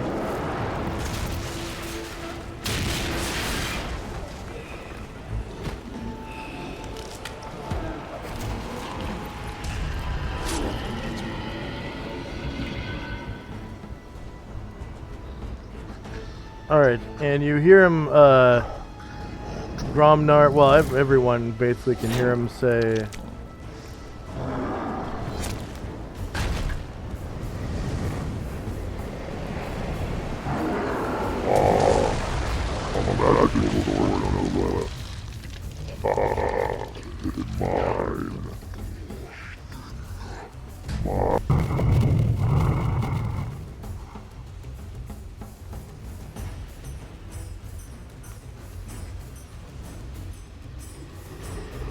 and Anatar. He didn't take a sword action last time, so he doesn't get this. Oh, okay. End of round.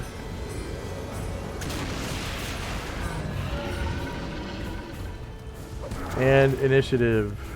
Gromnar being inside of the plant growth spell, you can only move 4 squares per round. And as well as your mount. Yeah. Medium creatures can only move 10 feet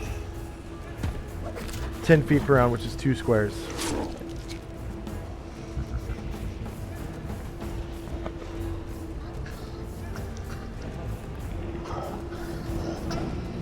He's an ogre. Is he a medium creature?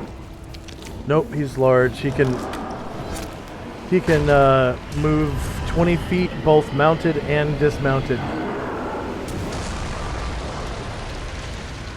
He's large, and actually his mount is huge. Can't hear you, Gromnar. Said he's large and his mount is actually huge. Yeah.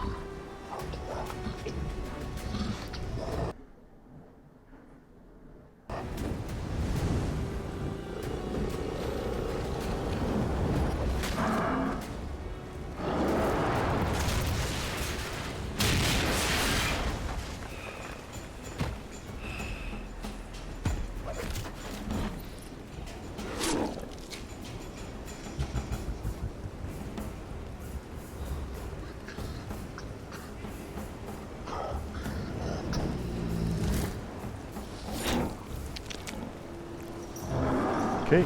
Is there anyone still rolling for initiative? 1 second. No.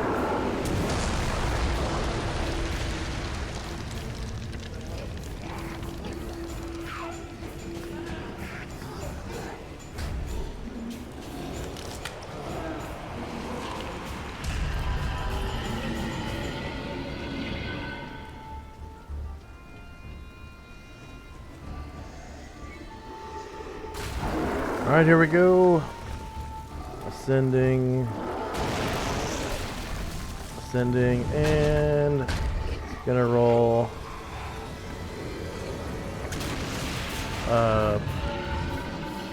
morale for these slavers.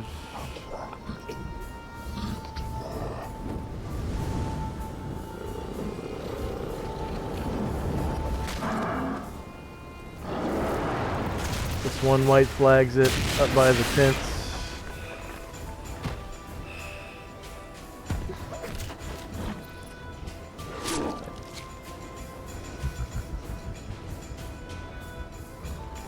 And the one down by the cage, who's affected by the slow spell.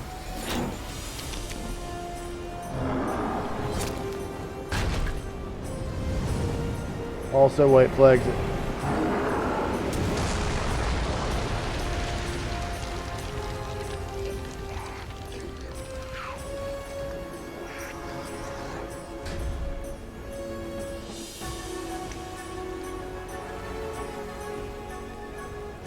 Okay, bam.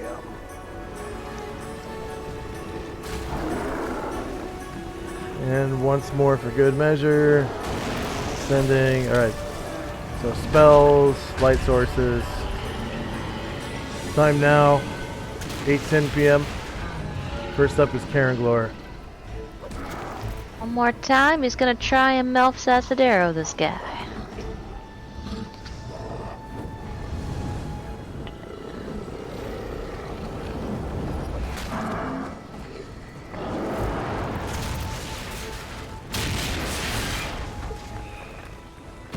That's gonna miss by a lot. Okay.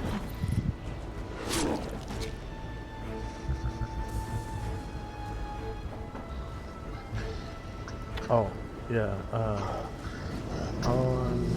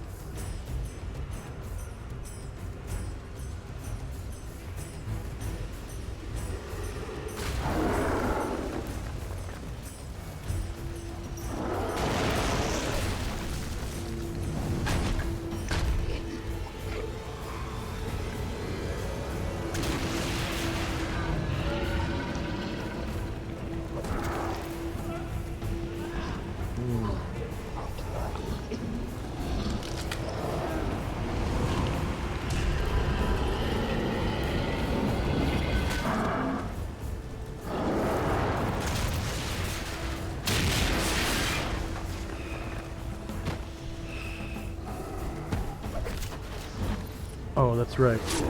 I know what On's doing.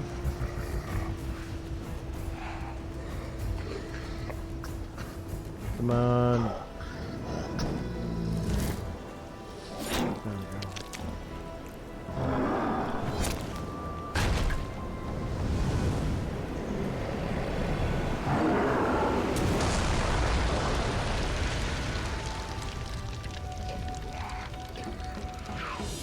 go. No.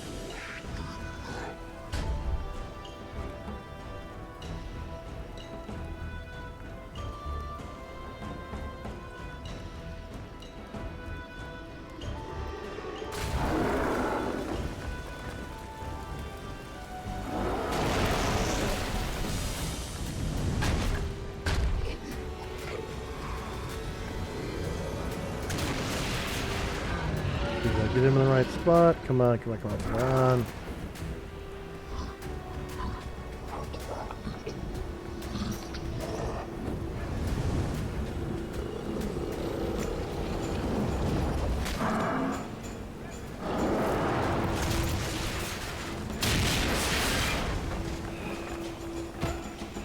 Did everything just get jumbled up again? Not for me. Okay, good. Oh, wait a second. No, Yeah, some of this. nothing changed for me. There was 2 people ahead of me on initiative, and there's still 2 people ahead of me on initiative. Well, I think the white flags are the ones that got moved down. Okay, yeah, we're good.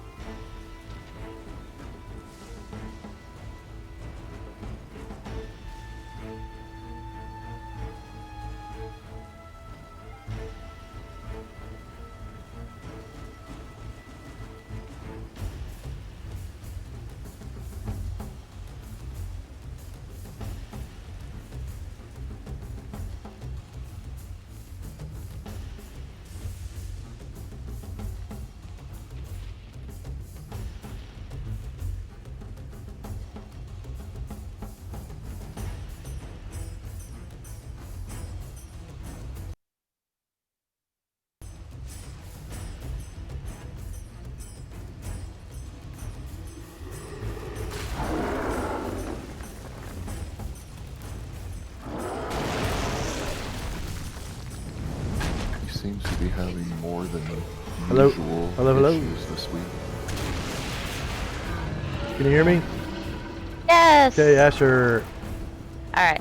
So Asher is going to fly up 10 feet.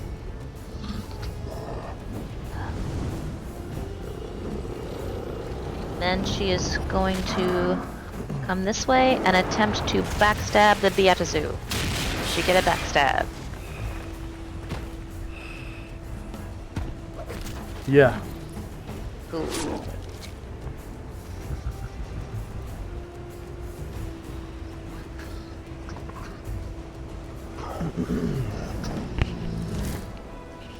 Sweet.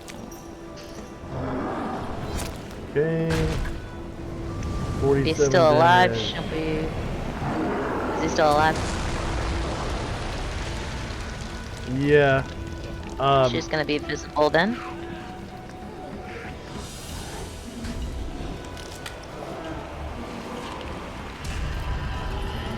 You see his life bar go beep, beep, beep, beep, beep, beep, beep, beep, beep, beep, beep, beep, beep.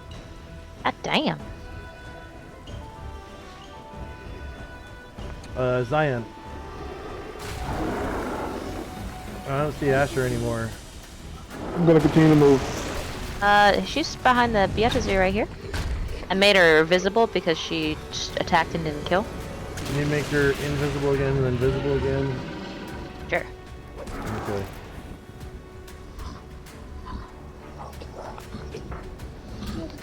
Done.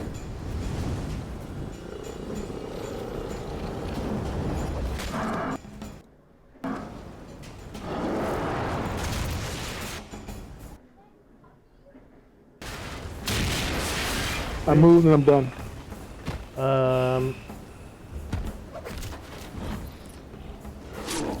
All right.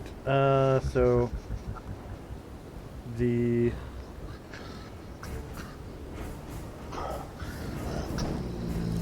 Pit Fiend turns to face Asher. Yes, Stone Skin cast by a level 9 mage.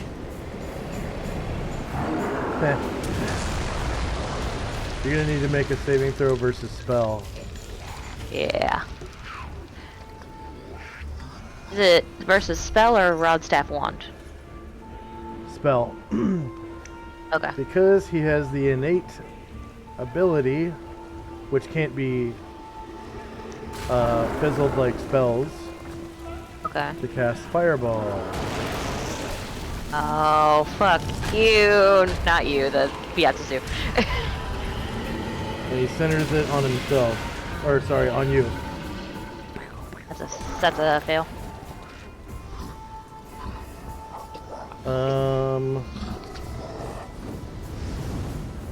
So it goes like this here. Oh, actually, I'm sorry.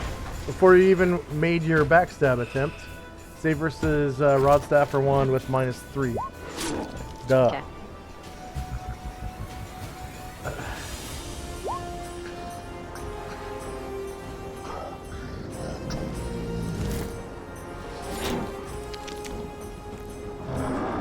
She did say that.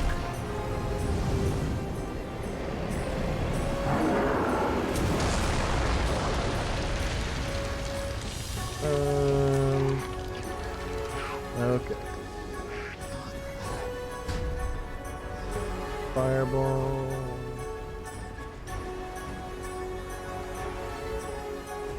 Spell AoEs. Wizard. 3.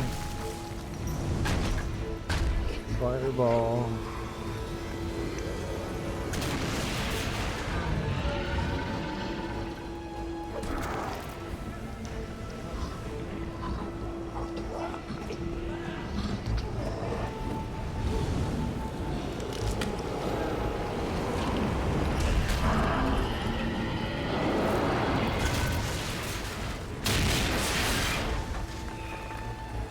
This isn't how I thought I was gonna go out, guys.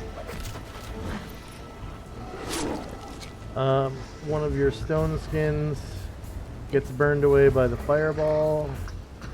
Okay.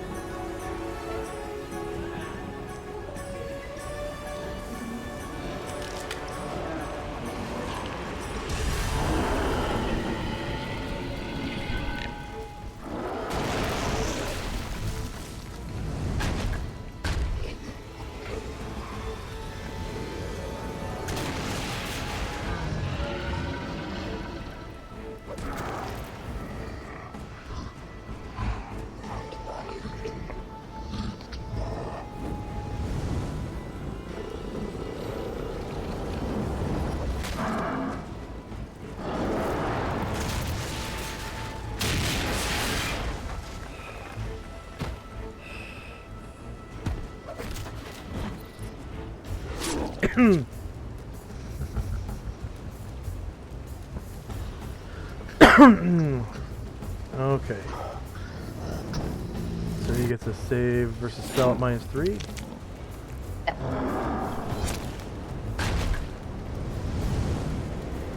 So he failed to resist.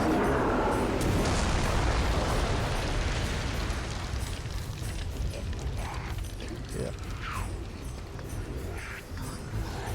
Save versus spell. -3 modifier.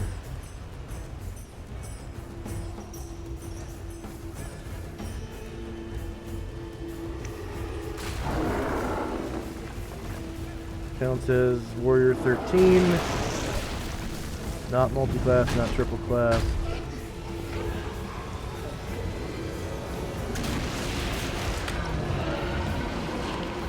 He saves. His target number was 11. He rolls a 16. And you gain no experience from it. Okay. Didn't love my chances, but thought we should try. Yeah. I had to see if they were first immune to charm spells. And they're not. Which they are not, apparently.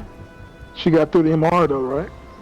Got through the magic resistance, and then he passed his save because he's got 13th level fighter saves, and it was at -3.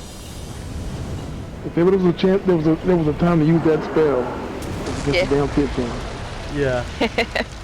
And the fact that you got through the magic resistance is impressive. Yeah. Very That's impressive. pretty Yep. hefty. Yeah, I was surprised we were even getting to the saving throw part. I was like, well, Yep. Okay, Jim. Jim is going to finish running up to, or finish riding up to Caranglor. Caranglor he went, and he's like come on up, we'll cross the river. Caranglor just cast a spell this round, so he's got to wait. Okay. That'll be it. One of the slavers starts to run away. So it looks like the only combatant now is the pit fiend. Well, that novice is still somewhere, right? well, hell, that's enough. It could be. Okay. Let me put this another way. We at one point saw a novice who we don't see. So Tenzi, this this slaver time. is running right for you, and he gets to right there. Looks like he's trying to get away, like get around you. On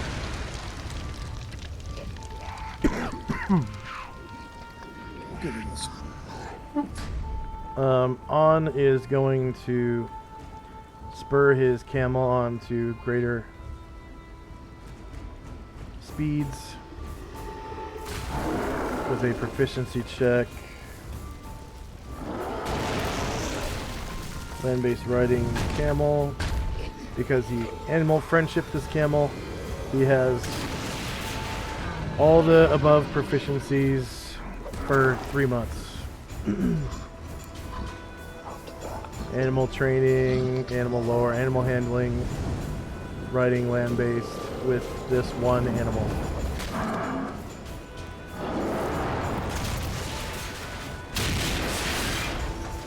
And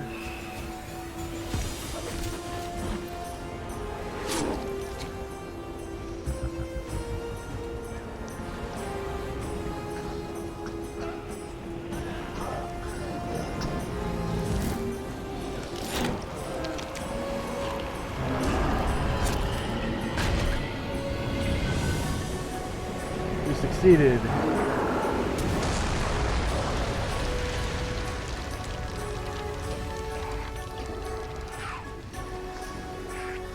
So he's betting that Gromnar is going to run diametrically away from the Beate Zoo.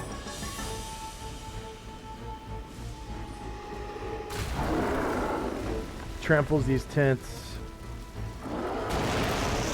Comes around to the opposite side of the square.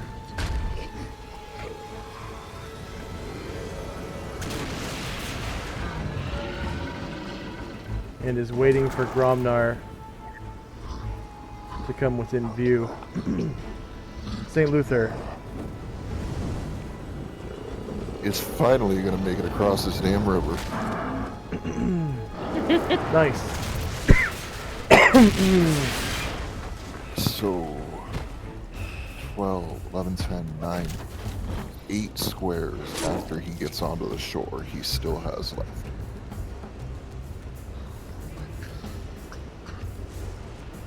And he is now at the shattered end of the cage, Yeah. where he is going to leave his lantern. Okay. The other slaver is going to run the opposite way. Actually, this is the one of the ones that's asleep. Tenzi. Or upon seeing Pit Fiend, I issue a short prayer to Ushas, hoping she gives me strength to battle this evil. And then I was Ooh, another Oshus worshipper. going to do a flying kick on this guy, but since he's running towards me, and I don't know his real intention, and he gave me 1 square of room to actually do my flying kick, I will flying kick him.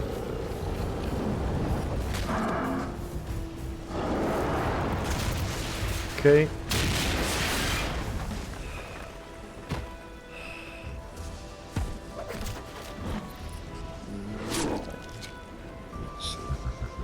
All I picture when you describe the moves is the referee in Necessary Roughness. You have a vision of your father.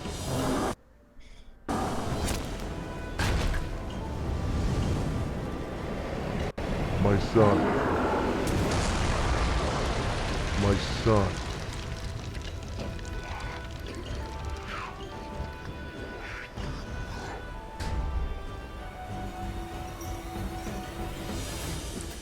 So basically, I move 1, I jump behind him and kick.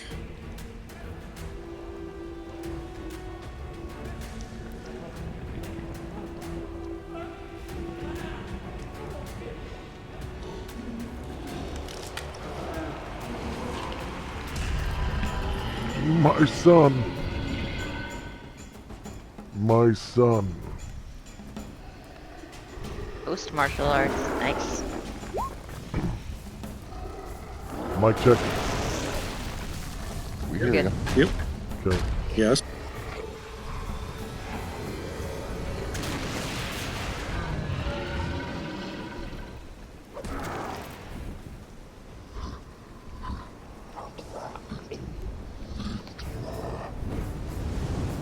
And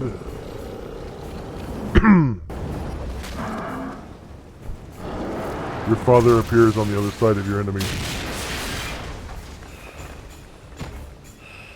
Sweet. Does he have a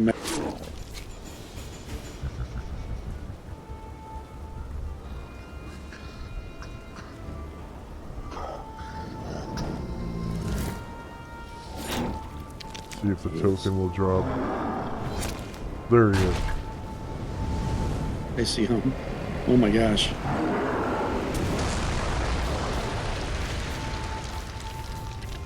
Says, my son, Yes, Father. by my power I grant you these. And he disappears. And you feel a tug at your belt. Okay. Where you keep your size. Okay. And in place of the 2 wooden sides that you had carved out are 2 metal ones. They look like they are made of a special steel alloy that's kind of sparkly. And they glow just a little bit like candlelight. Badass. Sweet.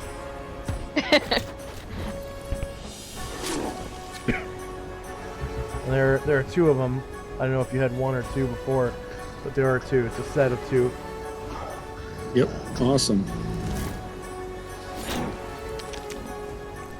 And you hear your father's voice emanating from them.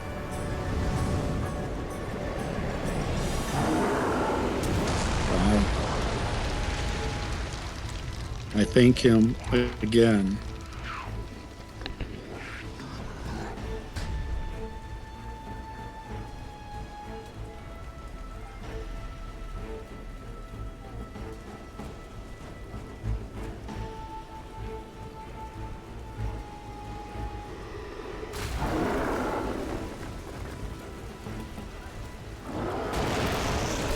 Never complain about ghost weapons being given to you.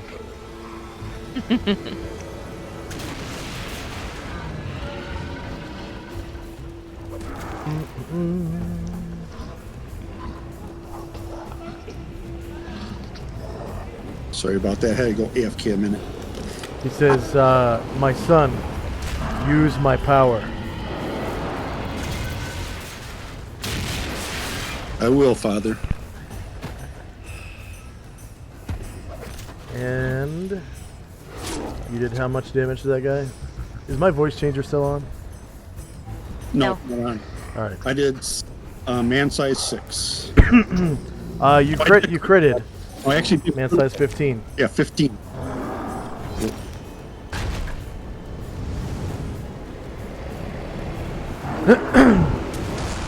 Go ahead and describe how you kick off his head. So I jumped up and as I was flying through the air, I snapped his neck and landed on the other side of him. And he crumbles to the ground. Okay.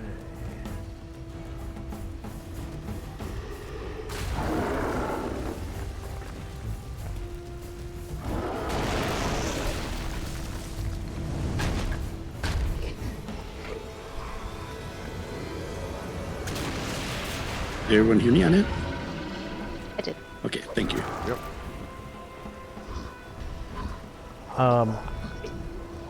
Okay, Gromnar. And I'm going to assume that on assumed correctly that he would run directly away from it. His whole 2 squares. Four squares. Medium creatures move 2 squares. Large and larger move 4.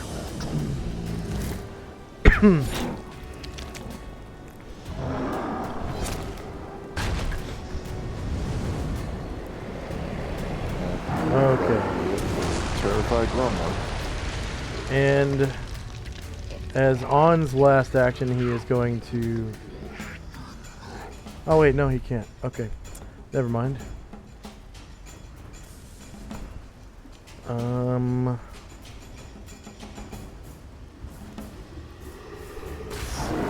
Okay, the novice.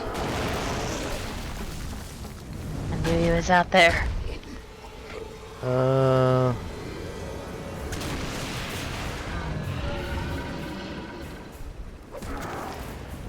He is going to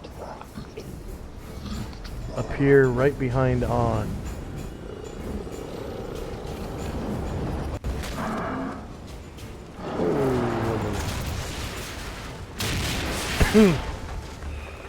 And sink his Tulwar deep into On's flesh.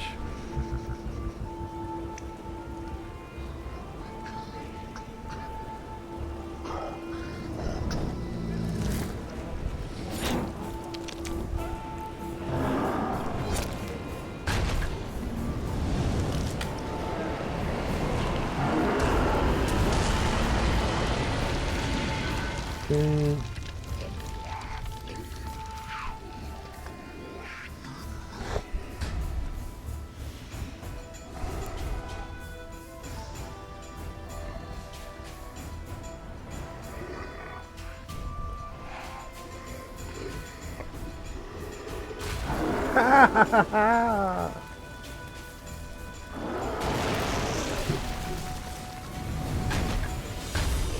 This will sting a little bit. Ha ha ha ha ha! 15.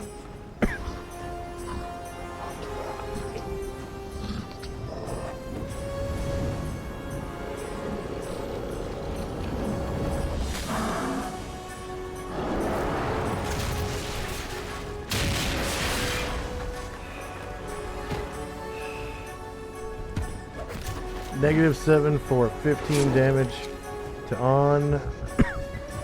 On goes. Oh!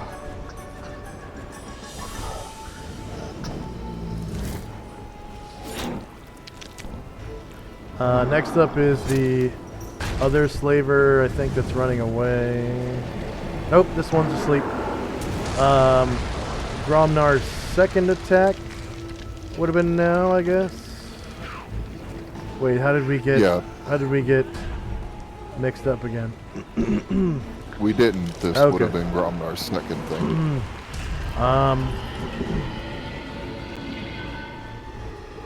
Well, next round would have been a 2-attack round. That's why it's still on there. Okay, Yeah, I think the ones that white flag got moved down to the bottom. this one. This one is going to try running away this way. And he has to make a check versus his dexterity. Or fall prone. In the dark. He's prone. You hear a guy go, ah! Snap, snap, snap, snap. As he breaks through a bunch of bush branches or something. And falls prone. Probably scratching himself up pretty bad. It's a flesh wound.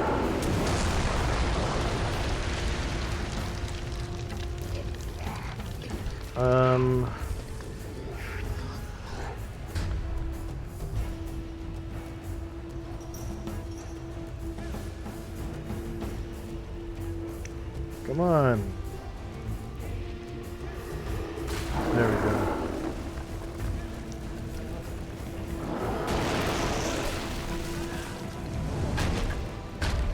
Weird, my mouse wheel's not working.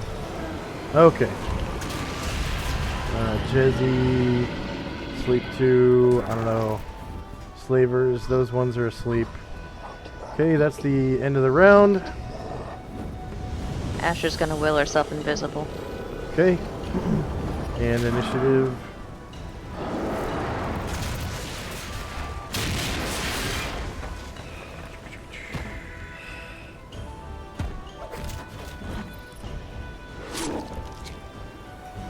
One more round of Luther moving, and maybe he can save the day. Hope so. Base speed for withdrawal, correct? Half move to withdraw. I roll initiative for base speed to withdraw. Oh, yeah, yep.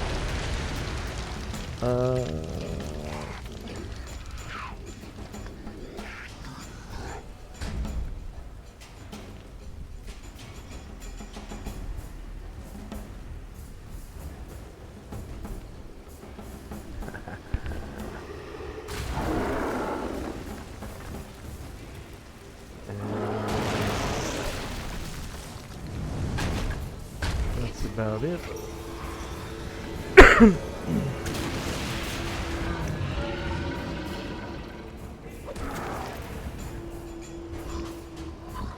So you remember a couple weeks ago, you know, I remember that we used the spells and magic lists. And I Yeah. found a really cool spell, you know, that Luther can cast. This What? would be the perfect opportunity for it. Do it. Do it. Dictate. All he's got to do is beat its magic resistance and have it fail a save throw, and he can tell it to go home, and it will go home for 9 rounds. Oh, yeah. Well, let's not- try. Yeah. Somehow they're not immune to charm. Charm the shit out of this bitch. I mean, It could work. So I guess nobody has dismissal. There's a better chance of that working than him casting Abjure. Is anyone else still rolling initiative? All right, here I we am. go. Okay, go ahead. He says he is. Yeah, I'm still. I accidentally rolled hit, and now I have to refresh. Sorry. Roll good. to hit. They just had me go last, I guess. No. What were you gonna do? I was gonna do another flying kick because that guy that came visible was within range. I'll roll initiative for you. All it is Thank medium you. base speed. Yep. That's it.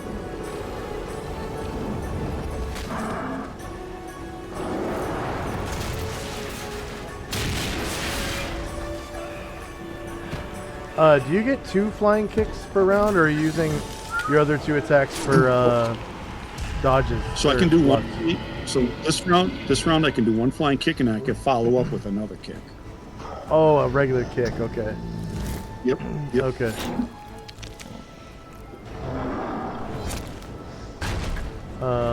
So that does mean you need a multiple attack, right?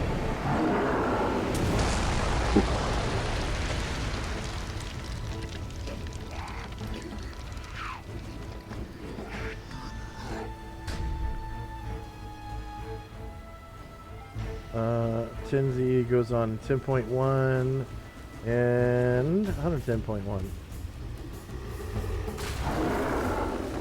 Copy.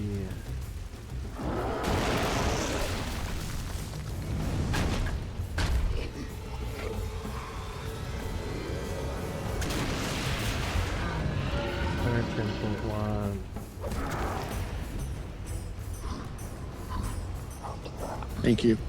I think I'm finally. And looks like everything's in order.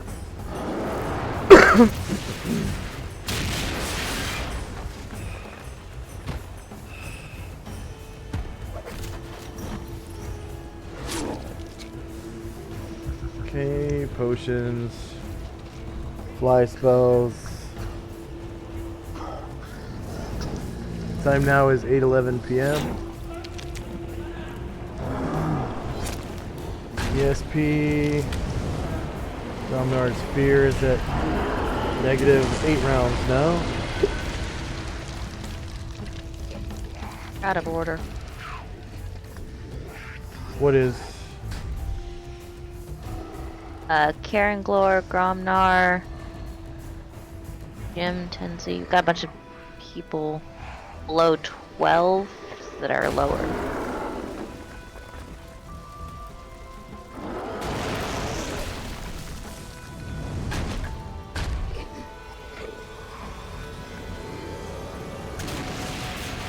Wow, it's like they weren't even on the turn order tracker. Right. Yeah, it's weird. It has the 110 one for me, right? But it doesn't. Because my what I'm on right now on the turn order is Gromnar's Spear at -8. And it goes straight from -8 to Anatar at 6.91. It's like those people weren't even on the turn order tracker a second ago. It's weird. That's what my turn order tracker says too. Yeah. Yeah, mine too.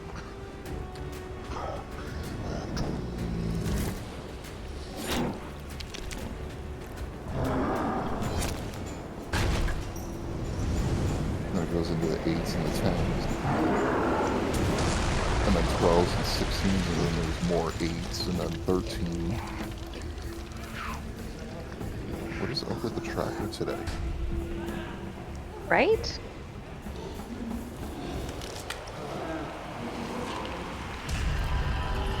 Okay. So 8.52.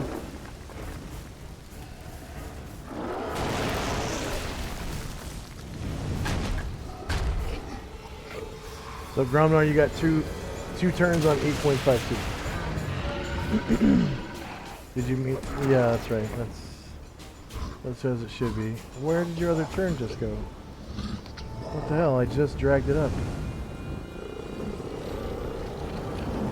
Okay, now now stuff is moving up underneath Grumnar's spear. I didn't move Anatar or Cyan, and they're both moved up there now. That's weird. Maybe he had some lag.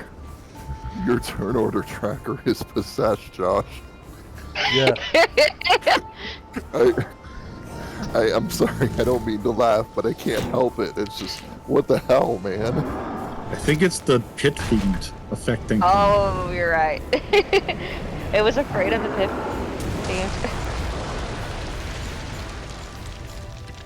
Turn order tracker failed its save versus fear.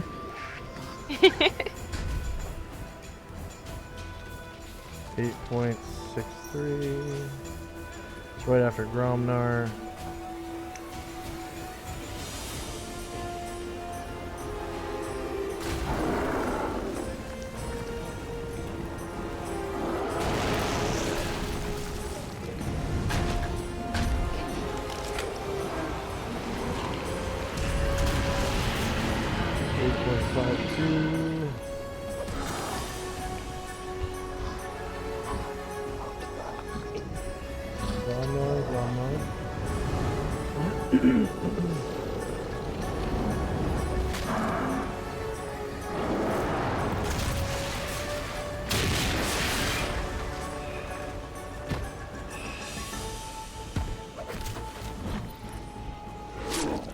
Okay, I'm just gonna, it's faster than this just to order the tracker again.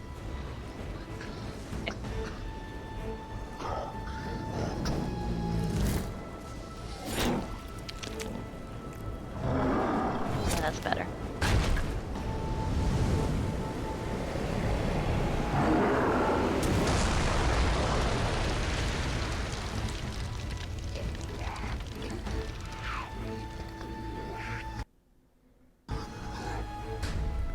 Okay.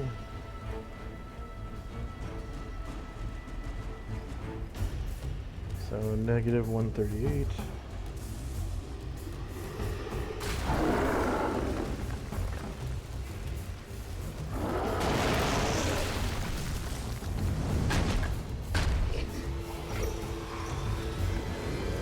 Negative 89.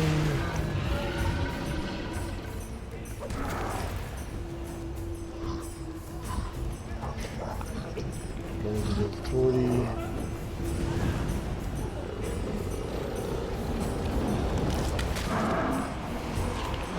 Negative 19.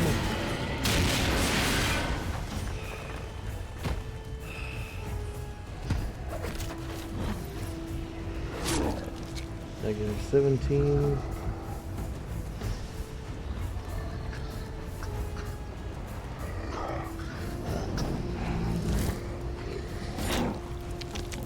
Gem storage, negative 14.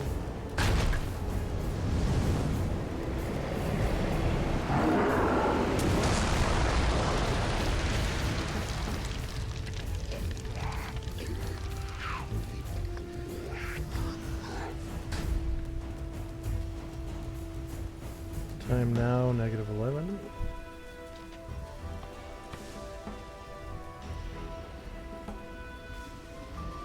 Drop North Sphere. Negative 8. Kalmar's ESP is done at the end of this round. Okay, Anatar is first. Alright, so 10 squares will get him to the pit fiend. Yeah, let's do it. He's going to attempt to backstab. Does he need to roll for fear first? Anatar is backstabbing? I don't know. He's invisible. I thought maybe he could. He's not a thief. But yeah, he does have He's to. going to He does have to save versus. roll for fear, and then Yeah, be Rod safe, Staff so attack. Wand at -3. But he can get a +2 for attack from behind, though, right? Just no multiplier. Well, it's built in when you say rear attack. It already gives you a +2. Yeah. Oh, okay. That's And why. thanks for mentioning that, That's because why. he actually That's why. I he built it actually like this. should take. Oh, I'm sorry, I didn't actually roll. I was trying to cancel. So yeah, let me. He is gonna take 2 more squares to get behind him now that you mention it. Thank you for that. Because I was distracted. All right, so now he's really. This is for real. Okay. Oh, okay.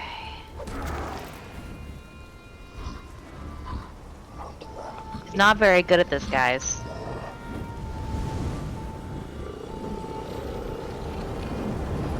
So what?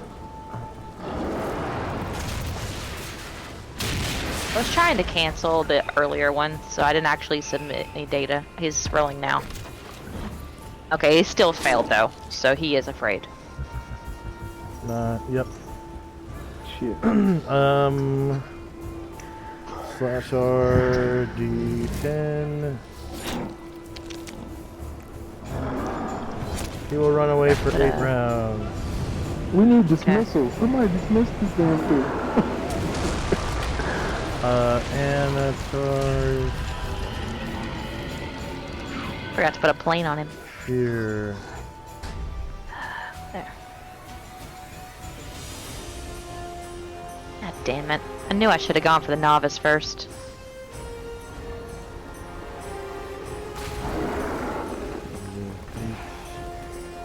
Oh.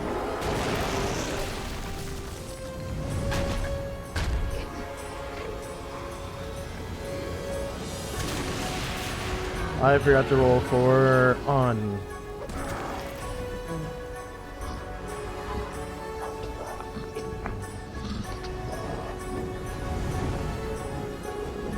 When I die, I'm gonna roll up something that's immune to fear. I don't know what it's gonna be, but it's gonna be immune to fear.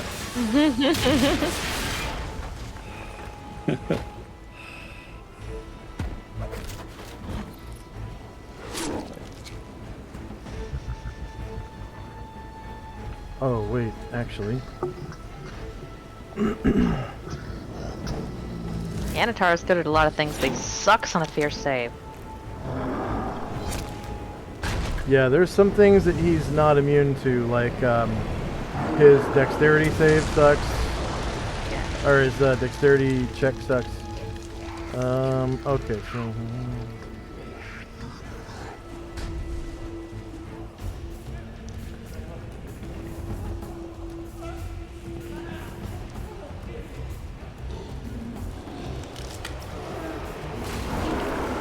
Yeah, I was gonna go with the novice first, but I knew, because he beat, Pit Fiend beat Asher's initiative, I knew I'd never forgive myself if I didn't try to save Asher, and then she died forever.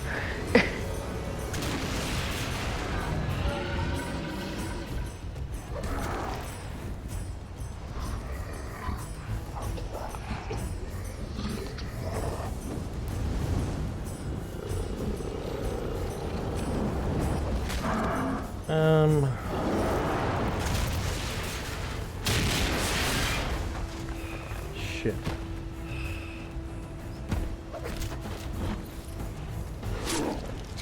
This was a bad plan.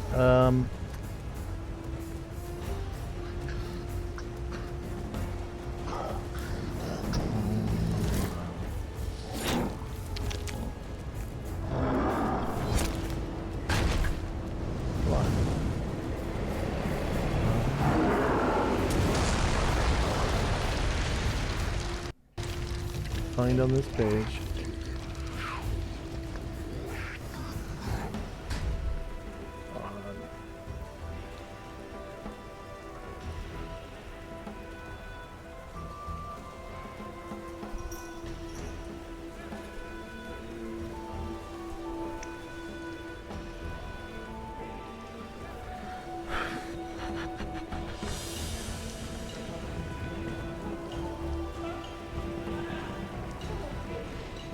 Okay, who do we have first? Who's on the Asher top already of the turn went, order? so I guess, Zion? Okay, Zion. Okay, move again.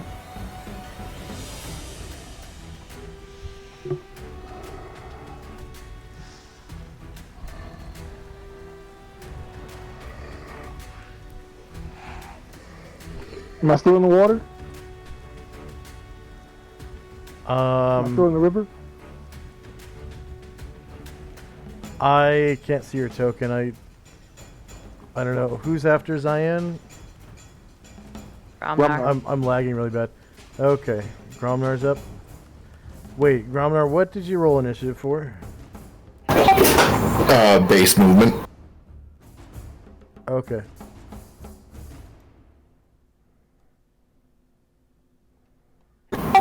I know, right? Seeing him going on an 8.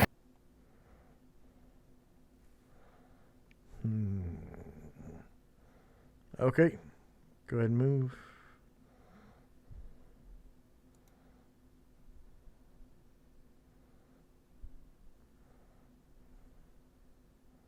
You get out of the field of plant growth.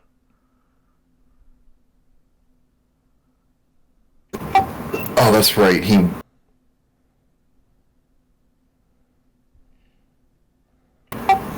Alright, so there's 1 square of plant growth left. What would that leave him of normal movement? No, you're completely outside of it now. And you get 0 movement left.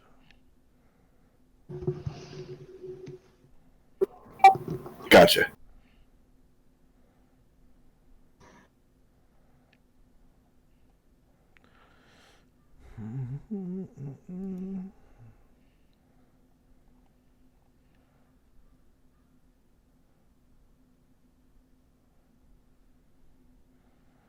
Well, let's see. What can I shut down without affecting the game? I can close malware bytes,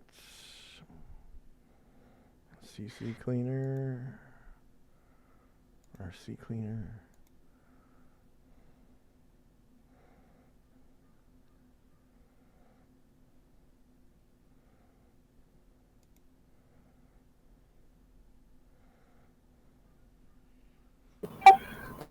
Oh, and I think I figured out why you were having issues hearing me. What? Oh, all of a sudden the right speaker on my headset started clicking in my ear, even though the sound was muted. The headset is totally shot. Oh. Oh. So now I'm using my laptop mic and speakers. I'm hoping you guys can hear me better. Yeah, way better. I have Yeah. to turn you down. Yeah, so it was the headset. Sorry about that. Oh, no problem. I kind of prefer before when it was broken. When I had you at 200%, but oh well. Well, the only problem with that is I've got this obnoxious clicking in my ear and I can't hear you guys at all. Oh, okay. Yeah. So did Gromnar move? Because I can't see. Yes, he's out of the plant growth. Okay.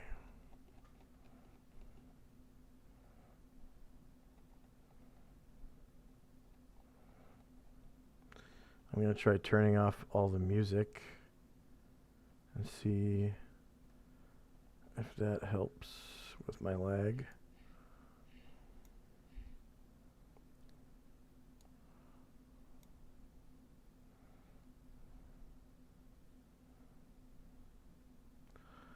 Oh, God. Okay.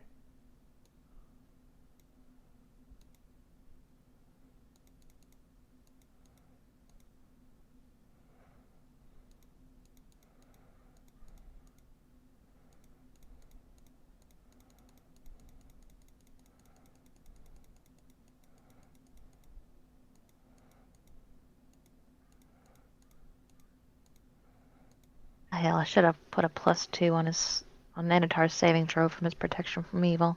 Oh well. Too late. I think you rolled really bad anyways. It wouldn't have Yeah, mattered. fair enough. Yeah.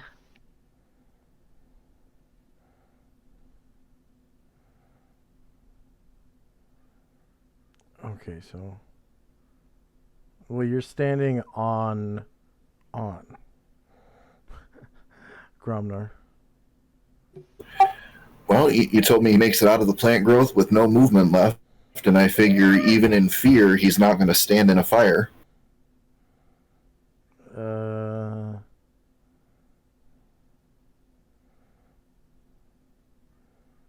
Well, I guess On will have to take damage then.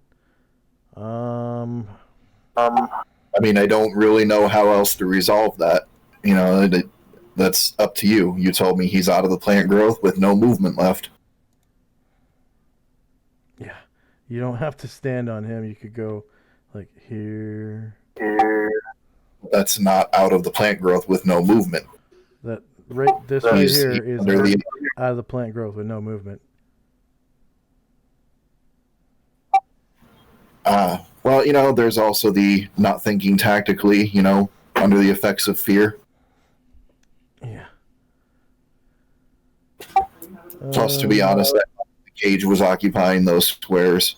I am sorry for that.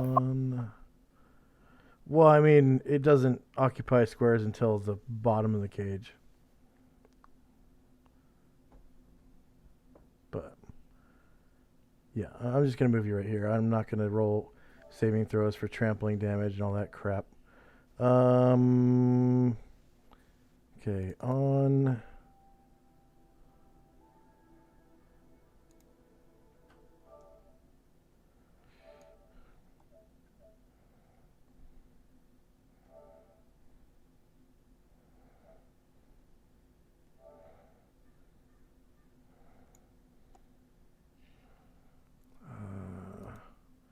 Is that really when he goes? Yeah, I guess so. Jeez, all right.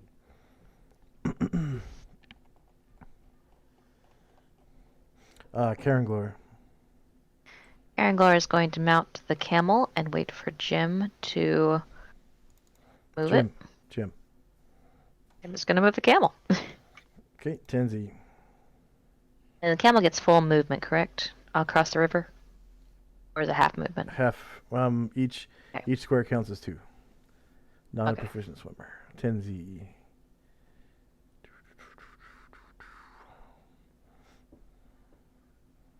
Thanks, my father for the gift. Puts them into the size into his hands. Moved half movement to here, and then we'll do a flying kick to here, to the rear of this fellow.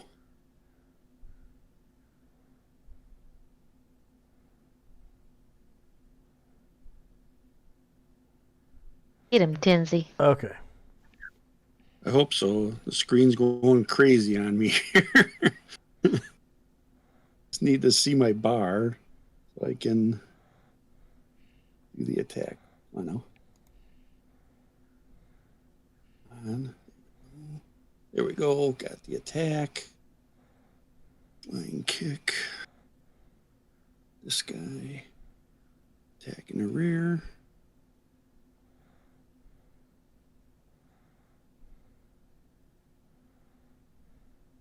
Nope, maybe not.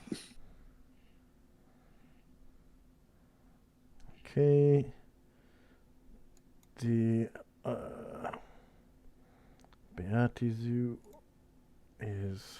He attacks Anatar or Asher. They're both within the radius of his protection from evil, which would give evil creatures. They can't hit them unarmed, and other than that, they get a -2 to an attack roll. Why is Anatar still here? He's not here anymore. He ran away, remember? He's afraid, but he hasn't had the opportunity to leave yet. Yeah, he left on his turn. As soon as he walked in, he got afraid and ran away.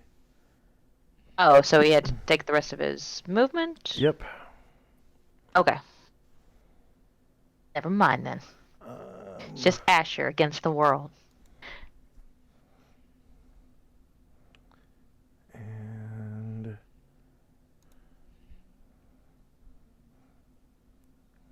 Asher needs to make a saving throw versus spell.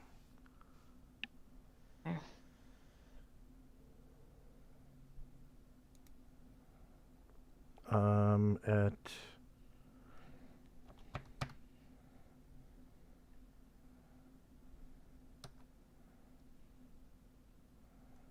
listening. Is there a modifier? Yeah, I think so.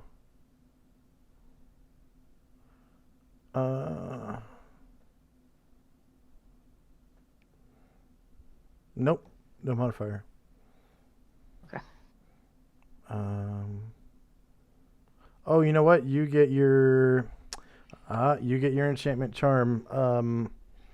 Magic resistance for being an elf against the spell. Oh, okay. How much is that? It should be programmed into your character already. Oh, yeah. Magic resistance, Okay. right? Oh, you don't have magic Yeah. resistance, do you? Because you're gray I elf. guess so. Don't they still get 90% against charm? Yeah, I thought so.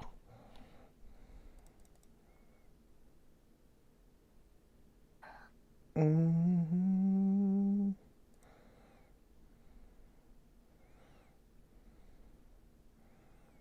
Let's see. 90. And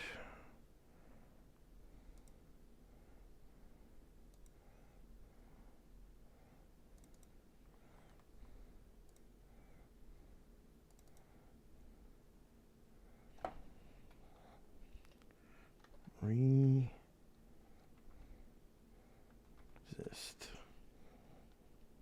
charm.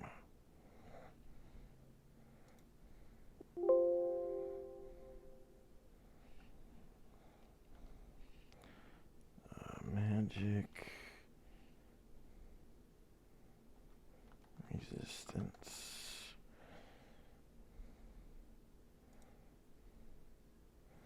Okay, go ahead and deselect your token and then reselect it. Okay. And then you should have magic Was it- resistance as a token action. Resist charm as a token action. Resist charm. Okay. You're resisting. Spell? Yeah, it's hold person. Okay. Resist hold person. It's my move. Yeah. Succeeds. Okay, another slaver. Probably one of the ones that's running away. No? Where is he? Or is it? It's probably this guy way over here in the darkness. Okay, so he takes a half move to get up and another half move to move out. 4, 5, 6. 6 squares, okay. So St. Luther.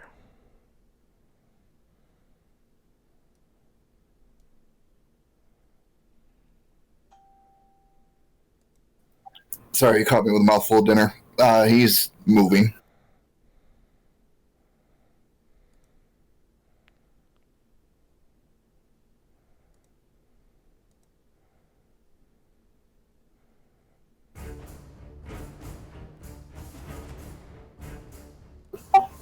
And that's the end of his movement.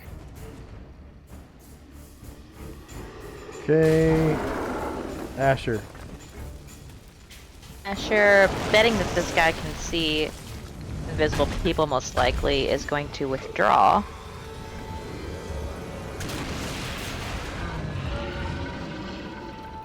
As far as here, and then she's going to land and attempt to hide in shadows. Okay.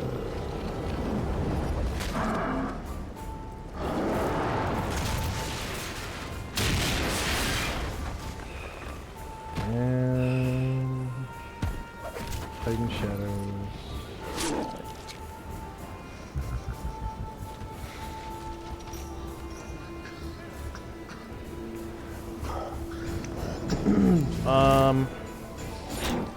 Is the novice dead? Wait, you damaged the novice, and I don't think I took. Tinsy, I mean, how much damage did you do to the novice? 6. 6. Okay. If he At least they turns, keep hitting him. But if he turns to attack me, I'll try to block. if we can't keep hitting him, he can't cast. There you go, right?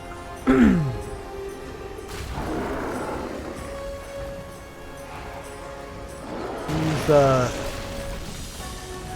slashing the hell out of On.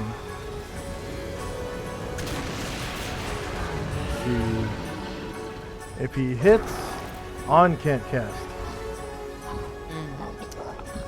And then Gromnar's in trouble. Maybe. I'm thinking On wants to remove your fear, so It would be nice. yeah. Actually, he's going to attack you, Tenzi. Bam. Yep. Sounds fair. Said I'll try to block him. Go ahead. Oh, wait, you don't have to until he actually hits you. Front.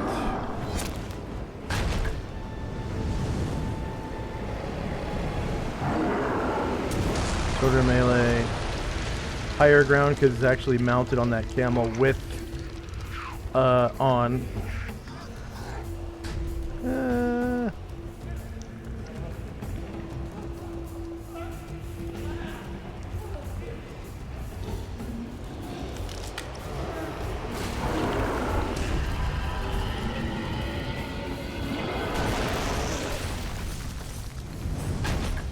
Oh, Okay. that looks like a hit. I'll try to block. And all you have to do is hit AC 4, right? That's right. Just do your normal thing here, so I'm assuming work. Oh, I missed. Dang it, by 1. You only take 7 damage, Oh, which I'm Okay. sure is like almost a third of, yeah, it's not optimum, but not quite quarter actually. Anatar, second attack. Oh, right, running. he's fleeing. Tenzi's second attack. God, the Ashers aren't here to see it. so, this guy. We need to get some revenge.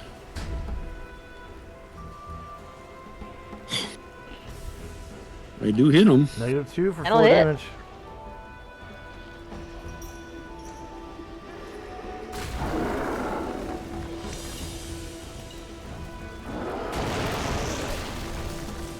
And On takes a 5-foot step. Cast heal on Gromnar. Gromnar, your health and mental well-being are maxed out. You're no longer Hell yeah. afraid. No longer afraid. Mental health and well-being maxed out.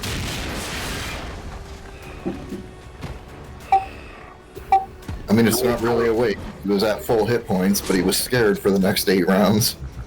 Yep. Yeah, no, this is very helpful.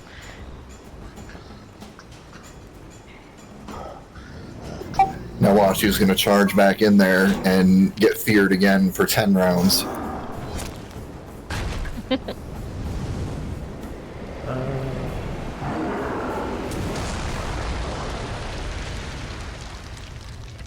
Oh, I forgot. Since I was using the. Oh, dang it! I forgot I was using those size. So I actually got a bonus on my block. So I would have made it Okay. at +2. I think I'll have to double check it, but Yeah. You notice that the size actually help you to attack as well oh, nice. by Okay. +1. Okay, cool. Is it okay if I take off the damage? Yep. And you. initiative phase.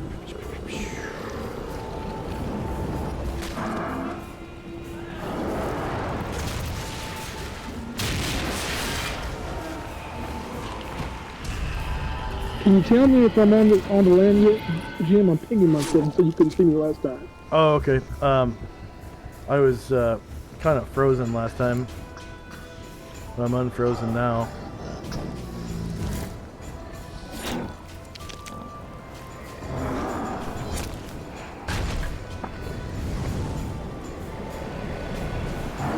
Yep, you're on land now.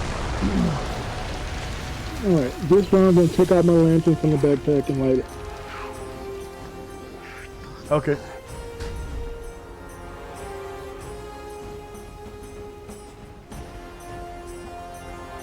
That'll take, like, we'll say a half move. So you'll be able to move your other half. Oh, Asher's already invisible. My camel and the people on it float downstream 3, correct? Yeah, anyone in the stream, or anyone in the river floats downstream 3 squares.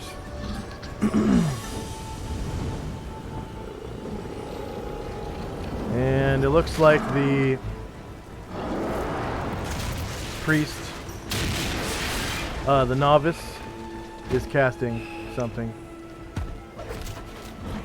Get him, Tinsy.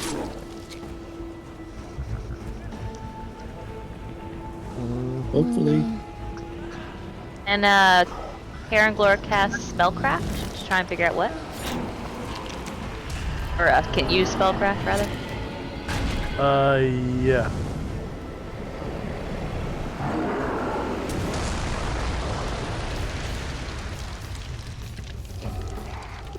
Okay, Josh.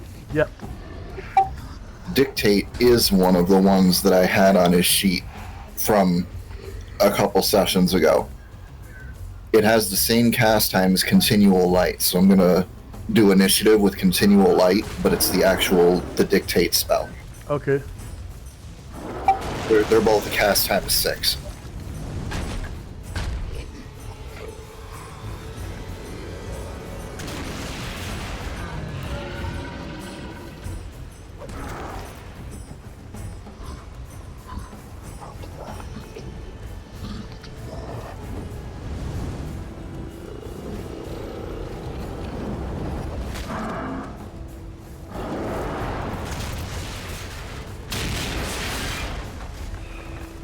Charm and law. Yeah. I mean, it's a really interesting spell. It was created by the Harmonium in Planescape.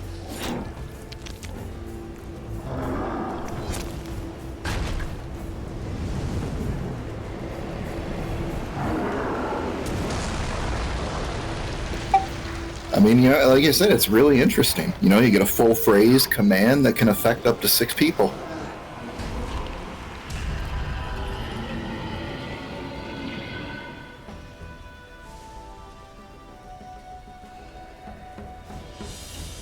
Oh, God.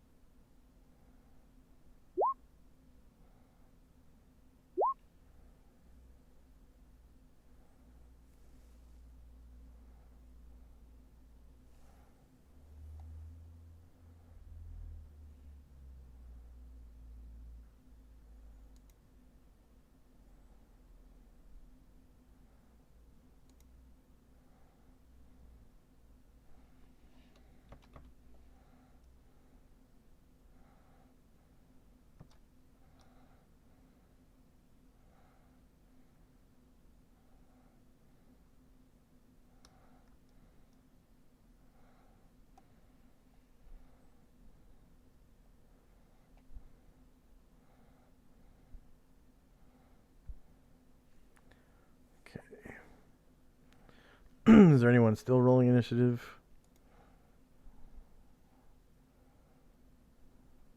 All right, here we go. Just make sure everybody's on the turn order tracker.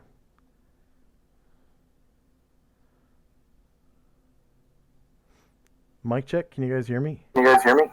Okay. Yeah, I can hear you. Okay. And it looks Oh. like it actually ordered everything and everyone's there. On is going to attack with a shield. Try You to believe in look at miracles. that guy's stay.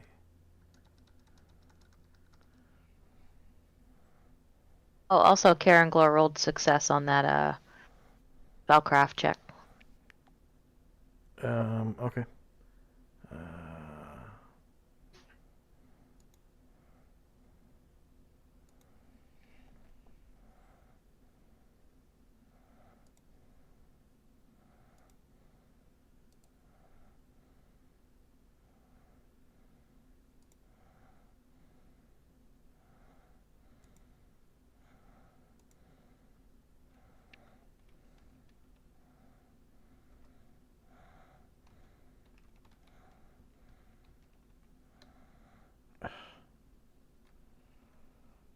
What the fuck?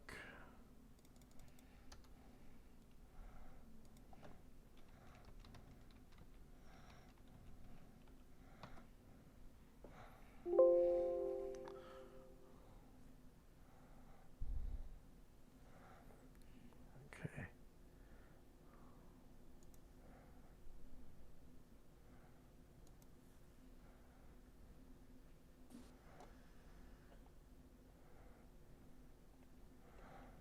All right. Is everybody ready? Here we go.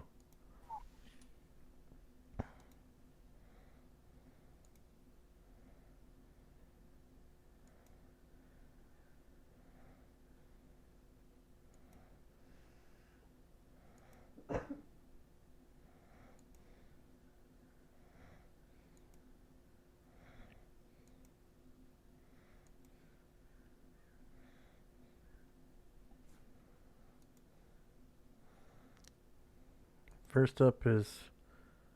Wait, what's Gromnar doing? Going back in. Isn't it physically impossible for you to roll 4.2? That's what the macro came up with. A 2 plus 2. Oh, you're using your Trident. trident. Okay. Go ahead.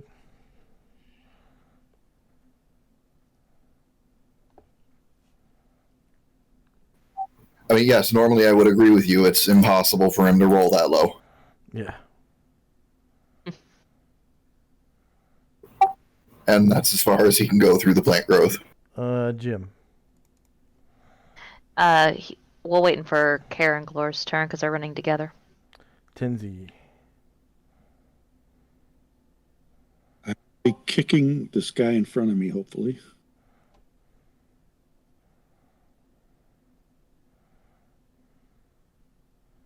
You notice that the sai in your hand, it helps you get itself into position to strike faster by 1 segment.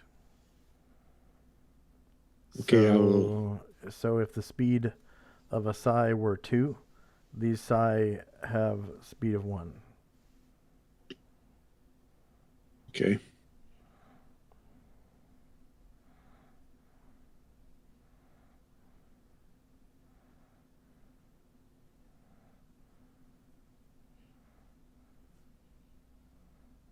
Hit him for 4. Okay, and you fizzle his spell that he was casting. I'm real disappointed about that. Yeah. 4 damage. Karen Glor says, "Good job. He was trying to get away." St. Luther.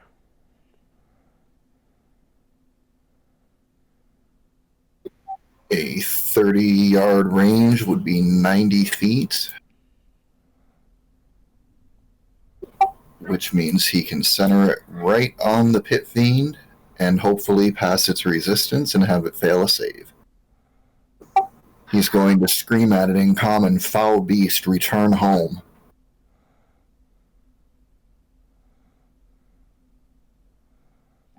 Okay.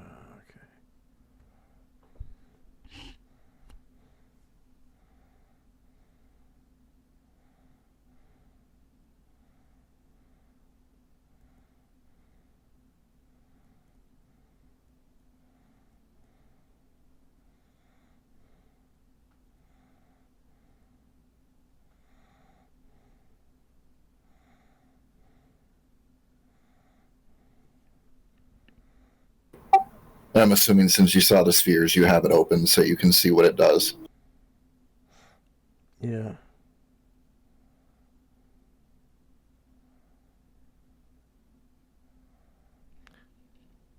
Okay. So, magic resistance. Dictate.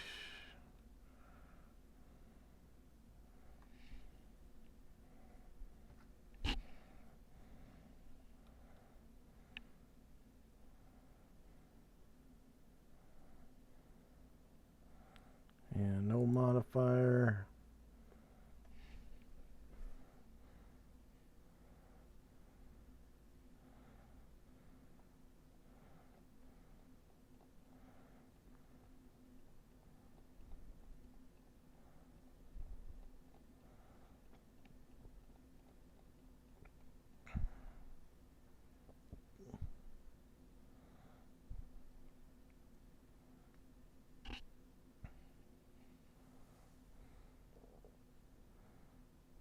Okay.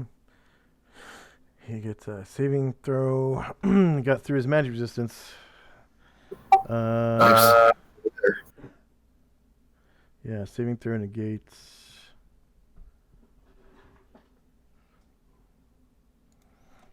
So.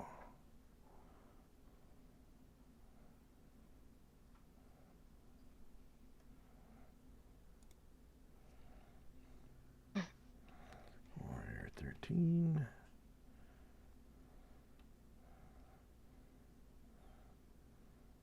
Not multi-classed.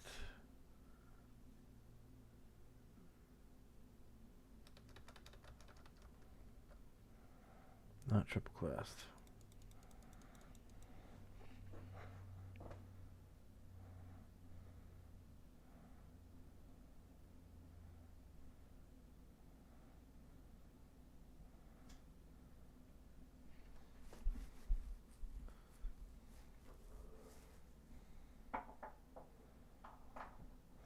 Ooh, he fails. Okay.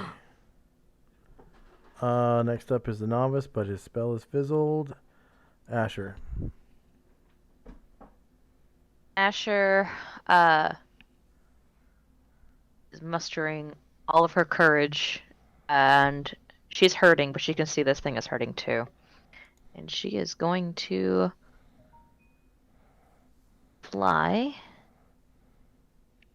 and attempt a backstab. She need to make another fear save, or was the one earlier still good? You never left the fear aura. Cool. So. All right. So does she get a backstab, or does he know she's there? No, he knows you're there. So you can make a normal attack. So she's gonna make a regular, because she was also hidden in shadows. Yeah. Okay. Or I'm sorry, she tried. She tried. Oh, that's what right. she did on her last turn. Yeah.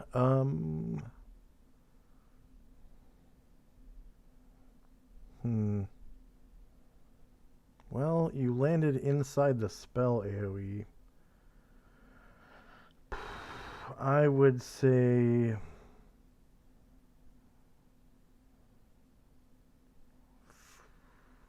Yeah, you can still get back, I guess. Okay, so you see, One, I'm sorry, you cut out at the end. You said yes to Yep. backstab? Yeah, you get a backstab. Cool. Outstanding.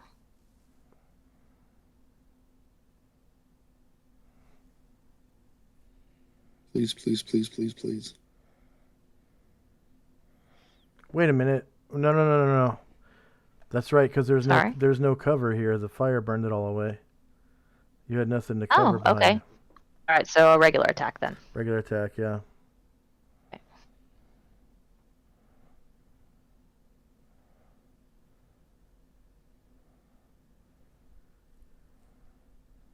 Is he going to turn to face or because he knows I'm there? Yeah, he's gonna turn to face you. And he's already facing you. All right.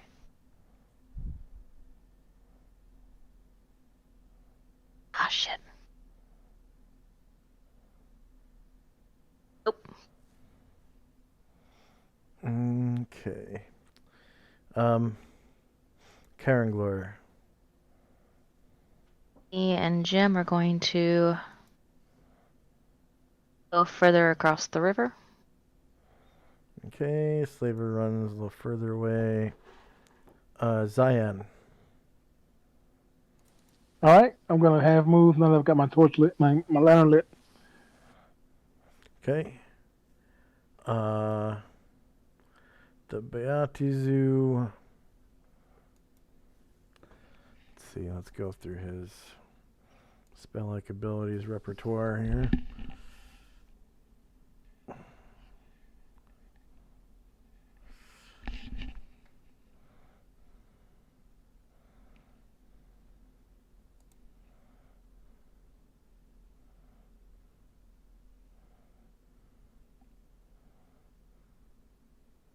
I don't really see anything around me in my light area.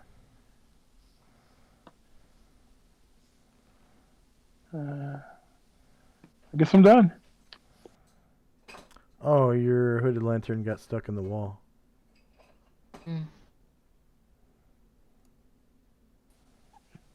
My lantern got stuck in where? In the cage.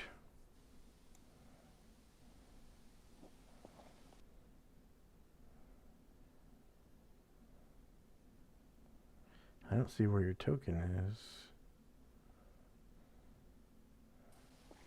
Okay, I'm pinging me, and there's a hooded lantern right under me.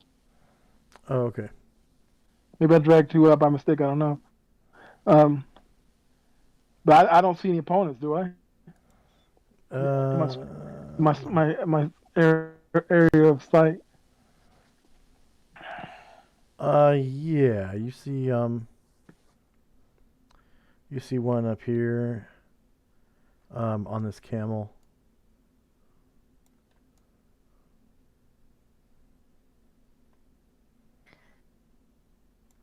Okay, is a human? Yeah. Okay, that's all my moves. So I guess I'll see what he does. Okay.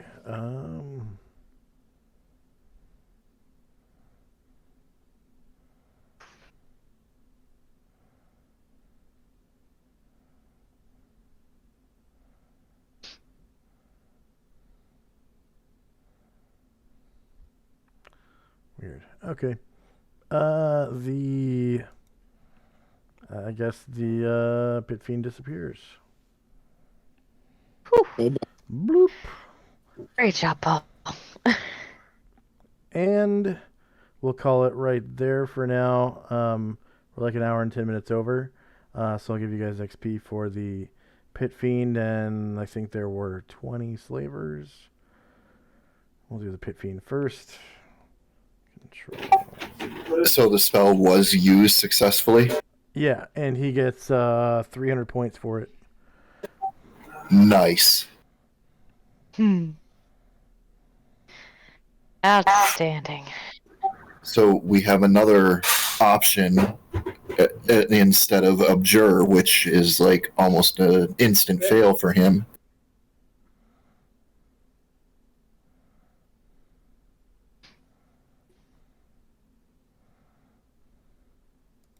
Oh, it draws upon a attribute he's not very good at. Level based. It's similar to Dispel Magic. It's the difference in levels gives a plus or minus to the roll. Got it. With them being 13 hit dice, that's like a I think, +5 to their benefit. Yep. Anything you're trying to get rid of, it's gonna be more hit dice than you. All right, pit Yeah, fiends are worth that's true. 57,500 You wouldn't bother if it experience didn't. points. I mean, he tried it once, but then I found this, and I'm like, man, this can work on everything, maybe.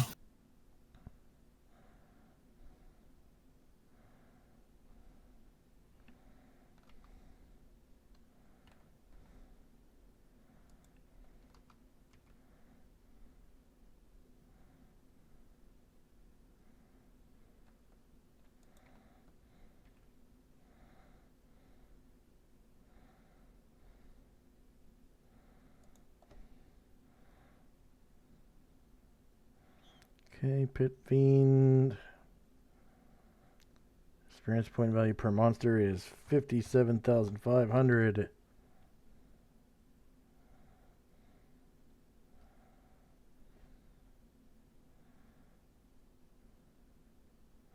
Number of player characters is 4.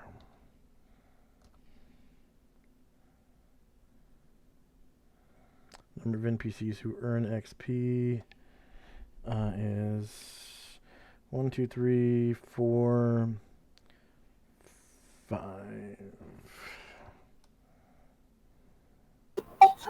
Safe assumption that Tenzi and Zion both will level up again. Yep, probably. Mm. That will be awesome because now, once I level, I don't have to worry about the temporary damage. Oh, it goes to straight out full lethal damage now? If I choose, which I will. Nice.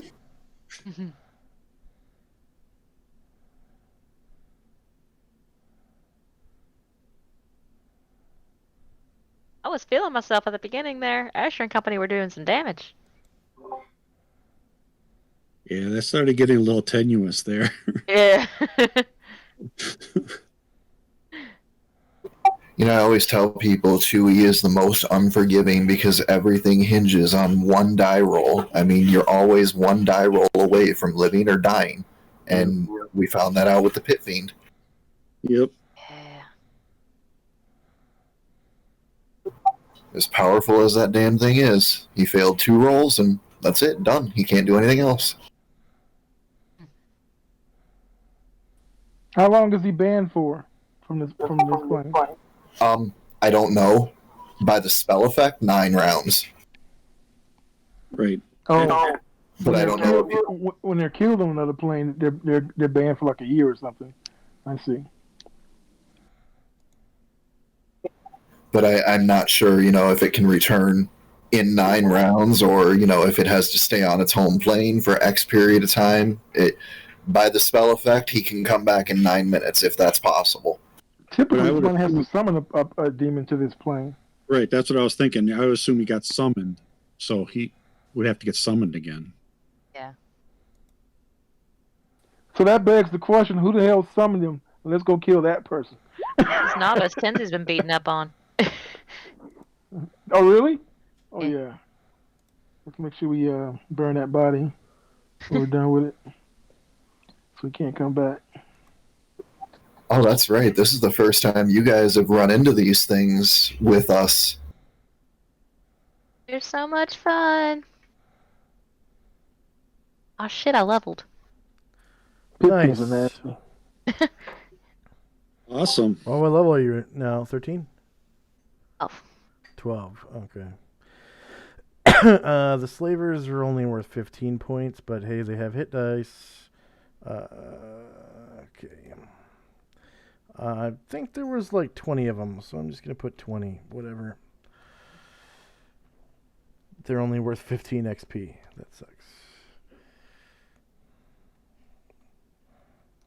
Slaver. Experience point value per monster or characters is 4. NPCs is 5.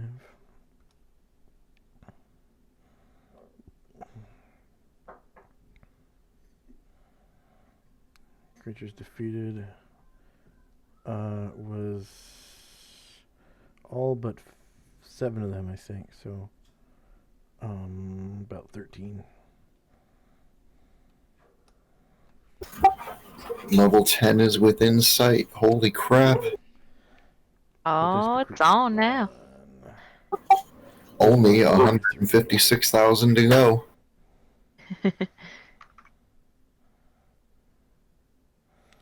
Okay, the 20 slavers. And then there's also the slaver lieutenant and the slaver leader. Okay, the slaver lieutenant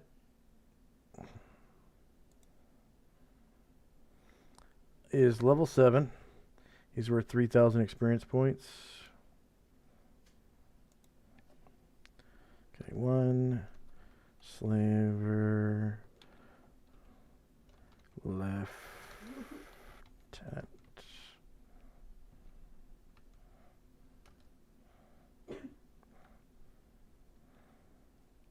Uh, 3,000.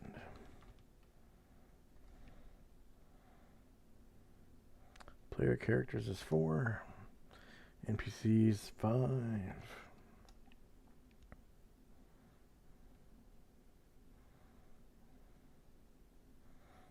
Creatures defeated was 1. Hit dice per creature was 7. Warriors and bards in the party was 3. And the slaver leader.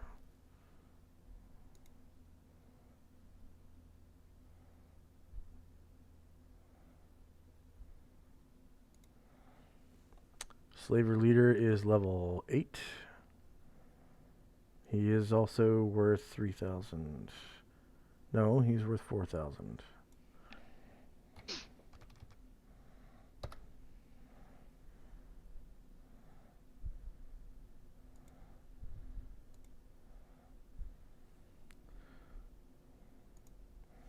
Okay, 1 slaver. Oops. Slaver leader. 4,000. Number of player characters 4. NPCs 5.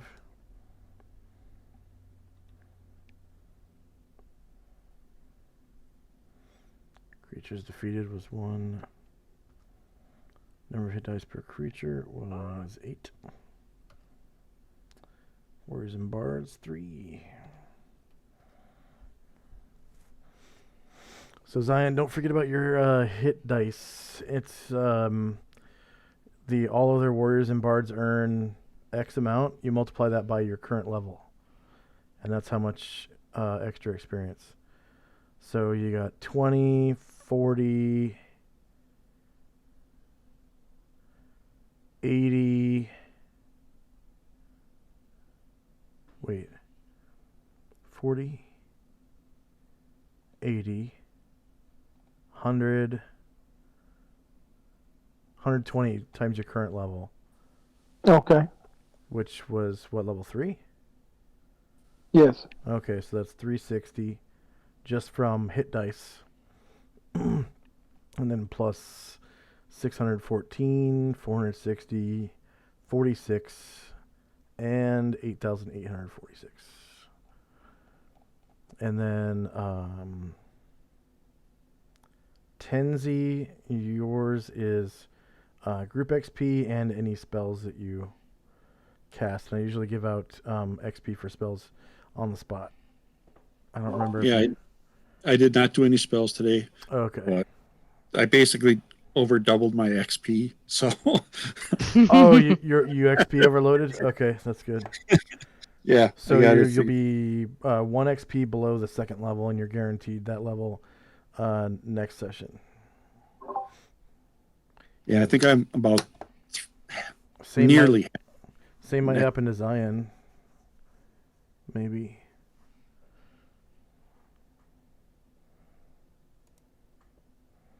Did you overload? You said you overloaded by 300? I'm checking it now because I know in one edition it's 16,000 to get to 5th. The one is 18, so I'm checking that.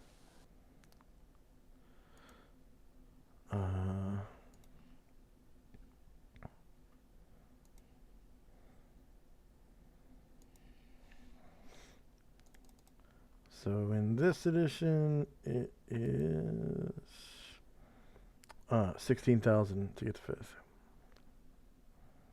And then Paladins and Rangers, it's 18,000. So yeah,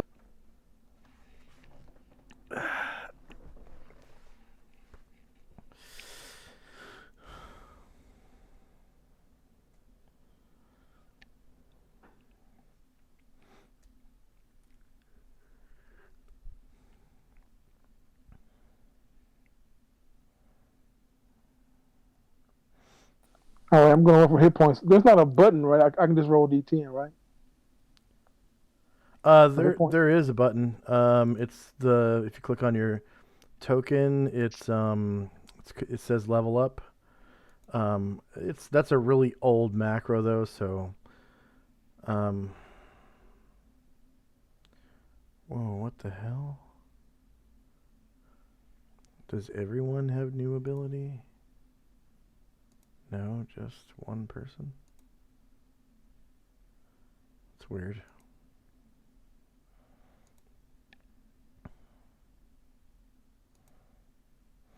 But I really need to update it actually.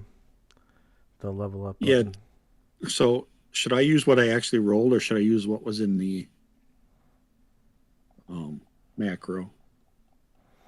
So what you rolled actually is in the macro. Okay. It says you rolled 5, and then where it says if you hover over the 5, it says down on the bottom line, 1 + 4 bracket 5. That's your dice roll. Okay. All right. I will take. And be sure to add it to both your current and total HP. Right. And then I get to add my con bonus onto that. Yep. Got it.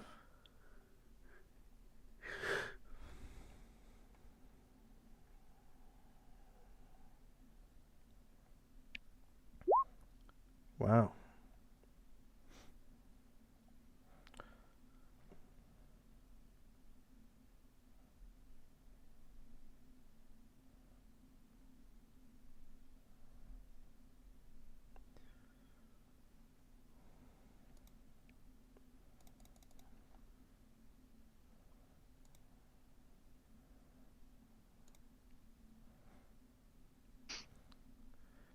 Okay.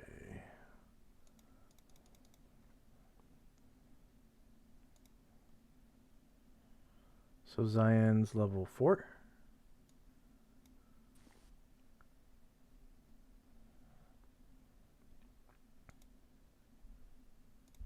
Was it 4 or 5? 4. 4. Okay.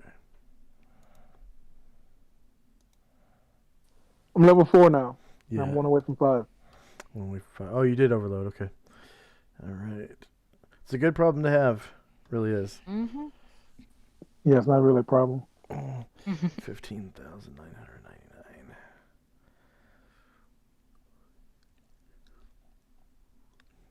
And next level, you'll be able to master if you want to. If you Be kicking Pit Fiend button no time. if you I'll be save able to that, what? you'd be able to master if you have a weapon slot available. Oh, you spent Okay. it. Oh, you spent it. Yeah, I don't get another one till 6. I mean, I didn't know about this mastery thing. I don't do a lot of combat tactics. Oh, okay. So the way weapon mastery works is at level 1, you can specialize in one weapon only. Unless you're a samurai, you can specialize in 2, the katana and the daikyu.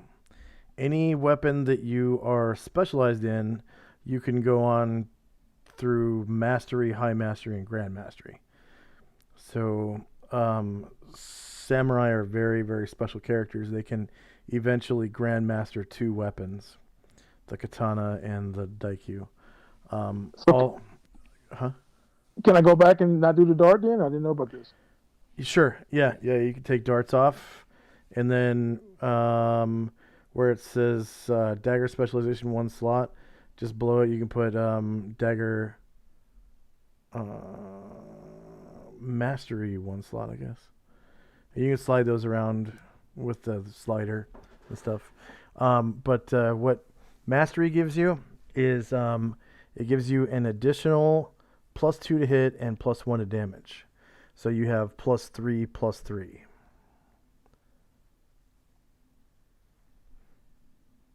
And that's it. It doesn't give you any extra attacks or anything. But it is the next step towards high mastery and grand mastery. If you ask me, high mastery is the really important one because that one gives you expanded crits, and I really need to start working on that again. That expanded critical hit system. All right. I'll see you guys next week. You said we're not going to play these characters? It depends if I can get another player. By then we'll be able to play. Because I don't like to play with less than 4 people.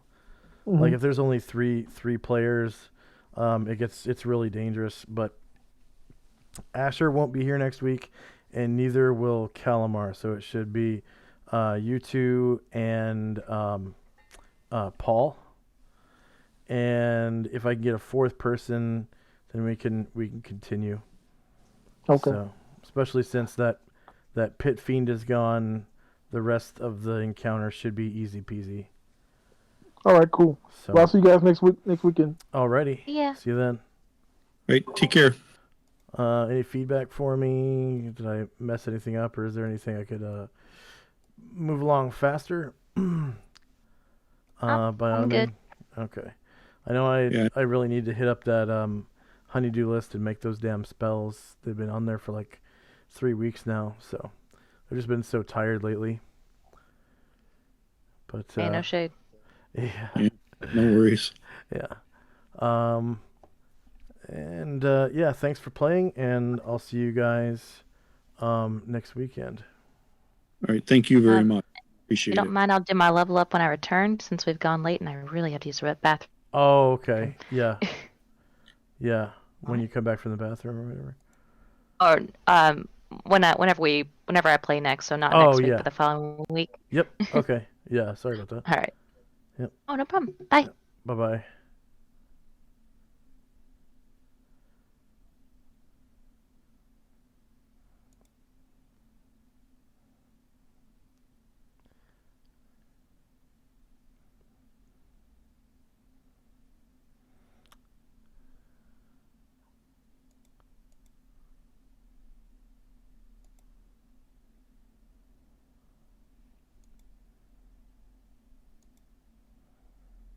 Discord's being weird. I'm just going to shut it down. And for our viewers, please like, share, and subscribe. If you like who we are and like what we do, we have links to our Patreon and PayPal down below. If you're watching us live on Twitch, if you scroll down, there will be a link to Patreon and PayPal. The PayPal is for one-time small donations. The Patreon is for a monthly pledge. As little as, I think, $1 is the minimum. And that would be a custom amount. And as much as you want to, but if you pledge $10 or more, you're guaranteed a spot in this game, the Orb of Solynod Hex.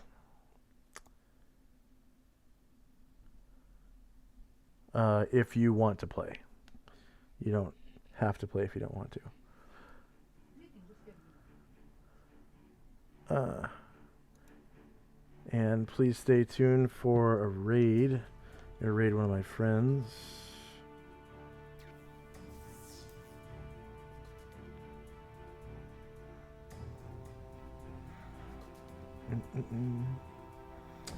Lord Gosumba playing Greyhawk.